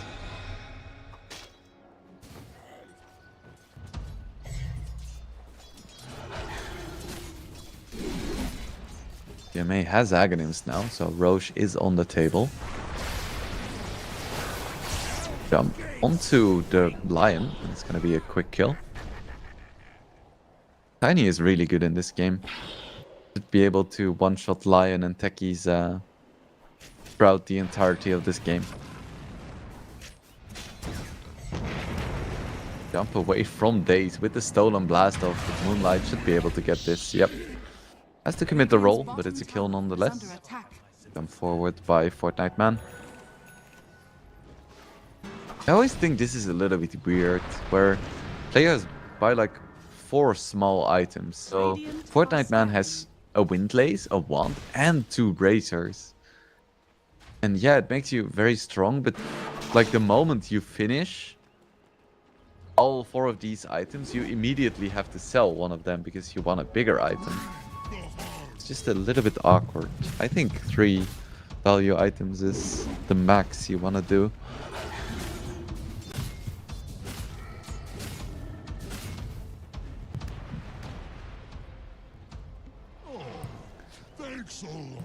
Niku is gonna go for the Kanda, no big surprises there. It's a little bit cheaper, but it also deals less damage. I think ultimately it was a little bit of a nerf. Especially for Tiny, who has a lot of damage. Percentage damage, it hits him pretty hard. He's gonna lose 15% of his attack damage on Kanda procs. And since Tiny regularly runs around with like 500 HP, that's like 60 damage less. Radiant's middle tower is under attack. Stains, gold remains.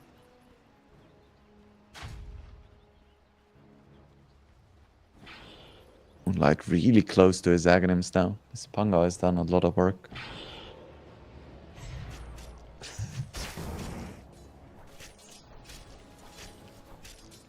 Crystallize is doing okay in the farm department too. Working towards an SNY. Just a general strong item. Quite good on universal heroes as well. What have we here?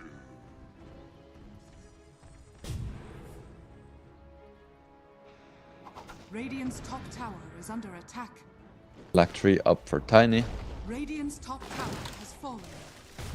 You see, it's the same for Tiny. Like he has Wand, Soul Ring, Bottle, and Windlace. And now to equip his Phylactery, he's gonna have to sell one of them. So it's just awkward.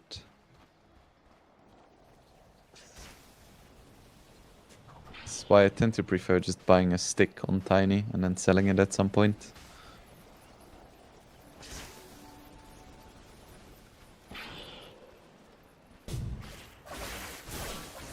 Oh, the Juice is having a great time on his Razor. Radiant's middle tower is under attack. It's a sneaky little Roche. For sure. You wouldn't really look at this Paleonicia draft and be like, yeah, that's a clear Roche lineup. Make it work.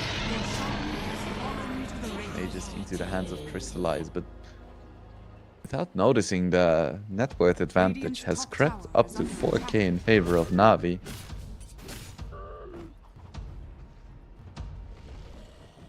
Radiant are scanning. Radiant's middle tower is under attack. It's curious that the Tiny isn't going for an Echo Saber. Straight Phylactery / Kanda. Which I think is kinda weird. Ha, I get it. Okay, I'll take my leave now. My cat will take over the casting. Thanks for watching, everyone.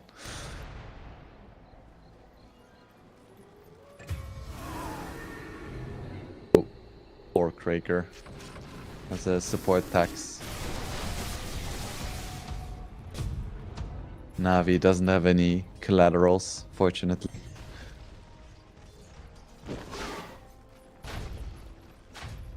So nice when you hit level 12 on Tiny and your toss one-shots creep waves. Oh. Just look at this. We even went for the hit. Completely unnecessary.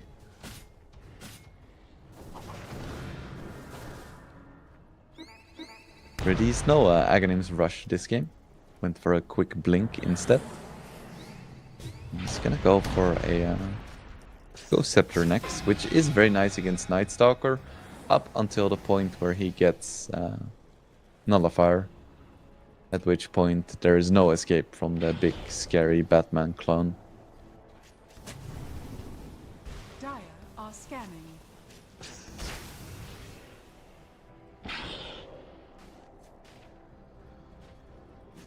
Crystallize is gonna work towards a Lincoln Sphere now.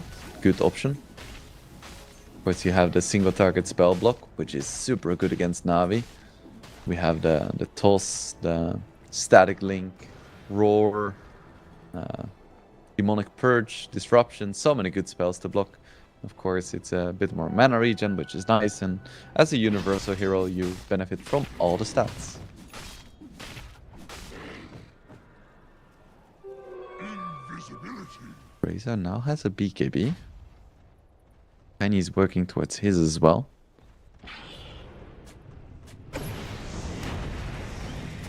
Nightstalker ulti is popped. This could be a good start of the fight, but Beastmaster immediately BKBs and wars and takes him down. It's a quick start of the fight with Nightstalker falling. Now Lion as well. PMA backing off, no more BKB. Moonlight has to be careful, doesn't have a roll, doesn't have anything. He's gonna go down as well. Daze lives. PMA has a triple kill and Niku isn't done yet. Manages to find the Avatos. Is it gonna be an ultra? Nah, they just take it on Razor. Only Crystallize escapes, Aegis in hand.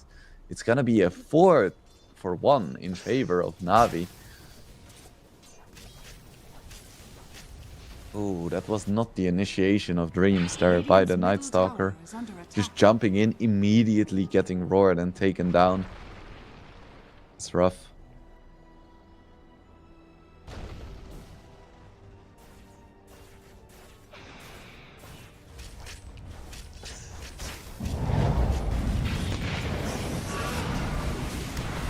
Jumped in, got roared, immediately died, and Moonlight used most of his roll duration to kill a Shadow Demon.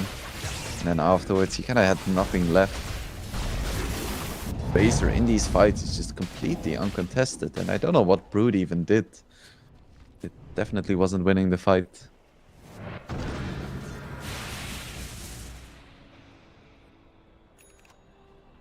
He's good to go for a 4-staff first. Very good against Nightstalker until he gets another fire, just like a Ghost Scepter. Yeah, looking at the Nightstalker's net worth, I don't think he's gonna have another fire anytime soon.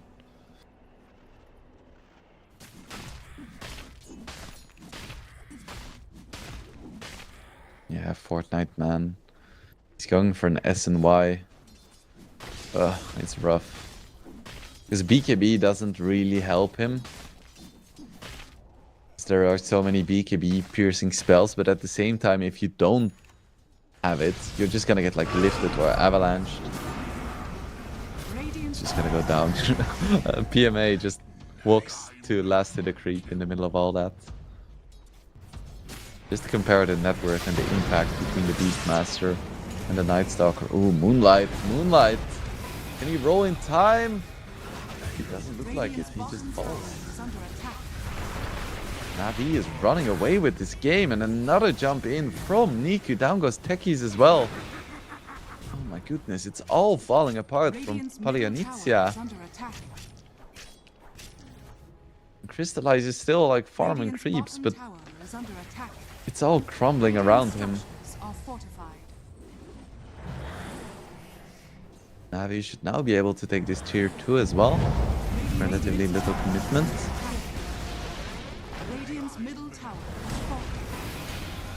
Moonlight just couldn't get off his ulti. Didn't want to commit for it. Another jump in. Lion can count his lucky stars that he even made it out. Beastmaster is gonna have a Shivas too. It's a bit tiny, but I think he has a BKB, right? Even gets the blink out. BKB is still on cooldown, but he has a shield rune. My goodness, this is a tanky tiny. Insane, and PMA is fighting against the world. He doesn't care about anything. Crystallize is into the Rubik, but with the Ghost Scepters, the Roots, the Force Staff, it's so hard to kill anyone, and Niku is still fighting. Did he even use his BKB at this point? I'm not sure. Another triple kill for PMA, and Crystallize finally managed to take down a single support. Yeah, that's rough. Feels like Palianitsia can just do nothing in these fights. Can barely even kill a single support. PMA is just standing in the middle, like tanking the ire of 4 different Radiant heroes.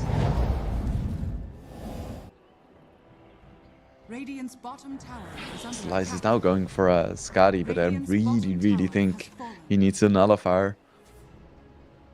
Because if he cannot kill supports, they're not gonna win the fight at all. Like, no chance whatsoever.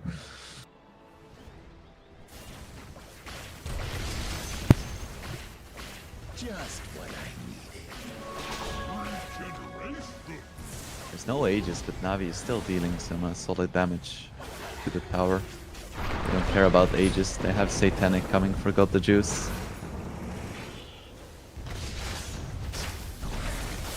Blink Hex onto the Beastmaster, but you just cannot commit onto this hero. He has more than 2000 HP. Toss back on the Lion. Niku gonna pop his BKB, but I'm not gonna get anything out of this. Now roll in from Moonlight. This could be a good fight, but no, he gets bored and taken down immediately by the Razor. Got the Juice. Does he still have his Satanic? I think he does, and Crystallize can't really fight here either. Moonlight has already fallen. Crystallize trying to make his way out. It's gonna be successful, but Polyanitia, they just cannot kill anyone. Oh, stolen Earth Spike as well. This is definitely gonna be Rax. And then they can just chill, go back, take Roche, finish the game. No reason to really press on for too long. Roche is up. Do they just want to go for more tier 3s?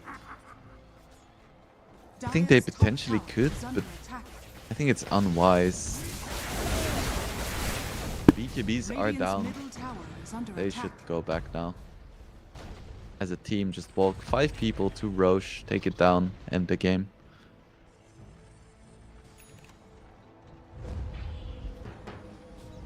For a smoke. They do find Crystallize.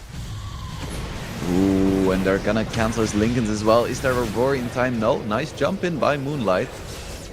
Isolating at least the Beastmaster from the rest of his team, and they managed to kill Ridis before the fight really starts. There we have a roar onto the Pango. They should be able to take him down. And the Lion is gonna fall as well, and Crystallize is just tucking his tail and running. It wasn't a bad fight for Polyanitia. They had some good things happening, but they're just so far behind at this point. And now Navi doesn't even need to go for Roche.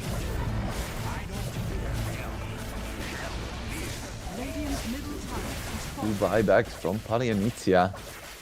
Lion and techies, but I don't think that Navi feels very deterred by this at all.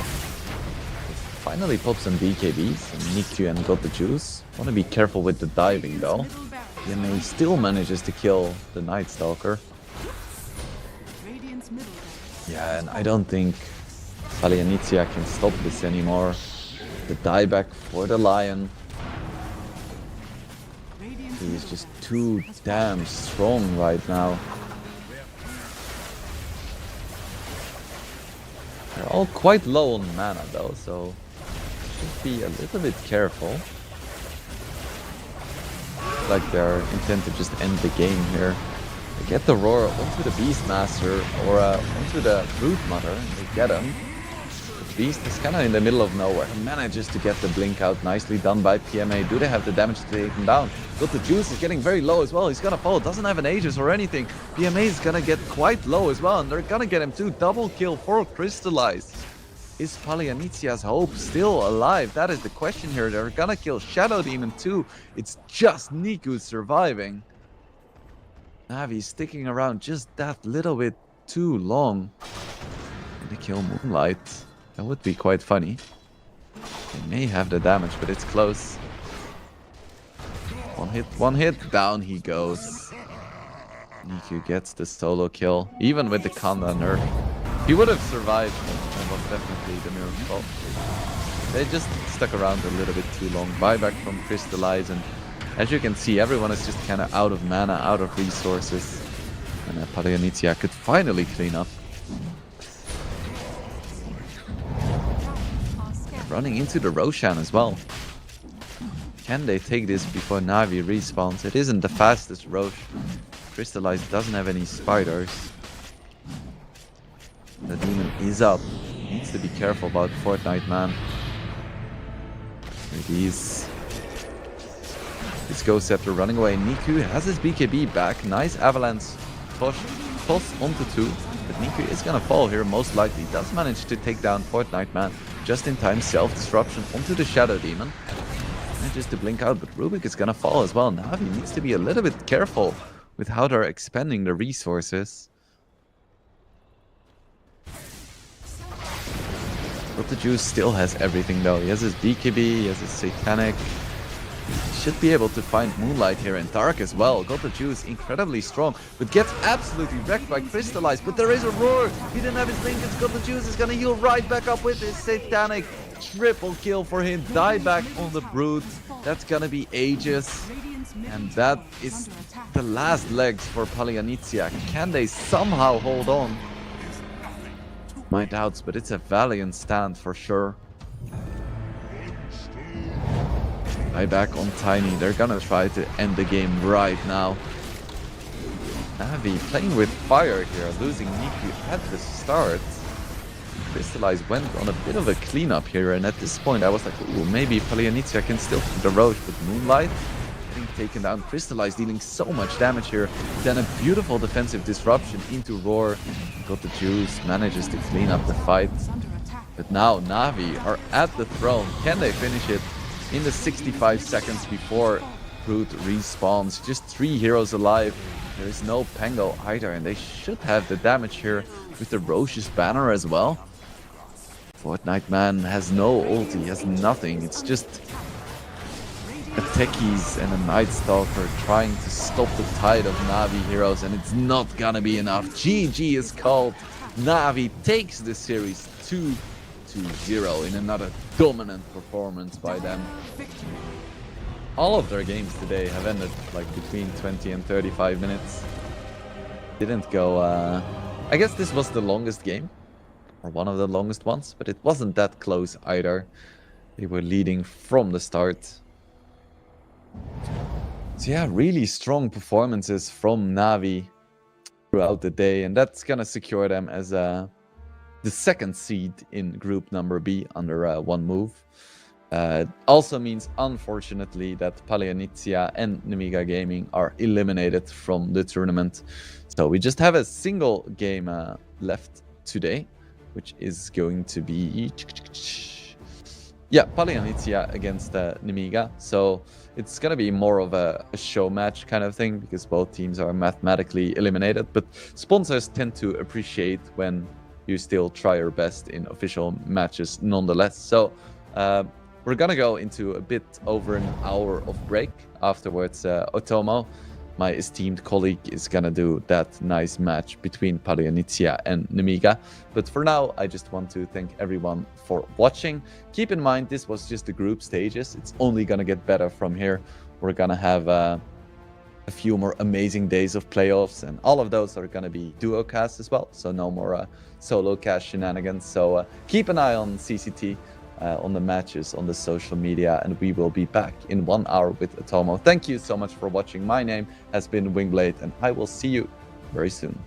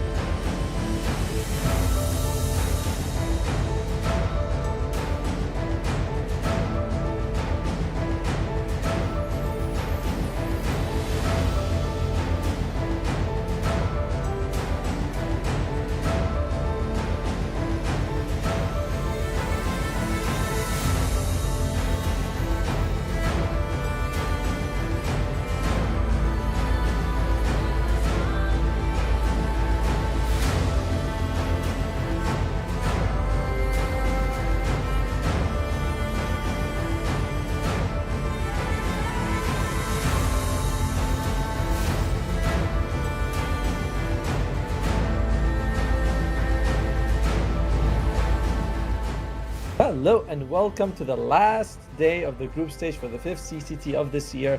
We had 10 qualifier teams come in, and I think by now pretty much it's all settled in, right? From Group A, it's Mouse, DMS, and Passion UA advancing. From this group, it's One Move, Navi, Junior Dragon Esports. The match right now between Nemiga and Palnetia is not that important, you know. It's for better Dota, is that what I was going to say? Yes, it's for the better Dota. That is what's going to happening.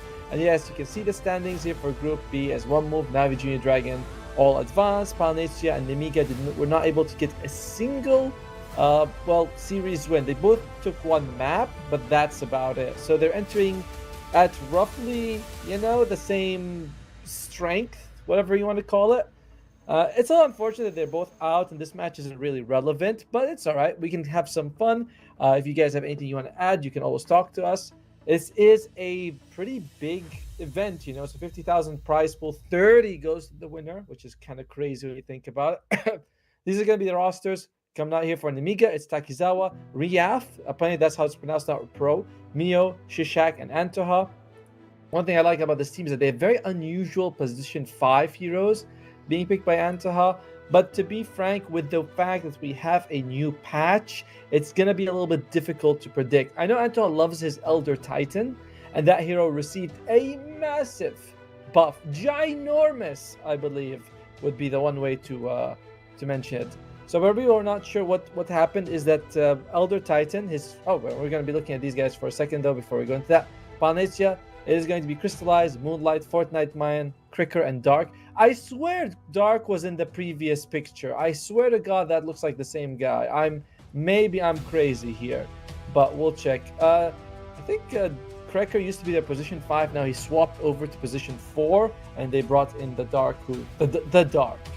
But of course, all eyes will be on Mr. Fortnite Man because he has this amazing name. He got this fantastic interview, and now his Wikipedia page is longer than like Kuroki. Just crazy to think about.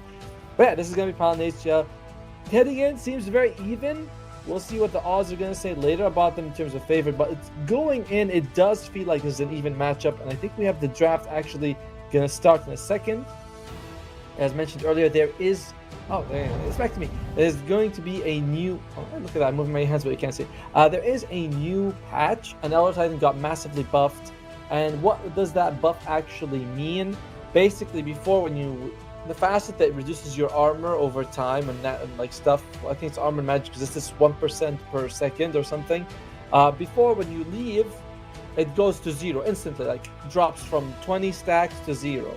But now if you leave, it drops 1 stack a second, which is worse because like really bad if you're up against all the time, because you could like leave and then you can come back and 0 stacks you can fight. But now if you can leave and you come back into the AoE, you're still being affected by whatever stacks you had if you didn't leave for long. So it's one of those things from going from 100 to 0 was really bad for Elder Titans, but now it's like 1 second, 1 second, 1 second. We'll see if that's something that they're thinking about or not. I would love to see it if Antoha picks up the Elder Titan. I don't know if it's a first pick support, but we'll see. Echo Stomp also got 20 damage at all levels, which is, it's also good. Everything adds up in Dota. People were talking about the 2 strength for Anti-Mage. I'm like, that's massive for his early game. But let's talk about this map right now. No Shadow Fiend, no Luna bans. Okay, all right. The meta has shifted. Clockwork is going to be Nemiga's opening pick. I think this hero got nerfed, but I'm not... one thing got nerfed, one thing... I like that he has a better... whatchamacallit? What the hell, Google? I don't need that. That he has a better hookshot, the talented 10 to 75 damage. So that adds up. That's nice. Because level 1 hookshot 75 is not much. Then another extra 75 is like, very nice. It's pretty good. But the other one was, I think, a buff to nerf to something. But I'm not sure. I need to go check it out. Tiny is picked up by Palnetia. Now, this hero, I would have imagined would feel a bit weaker than before because the Kanda got weaker. The Kanda. Not Kanda, it's the Kanda. But as a support, he's completely unchanged. So, I'm going to open the patch because I know that it's going to be on my head the entire time. That what was the change? What was it? Patch 7.7 E. Can you believe we're on E? Like, Come on, guys. What is this? All right. Clockwork. Yeah, he got nerfed, right? Yeah, battery assault does less damage to creeps. So his farming mechanism does take a pretty big hit, but to be fair, it's gonna be usually enough, I think. But yeah, it is a nerf that I did not like to see at all for the hero. It's the same thing with Spirit Break. Remember his like Great Bash used to do double damage to creeps, and then, or was it 1.5? Now it's like 1.3 for some reason. Dazzle gets banned out, and so does Storm and Gyro. So Luna Shadowfiend are the pool, and everyone. This is the funniest thing about Dota. A guy gets nerfed, and everyone's like, unplayable instantly, even though you think they'd be comfortable. Now that is a hero that I am also looking forward to. Jakiro got a pretty good buff at level 10. The talent went from the 10 dual breath movement attack speed to -2 second cooldown. Now that's huge. Like that is massive, because now you have a 5-second duration, 8-second cooldown. That's not like there's not much time to get out of the dual breath. It's really, really good. I'm big fan of that change for Jakiro. Good job, buddy. You got a bit of love. All right, Nemiga, what do you want now? What do we want for for the Nemiga boys here? Well, you have your Clockwork. I would have expected a Shadow Fiend or a Luna to come out with it. It's a good pairing with a Clockwork. It's Antoaz here. They go for the Rubik. I mean, come on. And a Dawnbreaker. All right, we're going 5-4-3 right now. So, Dawnbreaker is here. He's not great against Tiny. I know she has Global Heal, but Tiny's damage is so quick. It's actually quite hard to like get on top. Like you can be dead before you land on the ground before Dawnbreaker can heal you. But assuming that this is going to be like, you know, an aura building offlane Dawnbreaker, it's alright. And of course, Rubik for the Stolen Ice Path. Avalanche is good. I think he's going to take the fastest for the bigger AoE. That's also nice. Alright, Polynesia, what would you like? You kind of know your matchup in the offlane, so you can go your like carry 5 duo. I assume Jakiro's 5, but we'll see. Lycan received something this patch. I think it's that when you ulti, your wolves, all your summons have the impact of it. It's a pretty solid buff. I've been seeing a lot of Lycan today. I only played like a game, but I've been seeing a lot. Yes, yeah, Apex Predator applies to units under Lycan's control. I thought it was just wolves before, but now it's like all units that you have, which means that Helm of the Overlord. I'm not sure if it applied to the wolves before, but I really think it does. It did. And Nature's Prophet come out, so good global presence. You know, Dawnbreaker does her Solar Guardian, Nature's Prophet teleports in. But the tower damage for Palnatia, it is quite something. It's very strong. And someone in chat saying, good luck, Nemiga. Oh, yeah, well, we'll see. Both teams have yet to take a serious victory, and this match, again, is unfortunately irrelevant to them. They're both out of the tournament, but if you leave on a victory, you know, it's nice, especially if you leave on the last day, you show up, you're like, oh, why am I here? You play, you win, you learn something, you're like, okay, maybe it was a waste of my time. Amiga, I mean, alright, what do you guys want? Do you want mid or a carry? The thing is that Tiny's flexible. He could be a 4, he could be a 1-2 actually. I've seen Lycans being played as 1-2 as well. Nature's Prophet has 1-2-3. So there's a lot of flexibility on the Palnacia side. We'll see what Nemiga is going to be working with here. As the thing is, Lycan's very tough to deal with as a hero. They go for the Morphling. Okay. I mean, if you're ever caught out, wave 4 being Lycan's still going to follow you like crazy. It's not very fun, I must say. So, I don't know. I'm feeling the Palnacia draft a lot more just because of that tower damage. So a good way to understand why building damage is important, or something I rate very highly, is that, let's say in Dota 2, you have to win 5 team fights to win the game. Let's just play with this idea for a while. Because you have to win a team fight, then you hit buildings, team fight buildings.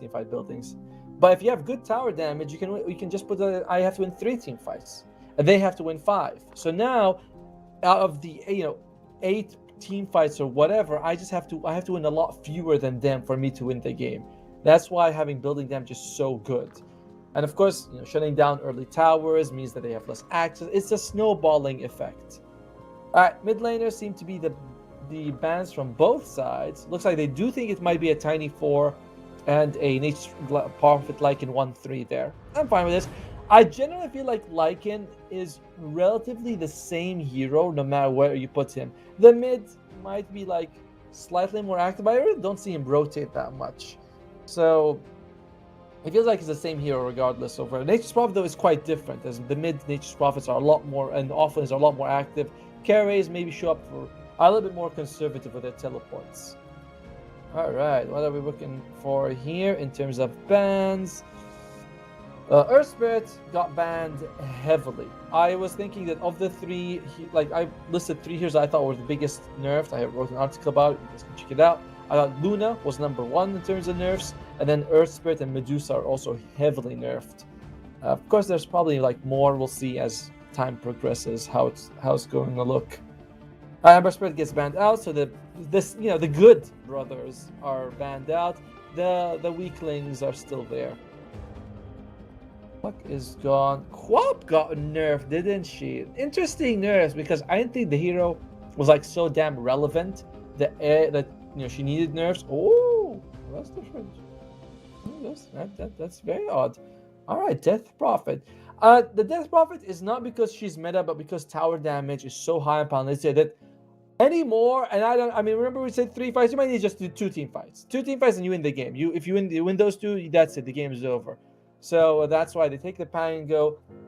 Now I gotta say, I have tried the Pango. I went and demoed him. The new Thunderbolt, it's God. The turn rate, it's so bad. It's so bad. Like it used to be that okay, there's bad turn rate, then you get the Thunderbolt. You're like good turn rate, but it's like I have shorter one. Now I tried it. I'm like, it feels almost the same. It's not really almost the same, but feels almost the same. And Primal Beast comes out, another nerfed hero. Mana cost and level 10 talent on slot. Alright, so it is going to be Fortnite Man on the Lycan, so it's going to be offlane Lycan. On the other side, it is going to be kind of what you expect, right? 5, 4, 3, and then carry on the Morph lane. Of course, Riaf is going to be playing the Pango. It is going to be the 4 Tiny. By the way, while he's not exactly known for his tower damage, again, you're going to see so much hand movement in this one. Primal Beast, thanks to his, I don't know the name of it, Demolish, whatever it's called, innate, he is actually solid at taking towers. Not great, but decent. And just because of that, because of so much like building damage, relatively durable, it's Primal Beast, Tiny, Lycan on one side, the other side is Rubik. I mean, Pango's okay, Morphling's okay, but you really have to make sure you get those right. Like, I'm just feeling the Palinizia draft so much more. So when we go in, we'll see what the odds are saying. But in general, my odds are that Palinizia won this draft pretty decently. Looks like he's going to be Pack Leader being picked up on Lycan. Whenever I see Pack Leader picked up, they always go for that early shot. Palinizia's draft is very obvious. It's like, we want to run at you. We want to end this game 25, 30 minutes. We're already here against our will. Not really, I mean, obviously. But, they're generally just like, let's just try and end this game as soon as we can. So, what are we looking at? It's going to be Thunderbolt still for the for Riaf. I'm just not feeling it for the Pango. I'm just not feeling it. Meanwhile, Rubik takes Arcane Accumulation. I think that you're going to want it because you're going to be dealing with like Avalanche. I've seen the big Avalanche when you like Lift, Fade Bolt, Avalanche. It's like massive. It's okay. It's not that big, but it's pretty solid size.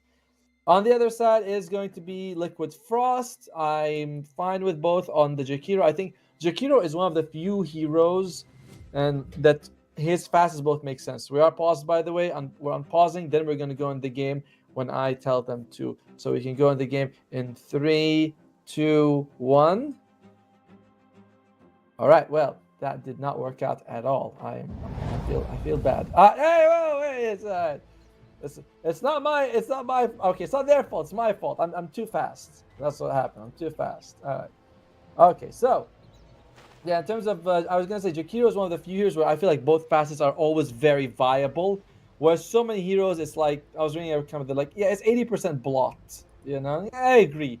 A lot of facets are like, here's a good one, and here's one that's useful 10% of the time, and you're like, I think I'll take the good one.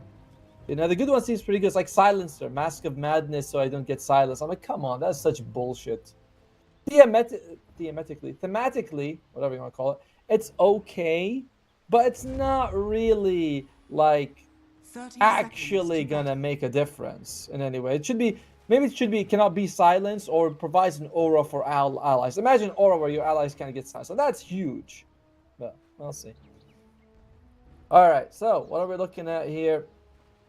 So we're talking about Polynesia's strengths, right? What are the Migas? Oh, well, oh no! Oh, Neo! Oh, he's dead. Oh, he's not making it down. He is dead to rights. Dark gets it. Not exactly ideal, to be frank with you, but a kill's a kill. Anyone who gets it is going to be happy with it. And looks like it is going to be a 2 for 2 in terms of bounty runs. That's fine, but not still. But it's like, oh, okay, we're going to... Okay, I didn't realize we see that. There you go. I like that. Quick and easy.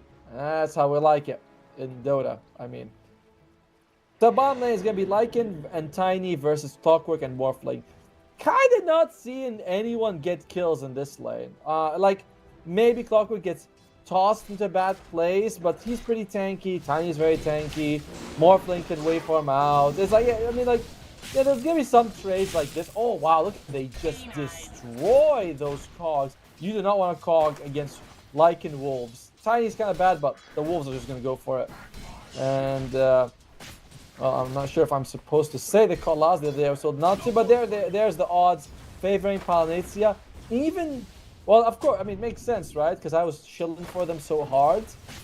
We'll see how it's going to go. But in general, oh, nice courier kill by Antoa. And I thought it was Antoha, but he must have changed. Look at him, just going through these.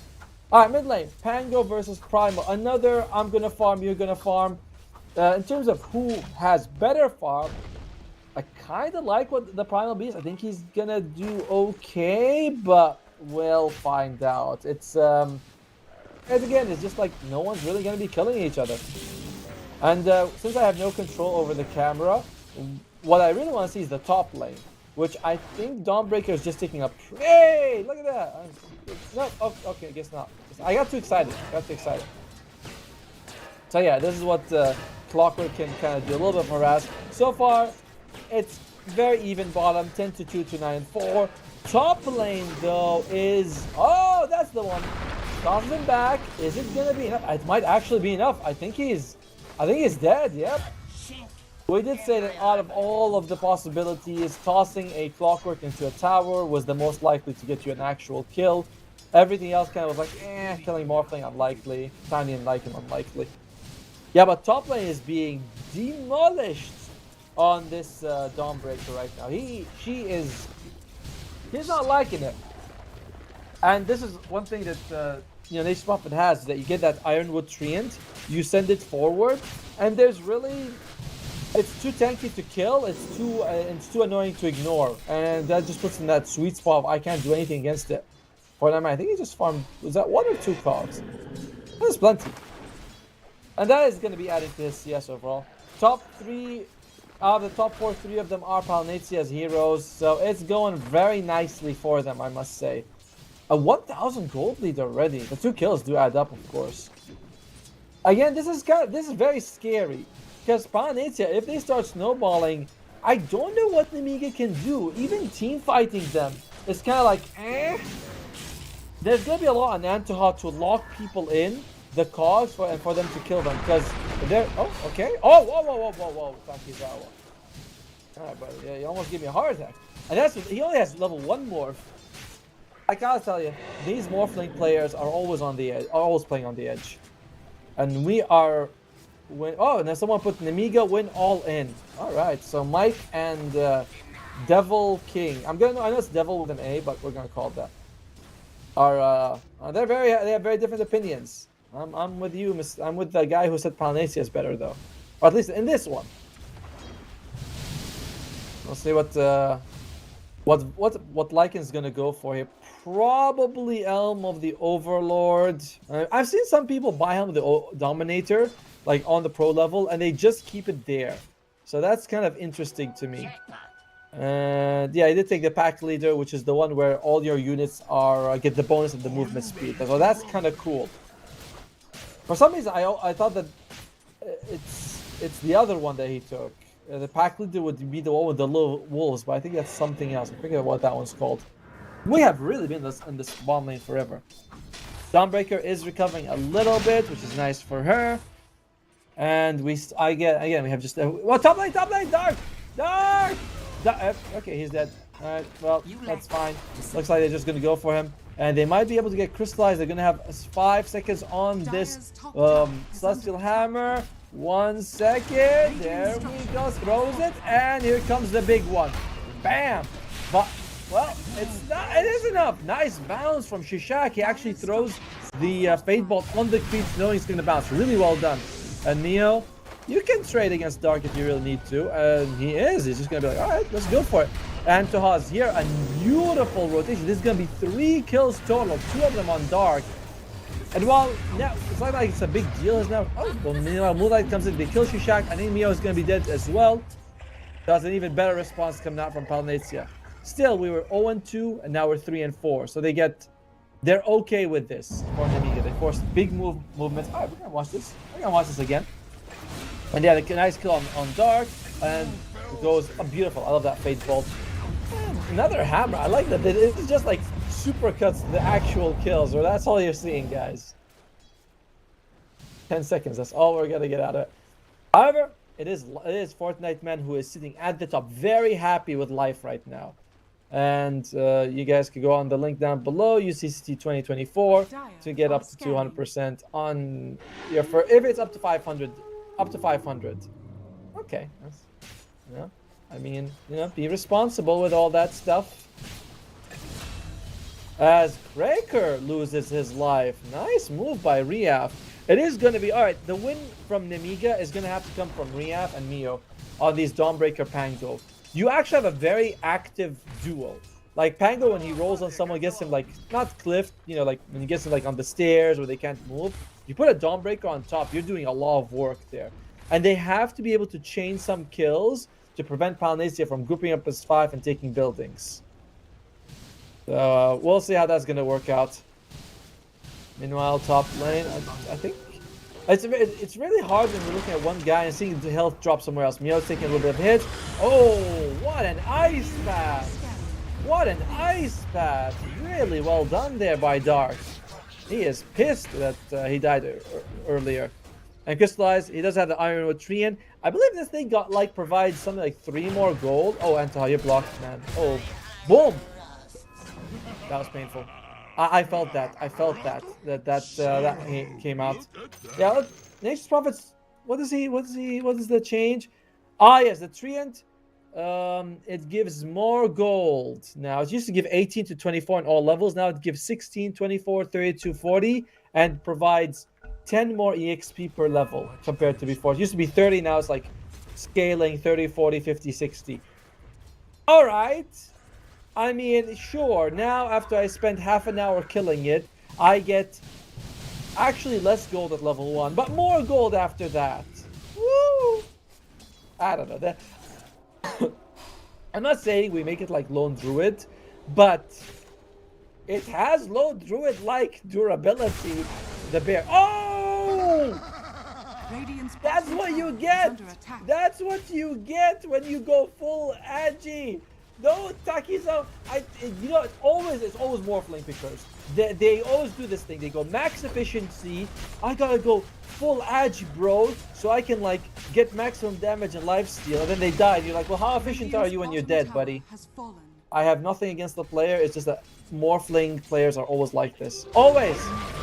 Oh, that's a good ice path again. Dark is on it, man. He is on top of the whole thing. Really well done.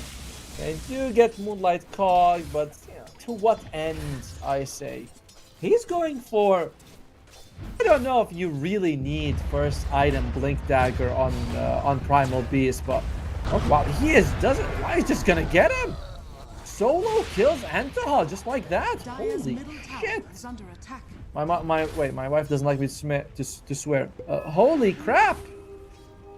Radiant's middle tower. All right. And they're tipping top. Looks like they might be able to... Oh, they do lose Crystallize, but they're going to be able to get Mio at the, in return.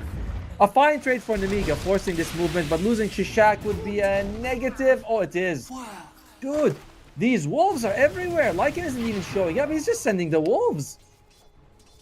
Fortnite, man, Radiant's is middle crushing tower it. is under attack. Oh, it's scary. It's 2,000 gold lead in 9 minutes here for Palinazia. Win percentage says it is 52%. That is, I was expecting it a bit higher. Oh, we're gonna go for a fight right now. Riyaf, he does not have his rolling thunder. He swashbuckled it. Riyaf, are you gonna be making? Oh, he might be. Nope, he's dead. Fortnite man steeping out. There's no control. Moonlight. He's being chased by Mio, but does not have any spells. They do get a kill on Cracker, which is nice by Takizawa. But you're gonna be losing another core. Maybe, maybe not. Man, don't you hate when casters say someone's gonna die and then it doesn't happen? I sure am glad I don't do that. In the end, it's a 1-for-1 trade. It does favor Palinazia a bit, but they had to bring everyone for that. I think Anto was free farming the whole time. As much as a clockwork position 5 can free farm. Alright, we're gonna have a serious discussion for a second, guys. How much do you like the Dawnbreaker's innate? Every 10 minutes you get like 5 seconds of unobstructed vision. And, you know, code down below, CCT 2024. Money, free, woohoo! Because I think it's very niche, but sometimes I've won games because of it. You know, like it comes out when they don't expect it. We see, oh, there's a tiny or whatever in the trees. We get a kill and then we go high ground. And I'm like, wow, so good. A lot of times though, you know, you're like, whatever. But what do you guys think of it? The Break of Dawn, I believe it's called. That's really good. I mean, it's very situationally good. I wouldn't mind if it changes. You know, it's like if it's something new, I wouldn't mind it. If it's something else, you know, like during day, Dawnbreaker's healing is 20% better or some crap like that. It's I don't know. That's kind of cool. All right, in terms of items, Dawnbreaker, Phase, and Solar Ring, as expected. Antos going for Force Staff, first item. It is going to be Diffusal, I believe, finished up. Yep, there you go. Just finished up for Riaf. And Morphling, of course, he's got the Vlads. He definitely feels like this is a Vlad's game because there's so much physical damage coming out from the enemy side. On the others, it is Moonlight still wants the Blink Dagger. I mean, Blink Dagger, Final Beast first. I'm not against. I just think a BKB and Blade Mail are better. Oh! I mean, they brought everyone here for Corrector, but guess what? This is one of the tankiest supports. It's gonna take you a little bit. Oh no! Oh no, forcing that out. Oh dude, this is so much time. So many abilities. Alright, he dies in the end. But they actually had to deny the tower because of that. And oh, he's strength morphing. He's alright. He's fine. He's fine. He's fine. Fortnite man doesn't actually do much damage. Takizawa is going to be taking some hits here. They do have this. Oh, well done with the Solar Guardian. Axe one, sorry, hammer one way, and now it's going to be the Starbreaker. Mio, very nicely done, by the way, with that hammer throw. He doesn't go to it because he doesn't want to leave the Jakiro. Beautiful work. And that was a tower deny, so at least the goal doesn't change too much. Okay, I'm down for it. All right, Crystallize does have the Maelstrom, and Lycan is going for Humble the overall. Actually, basically has 200 gold. I strongly don't like this link. Hey, we have 1,000 viewers. Woohoo! That's nice. As onto her. But, that rock landing thing is insanely strong. I wish I could play Tiny, but I can always, whenever you want to toss him away, I make that mistake, and I'm like, it's so annoying to use that at all, taking a little damage. The wolf is getting buffed up. The wolf, there, you're gonna eating him alive. They're eating robot tonight. Or whatever the hell is inside him. That's going to be 12-9 right now. However, Gase and Nemiga, they, after what it was a pretty bad start, they've equalized. Look at them. They have every core of theirs even to the enemy core. Riaf is close to Crystallize. Takizawa is very close to Finalizing. Oh, that's a grab. That's a grab. That's a lot of damage. I don't know if it, yeah, he's not making it out of this one. Everyone shows up, and that's going to be the last tier 1 tower for Nemiga. Gone. Top tower has fallen. I know I said it like that. It's gone though. It's dead. The thing is, this is a very hard Rubik game. You're up against Primal Beast who can jump you, Crystallize who can show up anywhere on the Nature's Prophet, Tiny Blink, Lycan movement, and that's gonna be a potential. Can they get Cracker? He's saying no. And you're not Solar Guardian on this guy, are you? Oh, but the Morphling though. Oh, wait. This is something, boys. We got something going on here. Can he get it off? Nope, it's okay. Doesn't play football much. Are you gonna tell me he's good? Oh, he lives.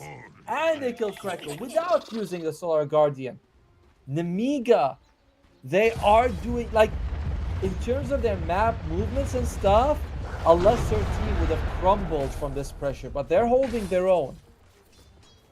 Probably because Moonlight has Blink Dagger. And I know, I've harped on it enough. I'll mention it like 1 or 2 more times, then I'll stop, I promise. How many times has Primal Beast been getting nerfed? I didn't feel like he was so strong that he deserved a nerf. More mana on Onslaught and less damage. I think something else. Oh, the Pulverize does less damage level 1 as well. Like, there's a lot of nerfs this guy's been receiving. A lot. Does he deserve it? I think not. What do I know? I like the hero. Alright, so Helm of the Overlord. And what's he picking up? He's gotten that Thunder Rumble Hide. I think it's just called Thunder Hide. Yay, Thunder Hide! Woo! Okay, good job. So the reason people love this is because the Frenzy buff is so good. The Slam is alright. I mean, actually it does 250 damage. Alright, never mind. The Slam is a lot of damage. I was wrong. I thought the Slam was much less than this, but holy crap, 25 damage? Ah, they're going for it. No, Camilla, come on, buddy. Oh, there we go. Come on, Guardian. I don't know which landed. It looks like it landed on Moonlight, and they should be able to guard. They might just check. What is this toss? The Morphling just flying. That is not. It's not the time for odds. It's team fighting time. I can't see who's dying. As they just throw it. Oh, is it 1 for nothing? Yeah, 1 for 1. Sorry. Moonlight dies, but they do get the Rubik, and looks like it was the Meow. He didn't lose life. He just used the. He's got Armlet. Whoa! Armlet on a Dawnbreaker. I mean, it's not bad. Look, okay, here's the thing. Like, this girl, she can hit hard, for sure. But she's generally, like, not played this way because the Aura build is a little bit better, especially with the Aghanim Scepter is, like, really good. But Armlet on Dawnbreaker. Oh, Riafta loses his life. 3,000 gold now for Palinazia, as they are starting to overtake in core-to-core matchups. Supports are very even, but core-to-core, it is starting to favor them quite a bit. Tiny is getting close to the Blink Dagger as well, and Jakiro is working towards the Force Staff, but still needs some time. I don't know. This is a scary push. And now is when the actual lineup comes together. I talked a lot about the tower push, but you're not going to be pushing towers at, minute 5 or 10. You're going to wait a couple items, Helm of the Overlord, and now you've got drums on top, so you're really buffing everyone up. Like, now is the time when the plan for Palinazia comes together. And it doesn't really fall off either. Like in Nature's Prophet, they're solid cores. You could say that the damage from Primal Beast gets less impressive as the game goes on, but it's fine. Oh, wow. Trample on Rubik. Huh. I wouldn't have thought that this would be the spell he'd want. Obviously, he stole it, and now he's keeping it because he can't find anything else, but Trample Rubik... Yeah, oh. How much damage would that actually do? It's actually the multiplier and the base damage increase quite a lot by Arcane Supremacy. I don't know, seems pretty fun. I mean, if you have this and Force Staff, actually, does it proc on Force? I don't think Trample procs on Force Staff, which is unfortunate. Oh, they got right. One from the left, one from the right, and a hammer from the top, and now he's dead. Well done, Cracker. No, well, Mio, sorry. Cracker's the one who died. Badly done, Cracker. Good for me. Dawnbreaker with Armlet. One of the reasons I would have liked the Aura build was Crimson Guard would have been great this game. You're up against a lot of relatively low instances of damage, but very frequent, like the Lycan Wolves and his summons and stuff like that. And of course, it's good against at keeping buildings alive. Fortnite Man is going to go for Vlad's after this. That's going to be kind of, I would say that's Lycan as his peak, but very close. Yeah, the BKB and I think any other item afterwards. Sure, you get stronger, but relative to the timing of the game, you actually aren't as fearsome. Kid is asking, don't say a lot of Primal Beast mid. Is that a thing? It's been very uncommon recently. Oh my god, I can't answer your question. But hey, that's why he's gone. Damn it, kid, you ruined it. He was about to do well. As Cricker also loses his life. Dude, Polynesia are getting real in trouble right now, as I could have sworn that was a wolf form on the Morphin. But I must be wrong. Fortnite man trapped like a dog in that situation. And holy crap, the Neo, these Starbreakers are doing work. They do get a kill on too, but it's only... Yeah, oh, check. I was like, wait. I saw someone transform, and I was like, but there's already a doggy there. I don't know why. I know it couldn't have been Morphling, because he's already, you know, he can't steal ultimates when you transform. Oh, man. A big victory for Nemiga. 2 for 4 trades. Palinazia. You cannot... Like, sure, yes, these deaths... They're not the biggest deal in the world. It's like you can lose a couple of team fights because you have such tower damage. But if you never win a team fight, you'll never reach the buildings. How many kills does Fortnite man have? Assuming at the 20-minute mark, he's got 4. He's actually doing amazing. 4, 0, and 8 on this Lycan. He's having a really good time. Riaf is about to finish the Ag and Scepter. I'm personally, this has always been my favorite build on Pango. The Diffusal Ags into Basher. I know at one point people are like, oh, you can get Harpoon and Blink and Auras, and sure, they're fine. And I know if Quinn does it, must be good, but I was never really impressed. I feel like Diffusal Ags gives you so much damage. Takizawa gets it. Okay. Nice one for the Rubik. One of the best things is that you can steal abilities and give them your shard. I think if you steal the wolves from Lycan, you get the free wolves. Yeah, it's tied to summon wolves. So stealing from Lycan and getting that would be pretty awesome. Other than that, what else is there? I don't think there's any amazing shard upgrade, is there? No, there isn't really. Like, now that I think of it, I think the only shard upgrade you get is that one. Oh, well.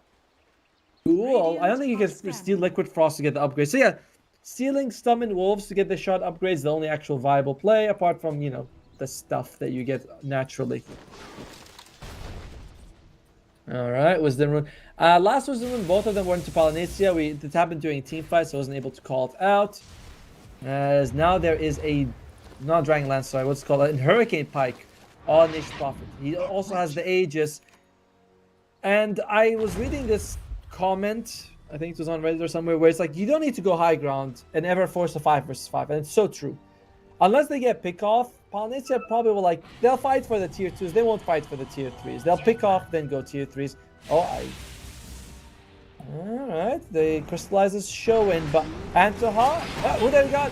To remove a little bit, looks like they do catch the Soul Bind is on top of them, and can they keep Rief alive? Rief is alive, ladies and gentlemen, and this is going to be a pretty weak jump overall here, as the catch, it's a wolf grabbing people.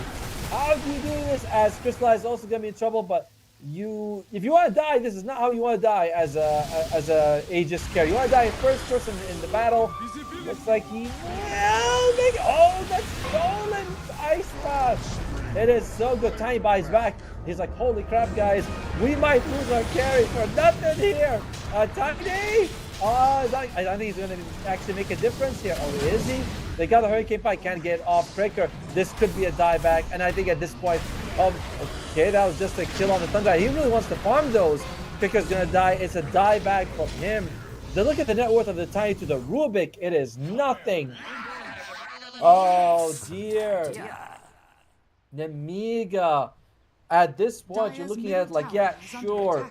It's like you still got all this tower damage, but you are so far behind financially. Oh, Dawnbreaker, we haven't mentioned it, but he actually used a BKB first time in the previous fight. We're seeing the Clockwork is going to be it's close to finishing up the Select Quest. I read that, look at that, I was looking at items inside the game, and look at the kill. And then they get quicker right after. He fought back. He is now 3,000 gold behind the Rubik. I did not think that Rubik would have a good game. Yeah, this would be a good kill for them. Oh, the Ice Path is too slow. And he's TPing out. He's like, I don't want to be here. Wow. You know why this happened? because of Blink Dagger first item on the Primal Beast. I'm not letting it go! But because it was such an interesting decision at the time when there's have so many disables on the enemy side, like every single one of them had disable, blinking in was just gonna give you nothing. You kind of have a very good blink out. Oh, okay, there you go. Alright, oh, look, yeah, woohoo, blink. Look, oh, okay, Michael Anton, nice, he actually blocks him from using his hook shot. Fortnite Man is on. Can they get a kill on Takizawa? Beautiful use of the Manta. But he still catches him. Oh, the shard! I lift my friends and bring them close. Well done by Shishak. Very nice save by him. Kinda turns what could have been a, not a disaster, but the start of one into nothing. Losing Anta, whatever. Rubik was, he's got Blink, he's got the Glimmer Cape, which means that all these wolves are gonna be, well, and their summons do nothing towards him. Pretty cool. Hey, be nice about Observer. Is actually, the thing is, the Observer is watching with the Russian casters, and they're telling him what to look at. So he's not paying attention to what we're saying. Yes, we suffer, but what you should do is watch the Russian stream, but mute them and have me talk. Now that'll be perfect. Kinda. Oh, looks like we are gonna be. Oh, actually, it's gonna be roughly the same thing, wouldn't it? Fortnite Man loses his life. I think that's the second death of the game. It's getting tough for them. It's getting real tough. Oh dear. Now you have to ask yourself, is there a second, timing or power spike? And honestly, Finalizing, they stay relatively the same strength throughout the game. There's no one item when you get it and you're like, oh my god, they're so strong. Not really. They're gonna be roughly the same as all, but in Amiga they're getting stronger and stronger. Morphling's got Butterfly, Manta, Vlad, he's working himself towards a Hurricane Pike. Pangolier is working towards a Lincoln Sphere, I believe, is going to be next. And Dawnbreaker, she went all in. She's got Sanjay and Yasha now. Like, the healing that you get, you can... Look at her, she just doesn't turn off armlet even when farming. Oh, what's this? Okay. Okay, so they're Guardian on top, and they still get the stun off. Oh, Moonlight's going to take so much damage from this. Forced to BKB and run away. I mean, he doesn't have Onslaught, he doesn't have Blink. He's just dead. He actually accepts his life. He's like, his death, sorry. And he's going for Sanjay Yasha after. Okay. Anta probably dead. He's trying to use the cogs to block out the big bad wolf, but he huffs and he puffs and he eats him. I'm pretty sure that's how the story goes. That's an actually good looking wolf form. I don't get these cosmetics when people get blind themselves. Like, she's wearing this thing that covers her head on her eyes on Dawnbreaker. How does she see? What, does she smell them? Is that how it works? I feel like I saw that once in a Dark Souls game, then I see it copied a lot to this covered eye thing. Oh, well, he's probably dead. There you go. Riaf solo killing the enemy carry. Cannot be very good spirits in Polynesia as the Rubik is about to overtake the mid in net worth. And your whole draft was a snowballing draft. And you started with first blood. And then you got a second kill in the lane very early as well. Fortnite Man, I guess he's waiting for the Wisdom Ruin. Maybe microing the creeps or something. But either way, it is not looking good, boys. Ooh, now that's a good one. Now that Fortnite Man. Okay, buddy. What? That took a while. That's odd. And he's just dead. Okay. I mean, he was there for a while. What the hell? He didn't have his wolf form to transform to anywhere. Pitbull is saying GG go next. Well, wait till you reach 5 minutes from now and you see what's happening. The Hex is a big deal, though. In Dota right now, we've reached a stage where even if you're like 15, 20,000 go by, you can still burst down the enemy carry if you hex them. Oh, Shishak. Yeah, that was odd. What the hell was he doing there? What? He had no allies, no nothing. What, did he go rabid or something? Just because he... Oh, okay. Striker uses the small... Okay, that's the dust. I just want to make sure no one's, hanging out in that area. I mean, it's not the bad dust. You might be thinking, yo, maybe he had allies or something nearby, but... Anyway, a freebie. Well, Dark loses his life, but that's kind of expected because, Morphling is able to find you and kill you anywhere. It's not even that valuable to get a kill on him. I know I say that like, but killing Rubik is like 1,000 gold. Killing a GK is like half of that. All right. Primal Beast is going Halberd. So there's a lot of disable items coming up for Palinese. They're thinking, yo, if we can control Morphling, we can legit win the fight. Hex and Heaven's Halberd. Now those are interesting ideas. I like those. But the problem with that is that Pango and Dawnbreaker, they're not slouches in the damage department, you know? As there's a lot of this standing around and doing nothing on Palinesia's side. We see Fortnite Man, a Cricker, alright. He's like, maybe I can get Antoha. I think he's under vision. What? Okay. Interesting blink. He can't actually get on top of him to toss him around. Antoha. This might be a nice freebie kill. Will he be able to get? Oh, he brought his friends. He brought friends, people. Antoha has also got that Soul Crystal on. He actually didn't take any damage from that tree throw. And it's a Lycan form being used for nothing. Antoha might be getting that hook shot. Can he land it? Very tough. There's a lot of creeps. Oh, he gets it. He gets it on Cracker. Well done. Onslaught. It actually gets cancelled here. Nice force staff on Cracker. Keeps him alive. So far, we've traded Lycan form, shapeshift, sorry, for a hook shot. You're very happy for Nemiga. I hear a roll. I hear a roll. He's rolling. Do they see me rolling?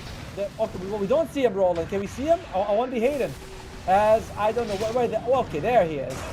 And looks like didn't really do anything. Okay, but he's got a shield, ruin, and he's got Lincoln. They can't actually do anything to the guy. Cracker probably got losing his life. Yep, that's like 7 hits coming out from Warplay.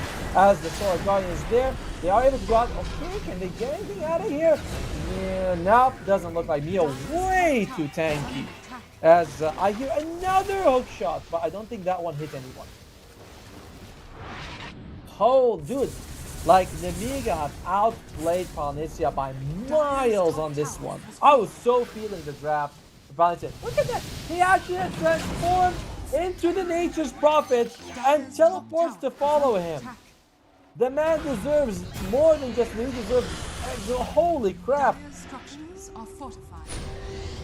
Well, okay, Fortnite Man might get a kill on Shishak, but he walked out of Tower Vision and he was invisible.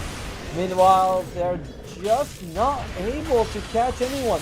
Morphling is not around, so they feel like, yo, maybe we can get a kill, but it's just not happening. I think this game is going to be called very... Look at the giant size of the Avalanche. As Fortnite Man is killed, Trekker not long for this world, everyone's dying. Moonlight is like, yo, let me join the party. Life overrated, I must say. Radiant's middle tower is under attack. No, okay, he's living. Not overrated at all.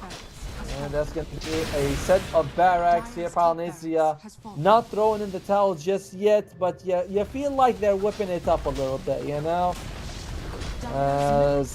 A very good, I don't even call it a comeback because they weren't that far behind on Nemiga. I think the worst I saw was 3,000 gold behind. I mean, there's some nice moves. This is why they had vision on Morphling. They have free kill with the Nature's Prophet's Wrath of Nature. That was good.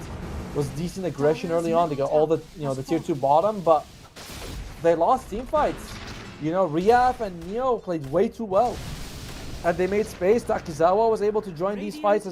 It's insane. Really well done by them. I know Kanda got nerfed, but did Morphling himself get nerfed? I don't think so. Right, the hero still feels pretty good. You can just delay the Kanda now. Yeah, the hero wasn't nerfed at all. So just, if you're not buying Kanda, you buy it late, you basically get the same value out of it. Which is why he saved it for the last item. Very clever. And yeah, bomb lane, they've got all their buildings going. That's going to be an Eye of Skadi. Morphling is...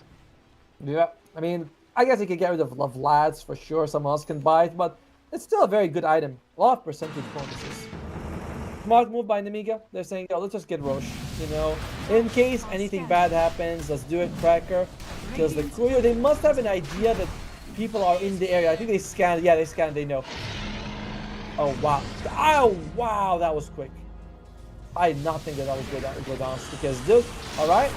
Ice Path comes out. Dark is probably there. Force Staff, is it going to help you? Ooh. Looks like it's going to be Ice Path on Ice Path action. Can we look at who's dying? Yeah! He's done with his life. Huge kill. but they do lose their carry to get it, and they might lose more. Oh, they grab the pulverize. It's beautiful. Oh, it's so good. It's so good. The mini stuns were landing on Fortnite, man. The stun after. It's over. The fight, I mean, not the game, because I haven't called it. But if they'd called it, I would have been right as well. Oh, they killed Riaf. And wow, they're really putting their hearts out on Palnetia, aren't they? For a match that literally means nothing to them. Like, win or loss is exactly the same, because they're both eliminated for both teams. But they're just trying. They must be beefing. They must be beefing. As, yeah, that's going to be the throne, taking lots and lots of damage. Okay, the banner's planted as well. Shishak. Looks like they might be able to get a kill. Yep, the pulverize actually gets cancelled, but doesn't matter. They still are able to get a kill on the dart. Wow, Cricket just melted. Wow, Cricket just melted. They're all dead. Biox, they're buying back. Then they call GG at the very last second. What a insane commitment from Polynesia. I thought this game was over, 5-6 minutes ago, but they played their hearts out. Kudos to them. Can I say your name? Oh, what a nice name you have. Okay, that's it.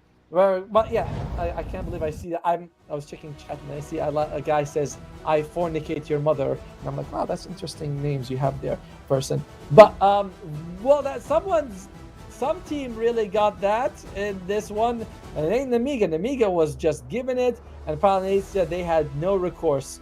They went for a push draft. And I thought it was looking good. I thought they were going to win. But then somehow they just didn't. It's a couple of... There's that one fight where they trade 2 for 4. And you're like, that's different. That shouldn't be happening. And then they couldn't put any pressure on them. I don't think I saw Lycan buy the shard, by the way. Did he? Lycan does not have doesn't have a shard. Well, that's one of the reasons, honestly. I feel like that there wasn't that passive pressure from the Lycan. But anyway, guys, that's going to be game 1. It was very one-sided after like 15, 16 minute mark. Namiga, they're at match point. Palnetia, they have to do a huge comeback. But we're going to see if they're going to do it. We're going to take a 10-minute break, and when we come back, it's going to be the game 2 of Namiga versus Palnetia. See you in a bit.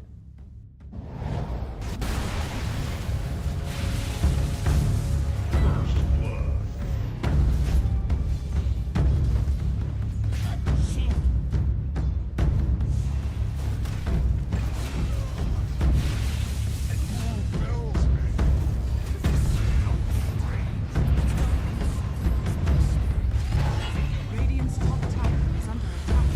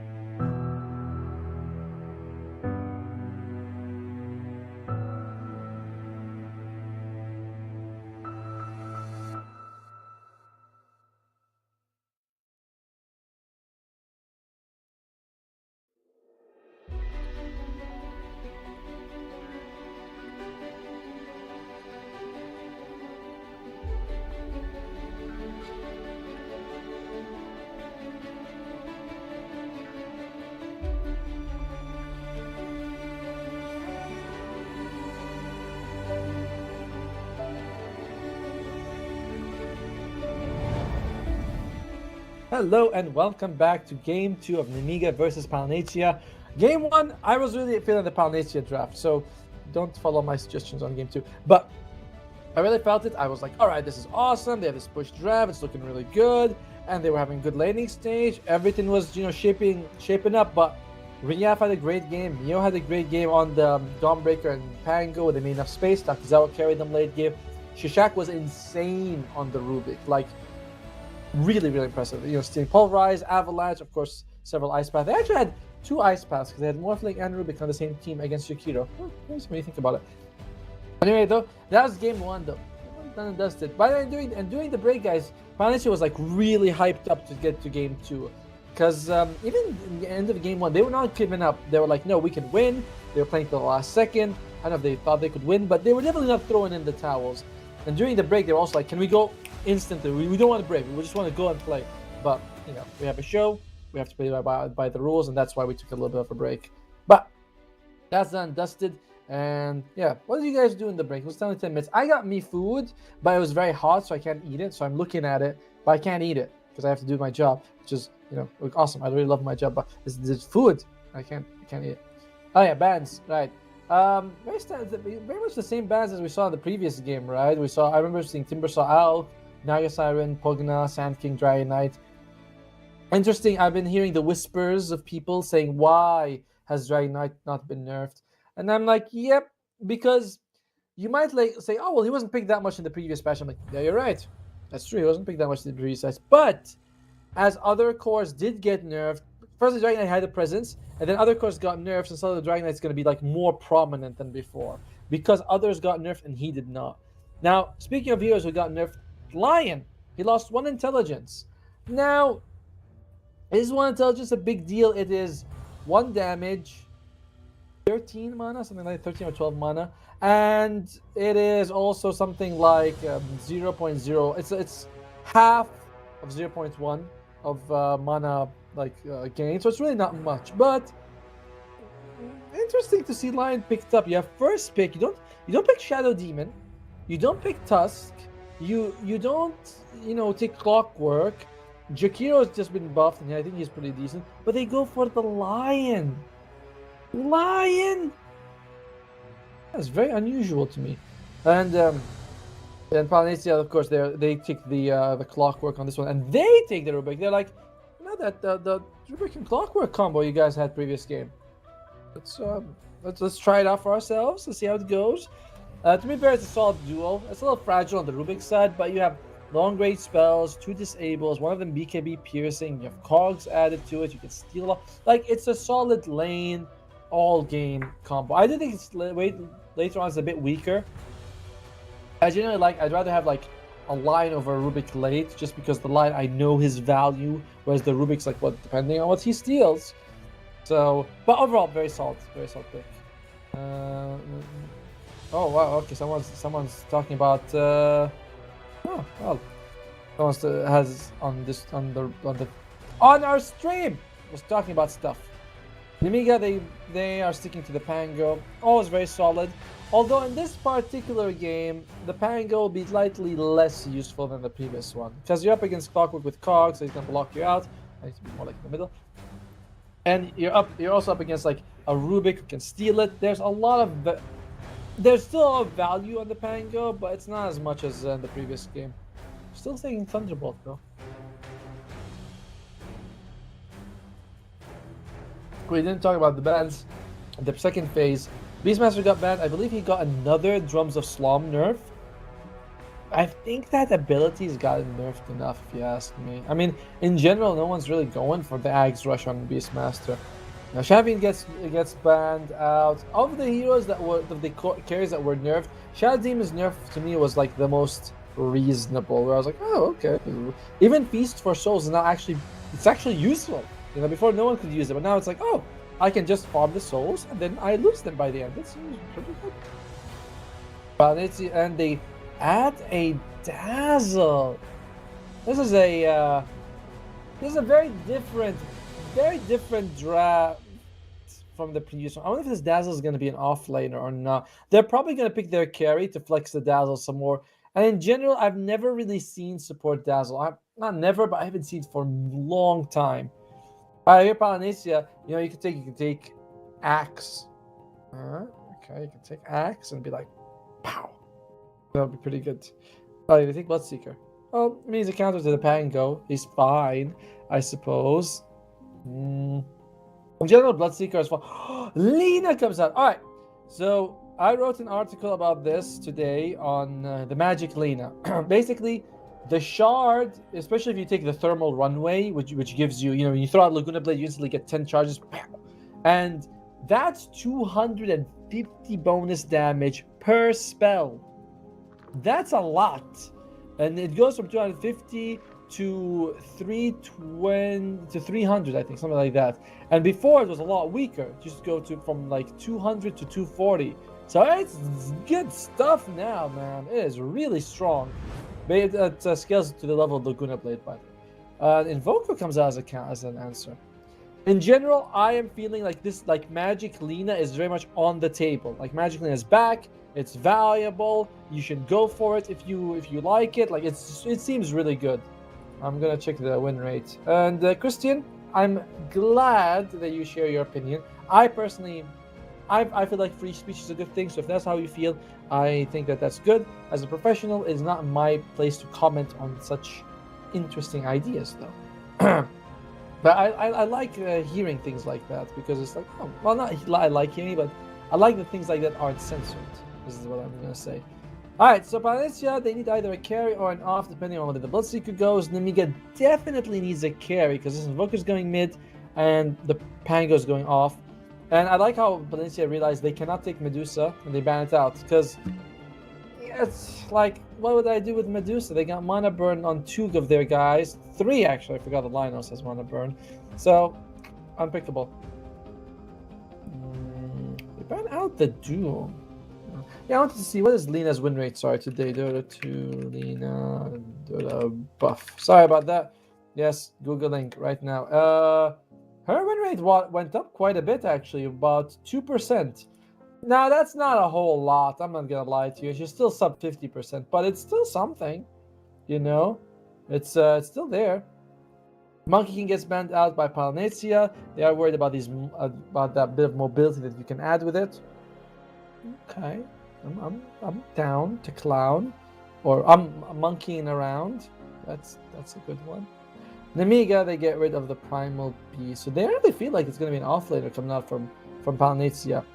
What do you want from Nemiga as a carry? Oh man, I swear I want. I mean, obviously I could be lying, but I'm not. I'm telling you the truth. I swear I want to say Sven. This guy also got buffed. The innate, which used to do 17% extra damage to stun targets, now does 20, which is much easier to math in your head. And so 2 is like, oh, just try that. It's really good. And God Strength got buffed. And hey, Axe, what that? Wait, I said that. I get points. Axe does get picked up, so it is Bloodseeker carry. And 49 man on the Axe is a counter to the Dazzle. Okay. I don't know how I feel about this Axe though. Like you're up against Invoker and Sven and Pango and like there's a decent amount of control. And I generally feel like Axe is lane stage like so bad. He is working with Rubik, which is fine. A good way to grab and bring people back. In game 1, I thought Polynesia had the better draft, and they end up losing. In this game, I'm feeling the Nemiga draft. I don't like the Lion, to be honest with you, but I'm feeling the draft more from the Nemiga side. Polynesia, Bloodseeker late game is meh. Axe is hard to play. I'm gonna go with Nemiga on this one. I'm interested to see how far this support Dazzle can work.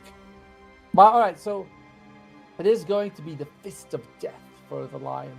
Now, a lot of Lions in competitive, they don't take Essence Eater, they take the Fist of Death. There's a bit of value. Firstly, you can get multiple, like a lot of stacks, especially if you finger early in the fight. Like you finger, even if the person doesn't die and you hit someone else, still good. That's awesome. Because you can get like, the second guy might die. So that's pretty cool. Secondly, it's also like you can farm after. I know some people are like, what farming? It's like, but you can go to a small camp or a lane, and especially if no one else is around, you can farm it up. It's very helpful, and yeah, overall, it's very solid. We're gonna go. Oh no, the game's paused, so we're not gonna go in the game. You guys are gonna be seeing me for a little bit more. All right, we're gonna be looking at a little bit more facets here. It is the arterial spray. Now, I'll be honest, I don't know what that does for Bloodseeker. Is that the one that push? Yeah, there's the push when you punch people. Cool.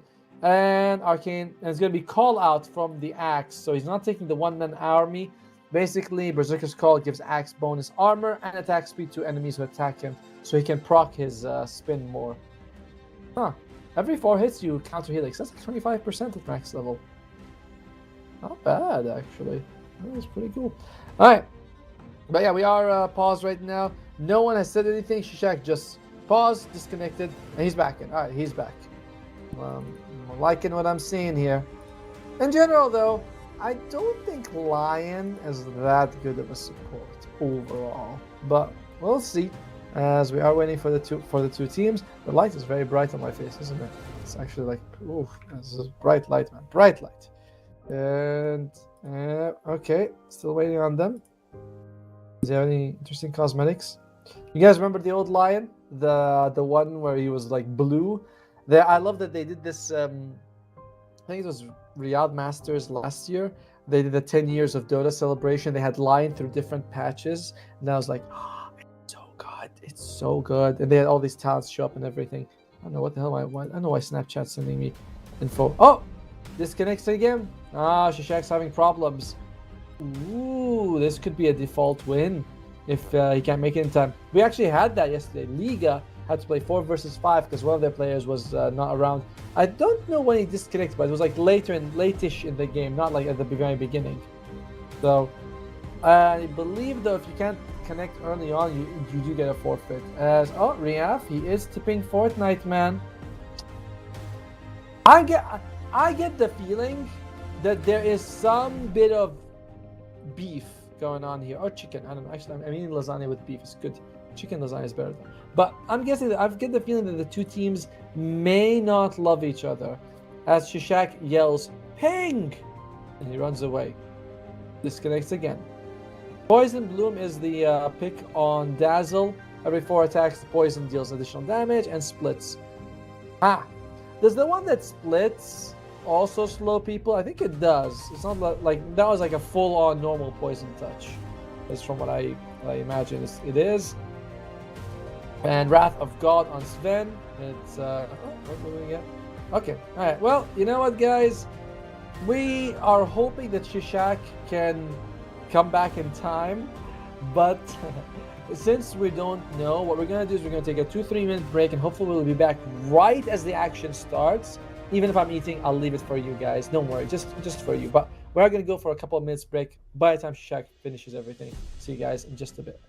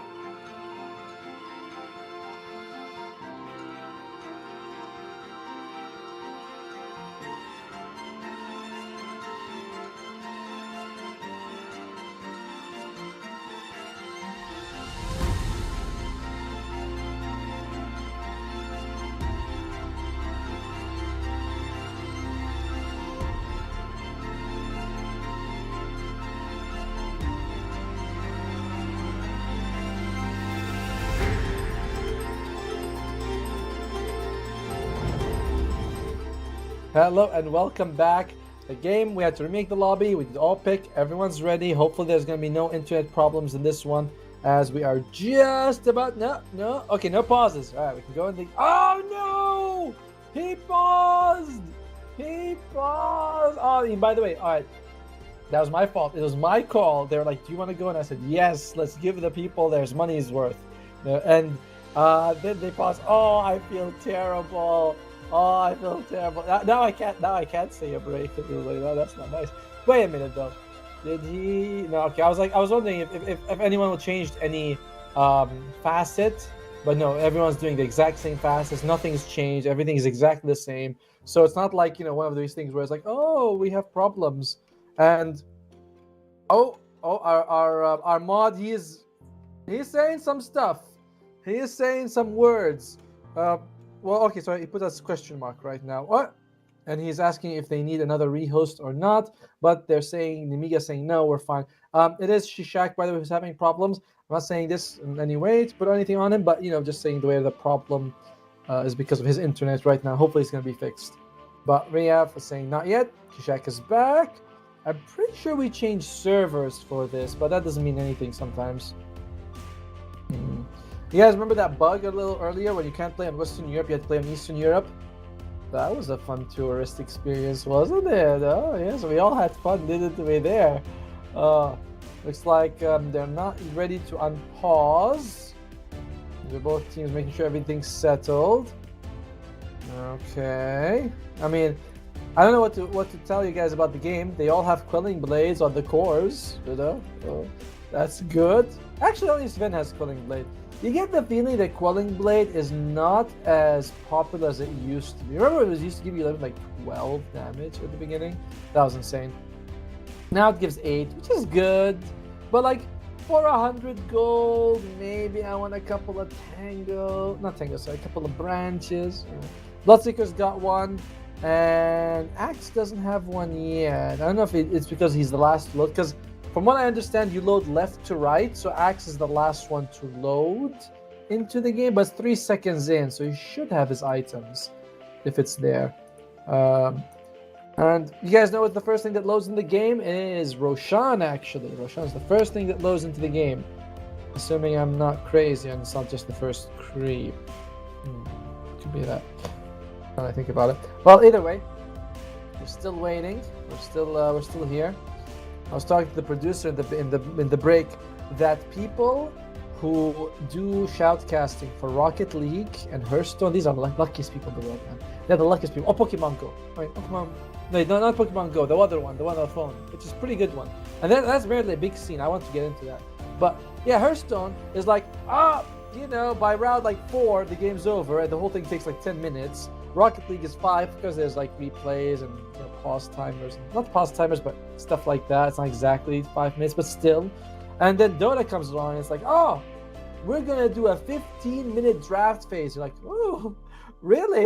And they're like, yeah. And then we're going to play for 35 minutes. Oh, okay. And we're pausing twice in between. Oh, you're like, for what? It's like lunch. And then what comes after lunch usually. That one too. And you're like, oh, okay. So we're going to be here for an hour. They're like, nah. Hour and 15 at least. So, because we've been here an hour and a half. Actually, well, looks like we have saying they need to wait. They still have ping issues for Shishak. But the admin is saying, oh, okay, boys. All right. When our admin is saying, when you guys are ready, we can start. But I imagine on Palanatia, they might start getting a little antsy. They're like, yo, hey, why should we suffer? We have no internet issues. We want to play the game of Dota. We'd come here for top pause gaming. Can't blame them. I can't blame them.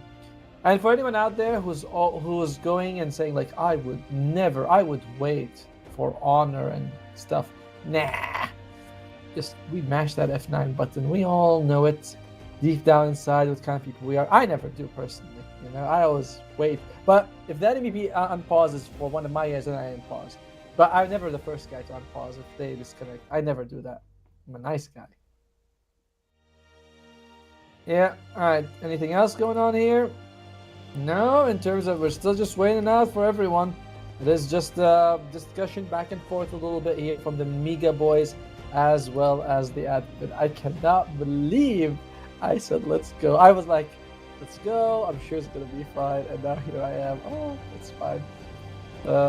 What time is it where everyone is? It's 4:30, which is nice. If you're casting, by the way, what's interesting is because it's such a global thing, you might be casting for different regions. Casting during the day, much better than casting at night. When I was in Southeast Asia, I was living in Malaysia.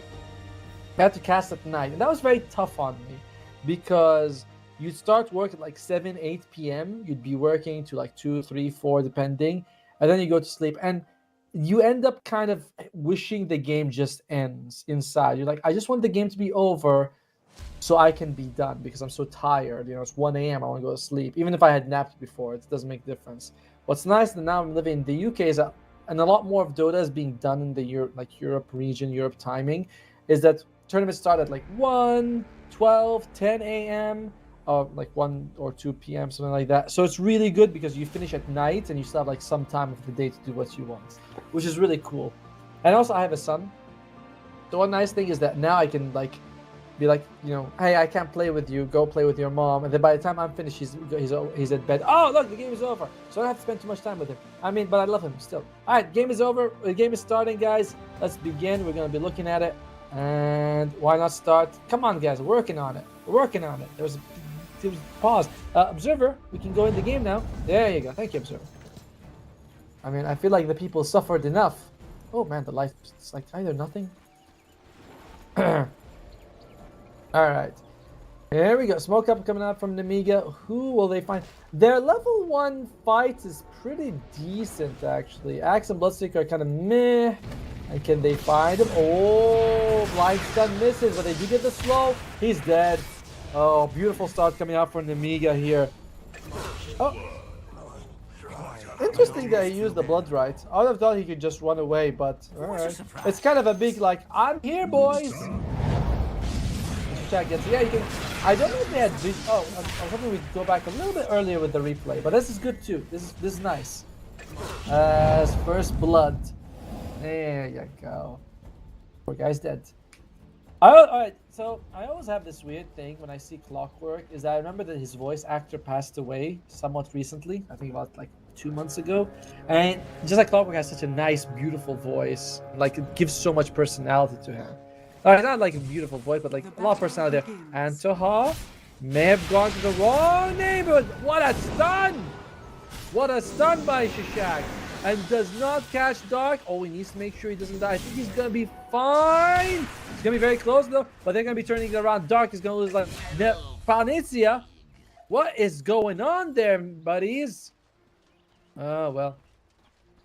And just a great start for Nemiga. How much? Well, let me check for a second how much it was in bounty ruins. They got 3 bounty ruins and a D ward. These are massive wins. As now they pause again and they say, "Operator." I don't know what that means, to be honest. And is that like internet provider? Is that what's going on? I'm not sure. Either way, though, looks like the internet continues to be the biggest opponent for Nemiga. Must say, I'm glad because it's looking like they're off to just an amazing start right now. Absolutely fantastic. All right. Oh, damn it. I'm trying to do something for a second. And there we go. Oh, okay, it's done. All right. We're back in the game here. All right, laning phase. Lion Pango versus the Clockwork and Bloodseeker. Gotta say, not favoring the Radiant in this one. I think Clockwork and Bloodseeker can do a lot of work. At the moment they get on top of Tiny, Pango Lion can as well, but it just feels like it's harder to pull off, as they are fixing ping. The man is fixing ping. He's working on it. Okay. Oh, come on. I'm sorry you find me annoying. I got you now, Sleep. I'm doing my best here. I'm solo casting.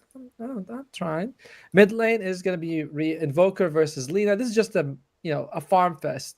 There's no one really going to be coming out ahead. I'd favor the Lina slightly more, but it's again, Invoker doesn't lose. Lina won't be losing either. Bottom lane, Rubik and Axe versus Ven and Dazzle. This is the one lane I favor Nemiga in. I think the Dazzle as a support is really good. You know, especially that with that facet, you know, level 2 on the poison touch is insane amounts of damage, and you can proc it a lot consistently on the axe. I don't think Rubik's a good bodyguard for him either. And well, we're still paused. Gotta hope things get fixed for Nemiga, because this is it's not ideal, you know. It's not how they want this. Even though this match doesn't really matter too much, but we've gone through a lot of pause timer. You know, like we've been through a lot of the pause timer here, and still kind of haven't. We rehosted. Well, looks like we'll just wait here.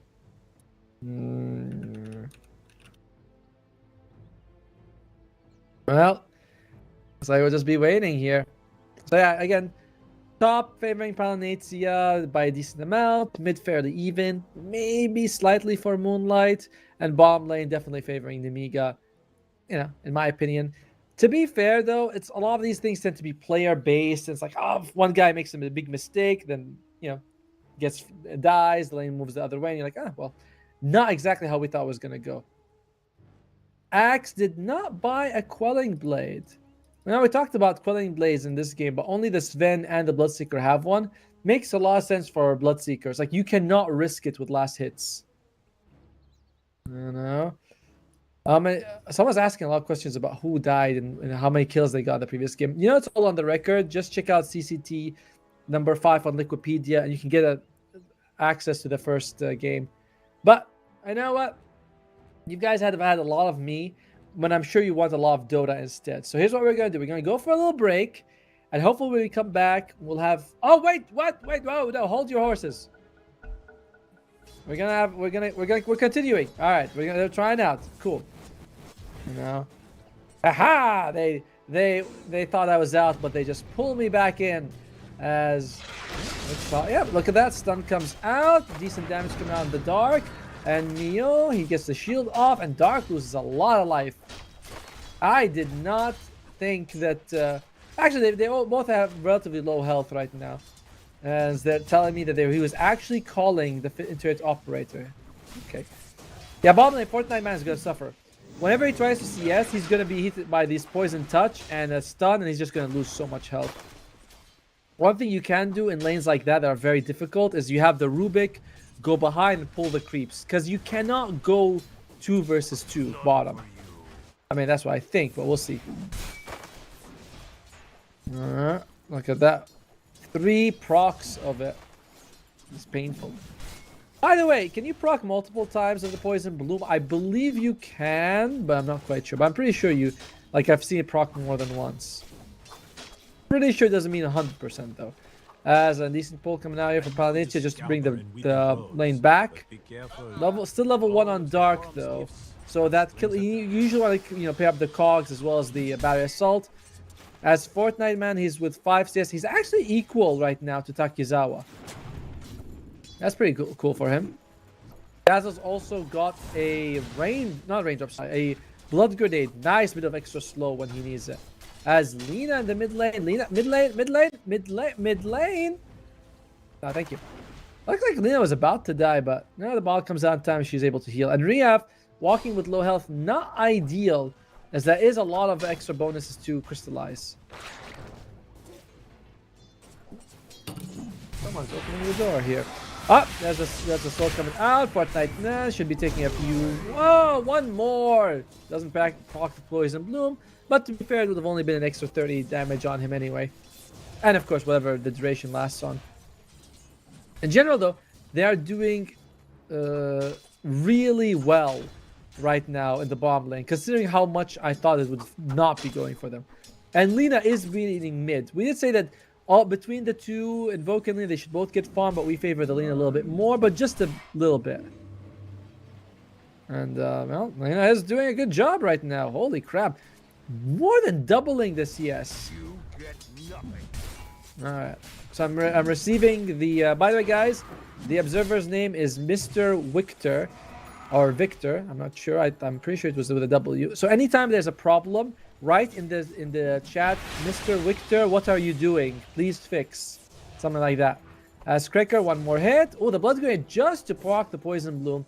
And will it count down again? Yeah, it counts down again. That's what I thought. It can proc multiple times. Fortnite Man, beautiful heal on Antoha. Fortnite Man should be okay, but again, the damage coming out. At the same time, they're just spending more on gold and healing, and they're fine in the lane. That's not bad. Okay. Alright, so that's gonna be a Berserker's Call.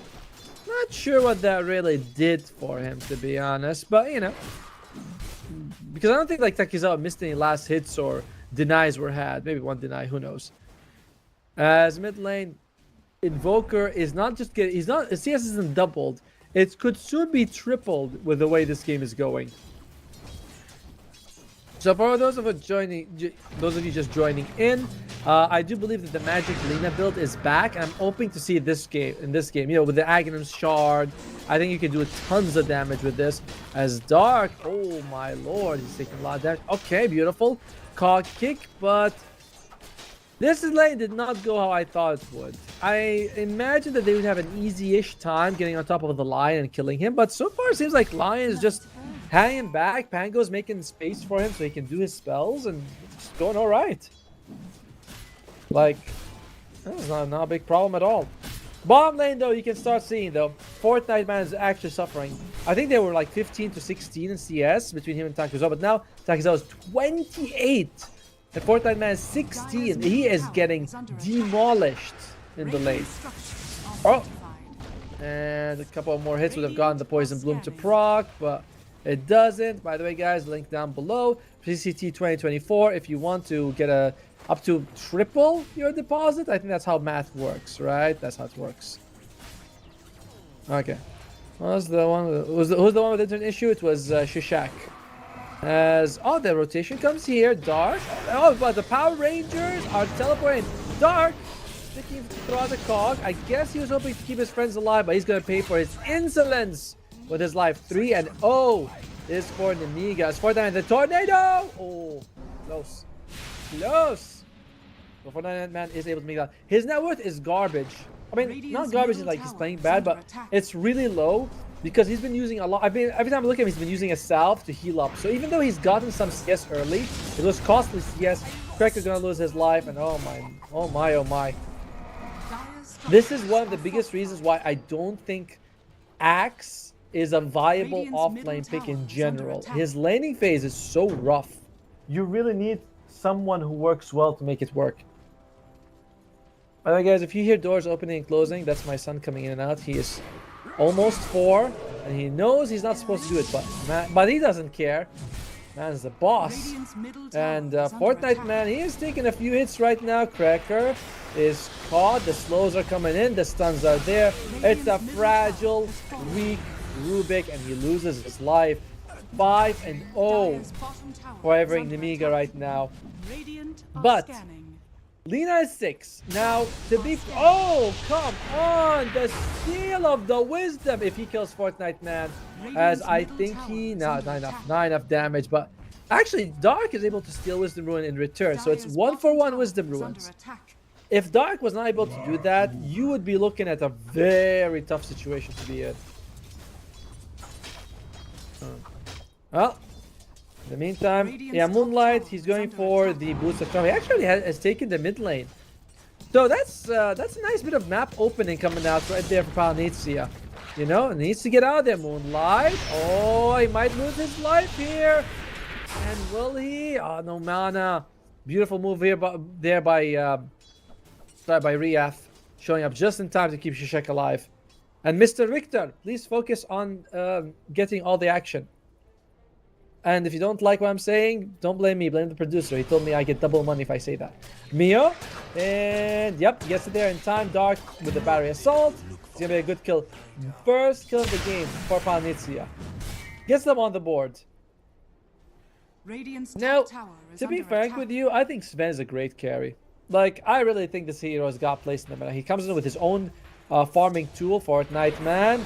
Oh, I think he's dead, man. I think, oh, the poison is gonna be enough. It is gonna be enough. He didn't even need to go on the tower to do that. He just had him.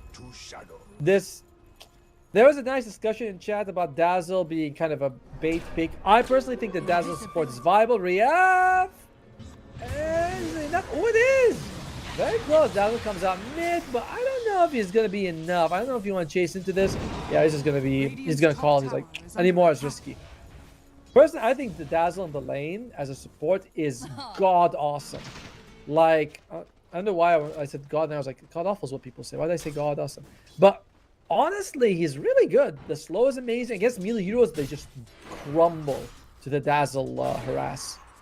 Late game, you know, his farming is whatever, but his shard's amazing too, and his save is good. Oh, I'm hearing someone's dying. Who's it gonna be?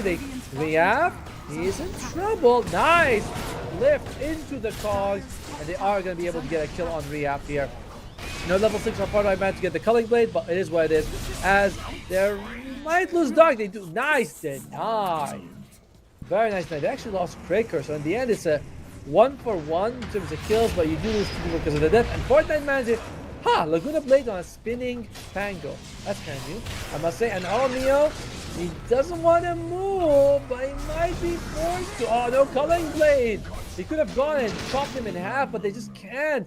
Grisly is moving very fast because so many people are low health. But in the end, they lose the axe on their way out, and it is no win for Polynesia. They just lost 3 people. Yeah, they might know that there's a ward there because he lifted him from the low ground. Mio does lose his life. Beautiful Fate Bolt from Cracker there. That Fate Bolt and getting a kill at the very end is nice. Oh, mid lane! Bloodseeker, did he just get turned in? I think he's just walks away. Seems like he's fine. They need some level 6s, man. They need some level 6s right now. Culling Blades, Spell Steal, Hookshot, Polynesia feeling a bit behind, but they are taking some decent trades overall. Someone's saying you think this is Rubik's game? He's got some decent spells to steal for sure. He's got, you know, there is of course the Earth Spike would be premium, but Pango Roll, Finger, anything from the Invoker's pretty good. You ever steal like what's it called, Sunstrike from Invoker? That shit's awesome, man. But you know, Tornado and EMP are also good, especially if you get EMP with the shards. That was nerfed, by the way. Shard pulls you slower than it did before, but you know. Oh, Finger! Don't you just hate it when you're walking around minding your own business and a random finger gets you in the face? I mean, yeah, that stuff's painful. Meanwhile, can they catch Mio? I think they actually could see him, but they couldn't reach him. And, well, he just rolls away to safety. He's fine. Yeah, they had vision because of the blood outside of the third Fortnite man. Probably did again. It is not this guy's game. He is 0 and 3 on the axe. And just, it's no set performance on this one so far, as they are able to bring down Antoha, but you get clipped. You think about it, this is a real step bro moment. I'm stuck, and he's also just like, you know, what I see, getting it from all sides as well. Can anyone get me down? Nope, you're just stuck there forever. There you go. Untarnished. And it ends like all things end, with the Sven face down. All right. Dire's middle tower is under attack. Well, that got graphic. Dark is going for more points than cogs. I'm surprised Battery Assault is so underutilized. I think 1 point for the slow is really good, but no, they don't want it. They just don't like it. Yeah, so Mio, is gonna get a kill on Fortnite. Man, we just saw this. Really tough game for him. And if he goes Blade, I don't like Blade Mail first on Axe. I think it slows you down way too much. Like, you should be going Blink Dagger and Takizawa. Yeah, he'll be replaying that a couple of times. So far, it's been a really solid performance from Cricker. Like, he's 2-4-2 on the Rubik, but it doesn't feel like he's been dying that, like, he's died that much. He's having impact. Dazzle is working up to buy the shard at 15 minutes. I love this. I think Dazzle shard is one of those things where you just get it. Like, it's too good. Don't delay. Don't wait. Just 15 minutes, buy it. What else? Lion's going for first time Blink Dagger. Has it about 1,000 gold. And Pango's got Blink and Lotus. Oh, yuck.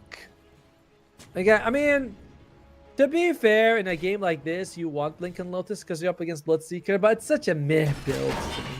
Holy moly, nice hook shot into the card, into the blood right, into the light strike array, into just killing everybody here. That's a beautiful move by Dark right there, catching them. Really well done.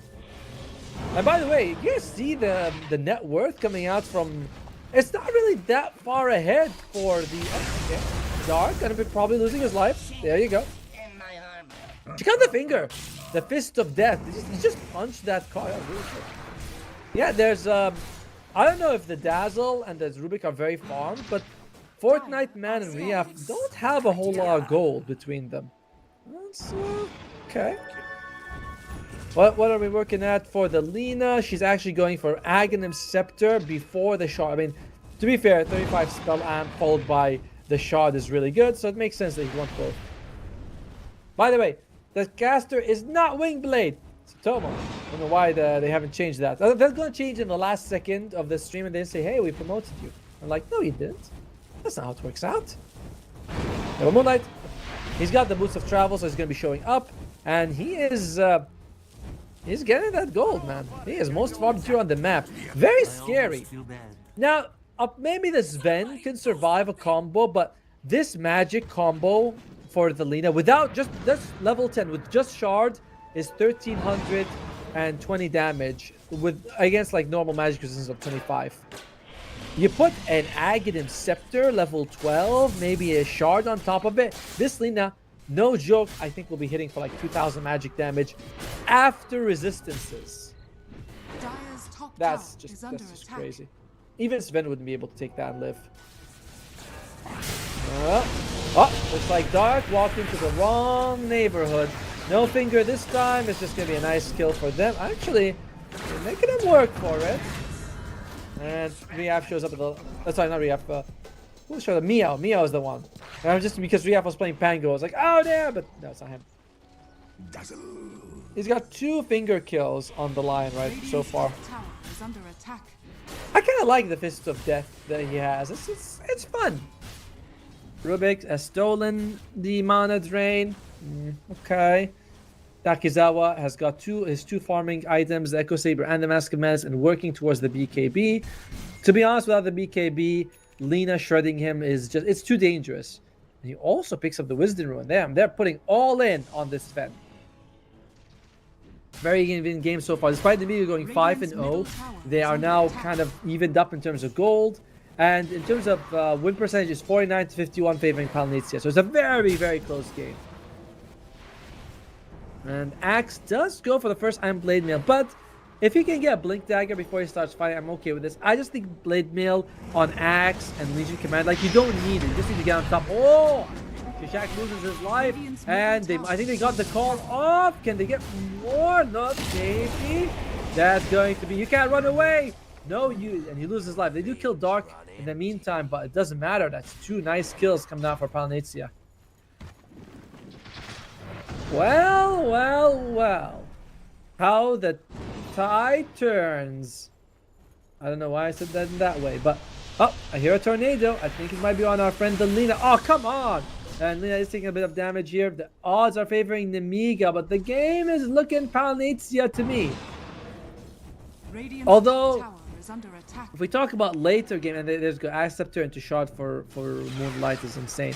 Later on, I do think Sven becomes the strongest hero on the map. And you have a good, like, bunch of people backing you up with the Advoker, as well as the Pango. Dazzle can keep you alive. Like, it's solid stuff that you got working on you, Dark. I like that. He throws the cog just in case someone tries to deny the ward on the second hit. It's really cool. Okay. What is the name of the logo on the team? I believe Palnizia's logo is some form of a bread. Someone told me what it was the other day, but I don't know what it actually is.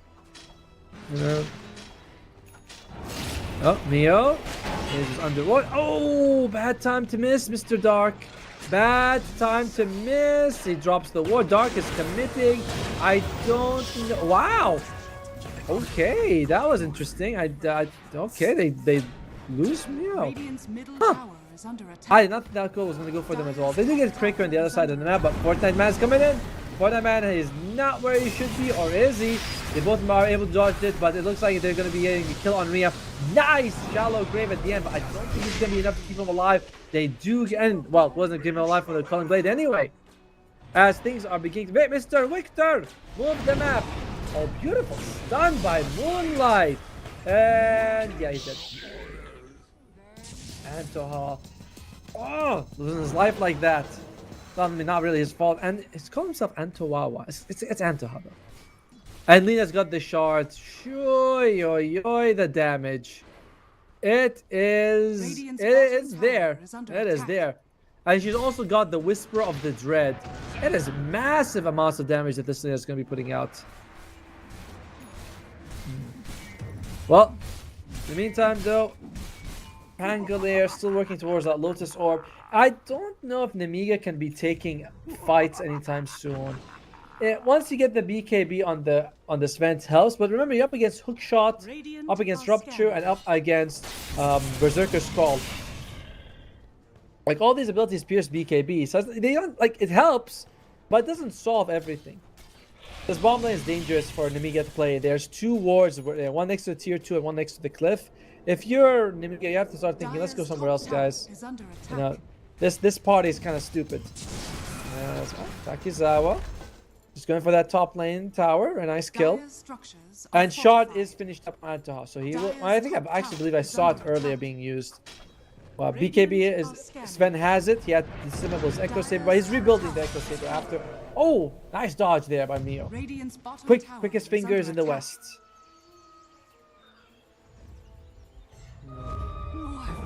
They smoked up. I think they smoked up under vision though. Fairly sure. Oh, Moonlight. Can they get the kill? Looks like, oh no, that Chocha was wide. Spotlight man, he's losing his health, but I don't know if he's going to lose his life. Mio, that nice. Rupture coming out. They're a bit low health now. They need to be careful. They trade 2 for 1 right now. There's a good win for Nemiga, but they want more. The BKB comes out. Takizawa, can he actually get on top of someone? Doesn't seem like it. Feels like a bit of a wasted BKB to throw in the last second. And they're still waiting. Crystallize. The stun comes out, but he's moving fairly fast. Can they kill him? Now he uses BKB, but guess what? Takizawa doesn't have his. Takizawa takes a ton of damage. The dazzle showers great, but now you're committed on Takizawa. He's like, I gotta go in, guys. Luckily, at the last second, turns back. Can they go for more? Nope! Good! Whoever was saying it's a Rubik's game, you are a genius! He blinks in, gets the Fade Ball. Now they're going for more Crystallize. Almost dead, 1 hit! But he's actually eating creeps to go back in. Oh, Lord! Doesn't get actually. Oh, Fortnite Man, he's wants him. Wants to go for the down, and he's got him. There you go. 1 chop on the head. Possibly 2 if he can get re-up. He has kind of low health right now. Oh, the hook shot.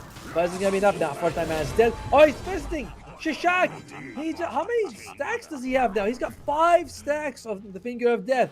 You know why? Because he turned his hands into the Fists of Fury and he got what he needed to. Dire's middle tower is under attack. All right. In the end, a lot of people died. The recap, well, the recap is showing the very end of the fight when favors Nemiga, but that was a lot of action. I mean, I think they lost Takizawa at some point, didn't they?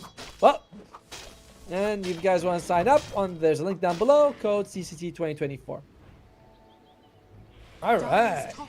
And 21 to 16 win percentage is 55 to 45. Feel very even game, but this is a bit scary. I mean, I say even 3,000 gold, it's not the biggest deal. Palanizia, again, I just don't think this is the late game draft that you want to have, you know? Lina's good, sure, because the magic damage is always pretty damn decent, even late game, especially because no one's building pipes on Nemiga, but it's still not super ideal, you know? You're up against Sven, you're up against Invoker, that's a lot. Alright. Looks like who's getting the Tormentor? Shishak gets it. That's a good one. You know, you get that you're magic immune, which is really good against the Lina. And you are also able to monitor multiple views. You don't do damage, but the fists are so much better anyway. Well, not better, but they're good. Fortnite Man. Oh, dude. It's not his game. It's not his game. It's 2 and 6. He's not enjoying this one at all. I don't know when it'll get better for him as well. I mean, he has the blink. He's going for BKB. He's got the blade mail. To be fair, with Axe, if you can get a jump and you call with the blade mail, like you're always providing value if you can do that. Even if you're behind 20,000, you get a big berserker's call with blade mail. You're able to reflect tons of damage. It's good, but you also want items. You want to be the lowest formed core. You don't want to be barely ahead of supports. That ain't ideal. I mean, the net worth gap is basically him and the Pango. That's the big gap. Or him and the Invoker if you want to go with it. As Dark gets caught in, beautiful move by Quicker to get the pull, jump it, but they still lose. The Dark Finger is used. And look at Shishak. Look at that. Another 2 stacks. He's just doing it. He gets 2 from that. And once he hits that level 15, if he gets the max health, that's a huge amount of extra like durability he's getting. And they're going for Roshan. Oh, well. Looking pretty grim, I must say. There. Roshan's gonna fall. Takizawa takes it. I mean, Sven is, transformation hero. They're not usually the best at carrying the Aegis, but to be fair, Sven's transformation just gives her like more damage. Shareblade gets like more range and damage. Alchemist gets more movement, attack speed, and like regeneration. Sven just damage is like, if I got strength, kill one guy, die, come back, I still have value then for the team. I think he's as reliant on his transformation as like Dragon Knight and TBR. Meanwhile, are they gonna go for the Tormentor? Oh, the Tormentor. Oh, they're spotted out though. This could be a good time to fight if you're on the dire side. Oh, you can see the red lightning coming out by this. So they knew Cracker was there. And awkward time to go for that. Guys, as they do instantly get rid of Antar, that's no save. They need to be very careful. They get Mio as well. Takizawa probably going to get a kill on the Rubik here. But to what end, we must ask ourselves. As I think he's going to BKB and TP out on the second life. Okay, good finger coming out at the end, by the way. But yeah, BKB, TP out. I mean, I think he's actually fighting, isn't he? Oh man, he believes in himself, as you all should, by the way. And no, well, looks like Shaq is gonna lose his life, but that's fine. Crystallize a triple kill. Is overall a team wipe for Palanesia because they were able to remove the Aegis. They could walk away very happy with how that fight went. And Shishak has only 8 fingers left. He does take the max health, by the way. Oh, we're gonna watch this again. Yeah, that was taking the Tormentor with the tier 2 still alive was a very risky play by Naniga. Like, they were not respecting Palanesia. Palanesia is like, yo, we ain't soft as bread. We can do what we can do it. Because their logo is bread. Alright, items. Solar Crest on Dazzle. I believe Lion's got the Blink and the Ghost Scepter. And Harpoon is finished up on the Sven. Very close to the Sanj and Yasha upgrade as well. Oh, I hear a tornado. Looks like Cracker should be fine. Oh, the double lift. He, because the Lotus Orb was on him, so he actually lifted Rehab. And oh, Dark. He's got the shard, tries to fly away, but it is not working out for him. Pangler is about to finish his Aghanim Scepter. It's not as great without the Diffusal Blade, to be honest, but still a bit of extra damage. Crystallize, can he make it out? Does not have the BKB for 2 more seconds, but it should be okay. Dire's middle tower is under attack. Quieter game from the Lina than I thought. Oh, wait. I say that. Oh, the Light Strike Array. If that had landed, he would have got a kill on whoever he wanted to, honestly, with the amount of damage he had on him. Well, Dire's middle tower has fallen. It's not looking too hot right now. Any big items? It is going to be... BKB is finished on the lane, I believe. Is that? No, she's used it before, actually. She's going to start going for right click. I think that's a Shadow Blade she's got queued up into a Kaya, into a Hex. So, odd mixture of control, damage, and I say survivability. Alright, we're going to jump in here. The Lina is caught. Nice hook shot there to make sure that the Lion is caught. Lion's dead. Laguna Blade, your Ghost Scepter down do shit against that. Makes you a ghost, in fact. And it's like, Takizawa's just standing still there. I guess he doesn't. Yeah, he can't move. It's up against the Bloodseeker. A BKB, but he doesn't really want to do anything right now. But he is able to kill Fortnite Man, who's having a really miserable time. Does lose his life in the end, though. They're going for the Dazzle. Not a whole lot. He's silenced! And he does die. Dark is able to jump out. It's a win-ish. No, it's not a win. Finalizing, it's a 3-4-3 trade, but they lose 2 cores to the 1. I mean, let's see what the fight recap says. It does say it's a win for Palnizia in terms of gold and XP. Sure, let's go with that. Oh, we'll work with that one. You thought to tame the lion. What do we have on the sports on the other side? Just the Force Staff on the Clockwork. That's all he's got. Rubik's got Force and Blink. He's working towards Aether. Ooh, now that's a jump. But where is the backup? Where is the rest of them? There's no one here. It's a good hook shot, but it's just kind of like, I honestly feel like that was a risky hook shot, because what you you had no backup, you weren't going to kill him. If he turned around and killed you, you'd have been in deep. You would have been in deep. Let's go with that. Bloodseeker working on the Molyneux or Mjolnir or however you spell it. They're like, oh, you know that's oh, that's unfortunate. Essentially, what killing the courier does is that for the next 3 minutes, that net worth is actually bigger than it is, because the gold that the item is supposed that you're supposed to get, you have the item, you don't have it at the same time. You spend the gold, but you don't have the item. It's very bad for them. Smoke coming out here for Palnizia. I think they're going to blind smoke. Radiant scanned out. They know something's going on. Takizawa would be great. Dark, can he hook shot him? Oh, hook shot on someone. Who would they come? Mio. Looks like he's getting ready to roll. Oh, Fortnite Man catch him. Beautiful catch. Can they get the kill? Oh, they lose Trigger immediately, but they are able to trade for Mio. Now they're chasing for more. Buyback is being used by both sides. They feel like this is a big fight for both of them. A nice BKB there by Chris. Like says, out. I'm out. I'm not in this guy anymore, guys. As can Moonlight. What? Did you guys see that? That was like a big hit from the Sven. I think it was like what? I don't know if it was a spin or not, but it was. Holy shit! How is he hitting so hard? Does he have? He doesn't even have crit. He's doing 700 damage normally. Maybe they're stunned or something. That brings up to 840. What is this? Oh, I have Fortnite Man jumping in. I mean, yeah, the thing is you can trade with this, with Sven, but he's actually more durable than you. And he's got life. Dude, Sven has twice the health of the axe. He's got 3.8 to Axe's 1.9. So, Blade Mail is essentially useless against him, because you'll never trade enough to make it worth it. Especially when you have lifesteal on the other side. But Lion's got more health than the axe. But to be fair, Lion's got like 9 finger stacks, courtesy of the Fist of Death. I don't know if it's actually called Fist of Death, but I'm gonna call it Fist of Death because there's no other way to call it. It's actually called Fist of Death. Oh man, What a beauty! I thought I was being original. Roshan is not gonna be up for at least a minute to up to 4 minutes. Oh, yeah, just jump in. He just jumps in, kills him, and leaves. And this is what I was saying. Like, Sven is the strongest hero right now by a lot, and not just because of gold, but because the hero is built this way. He took the Wrath of God facet, which means that he gets so much more damage out of strength.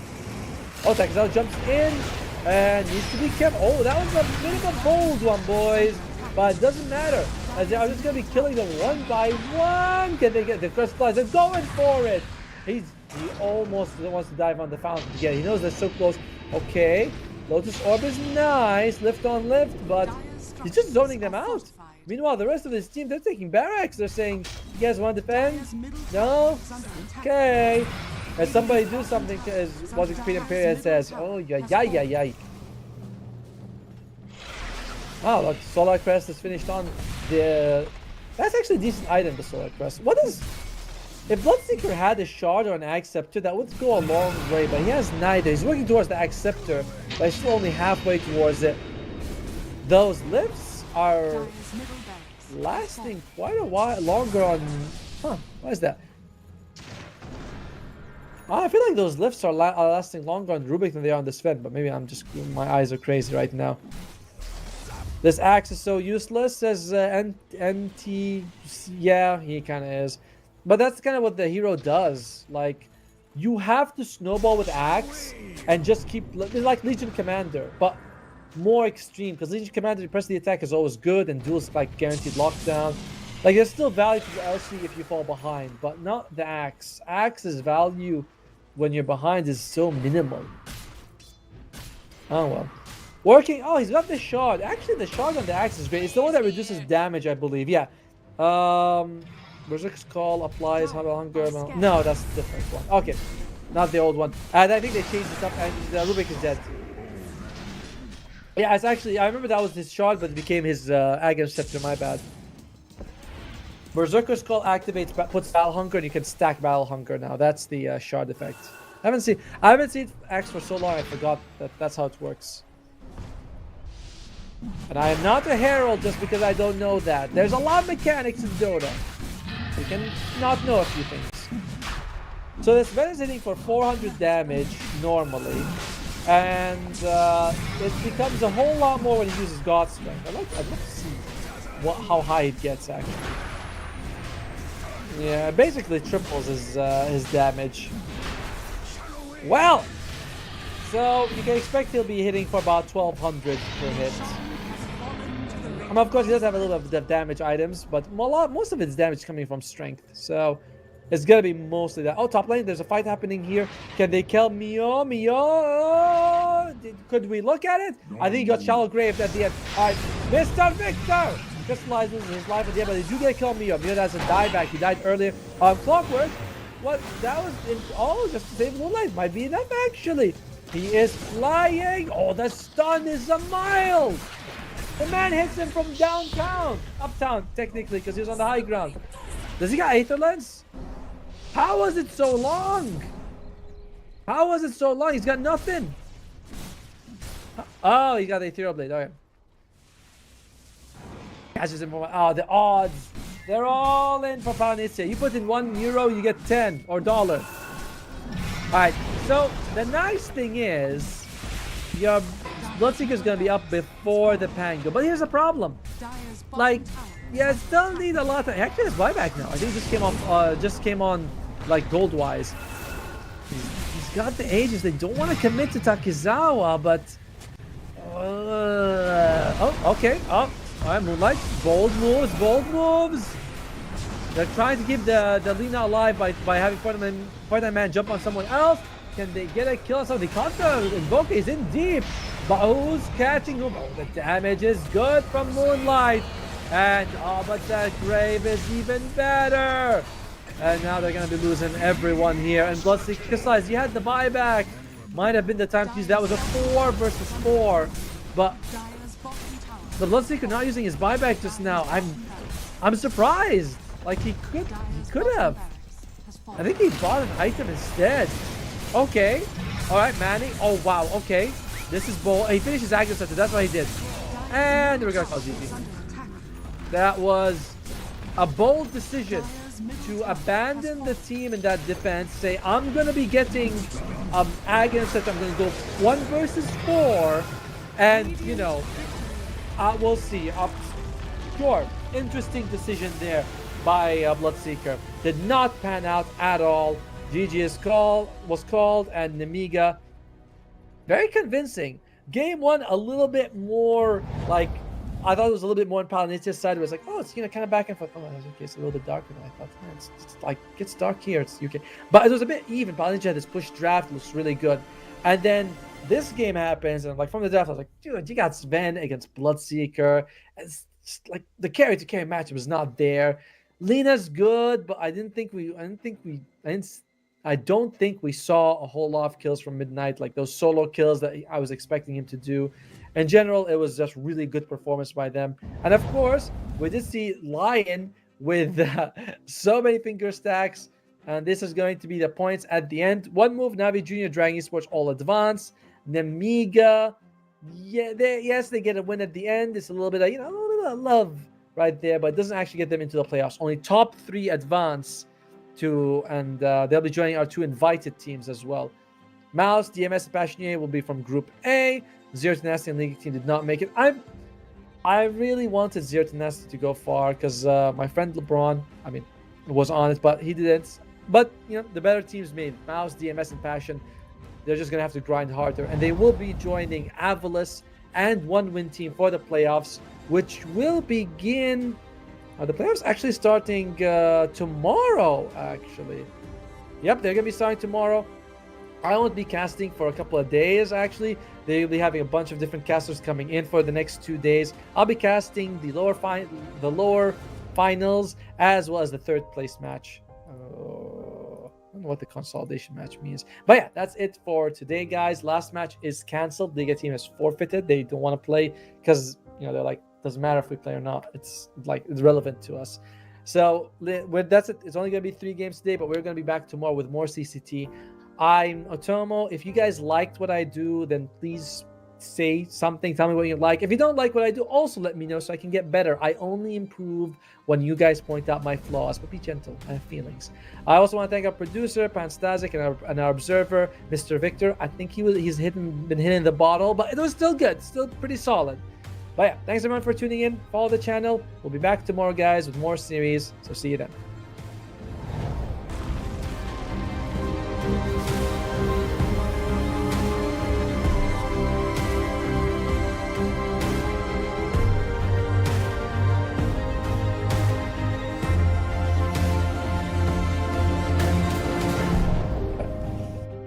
All right, well,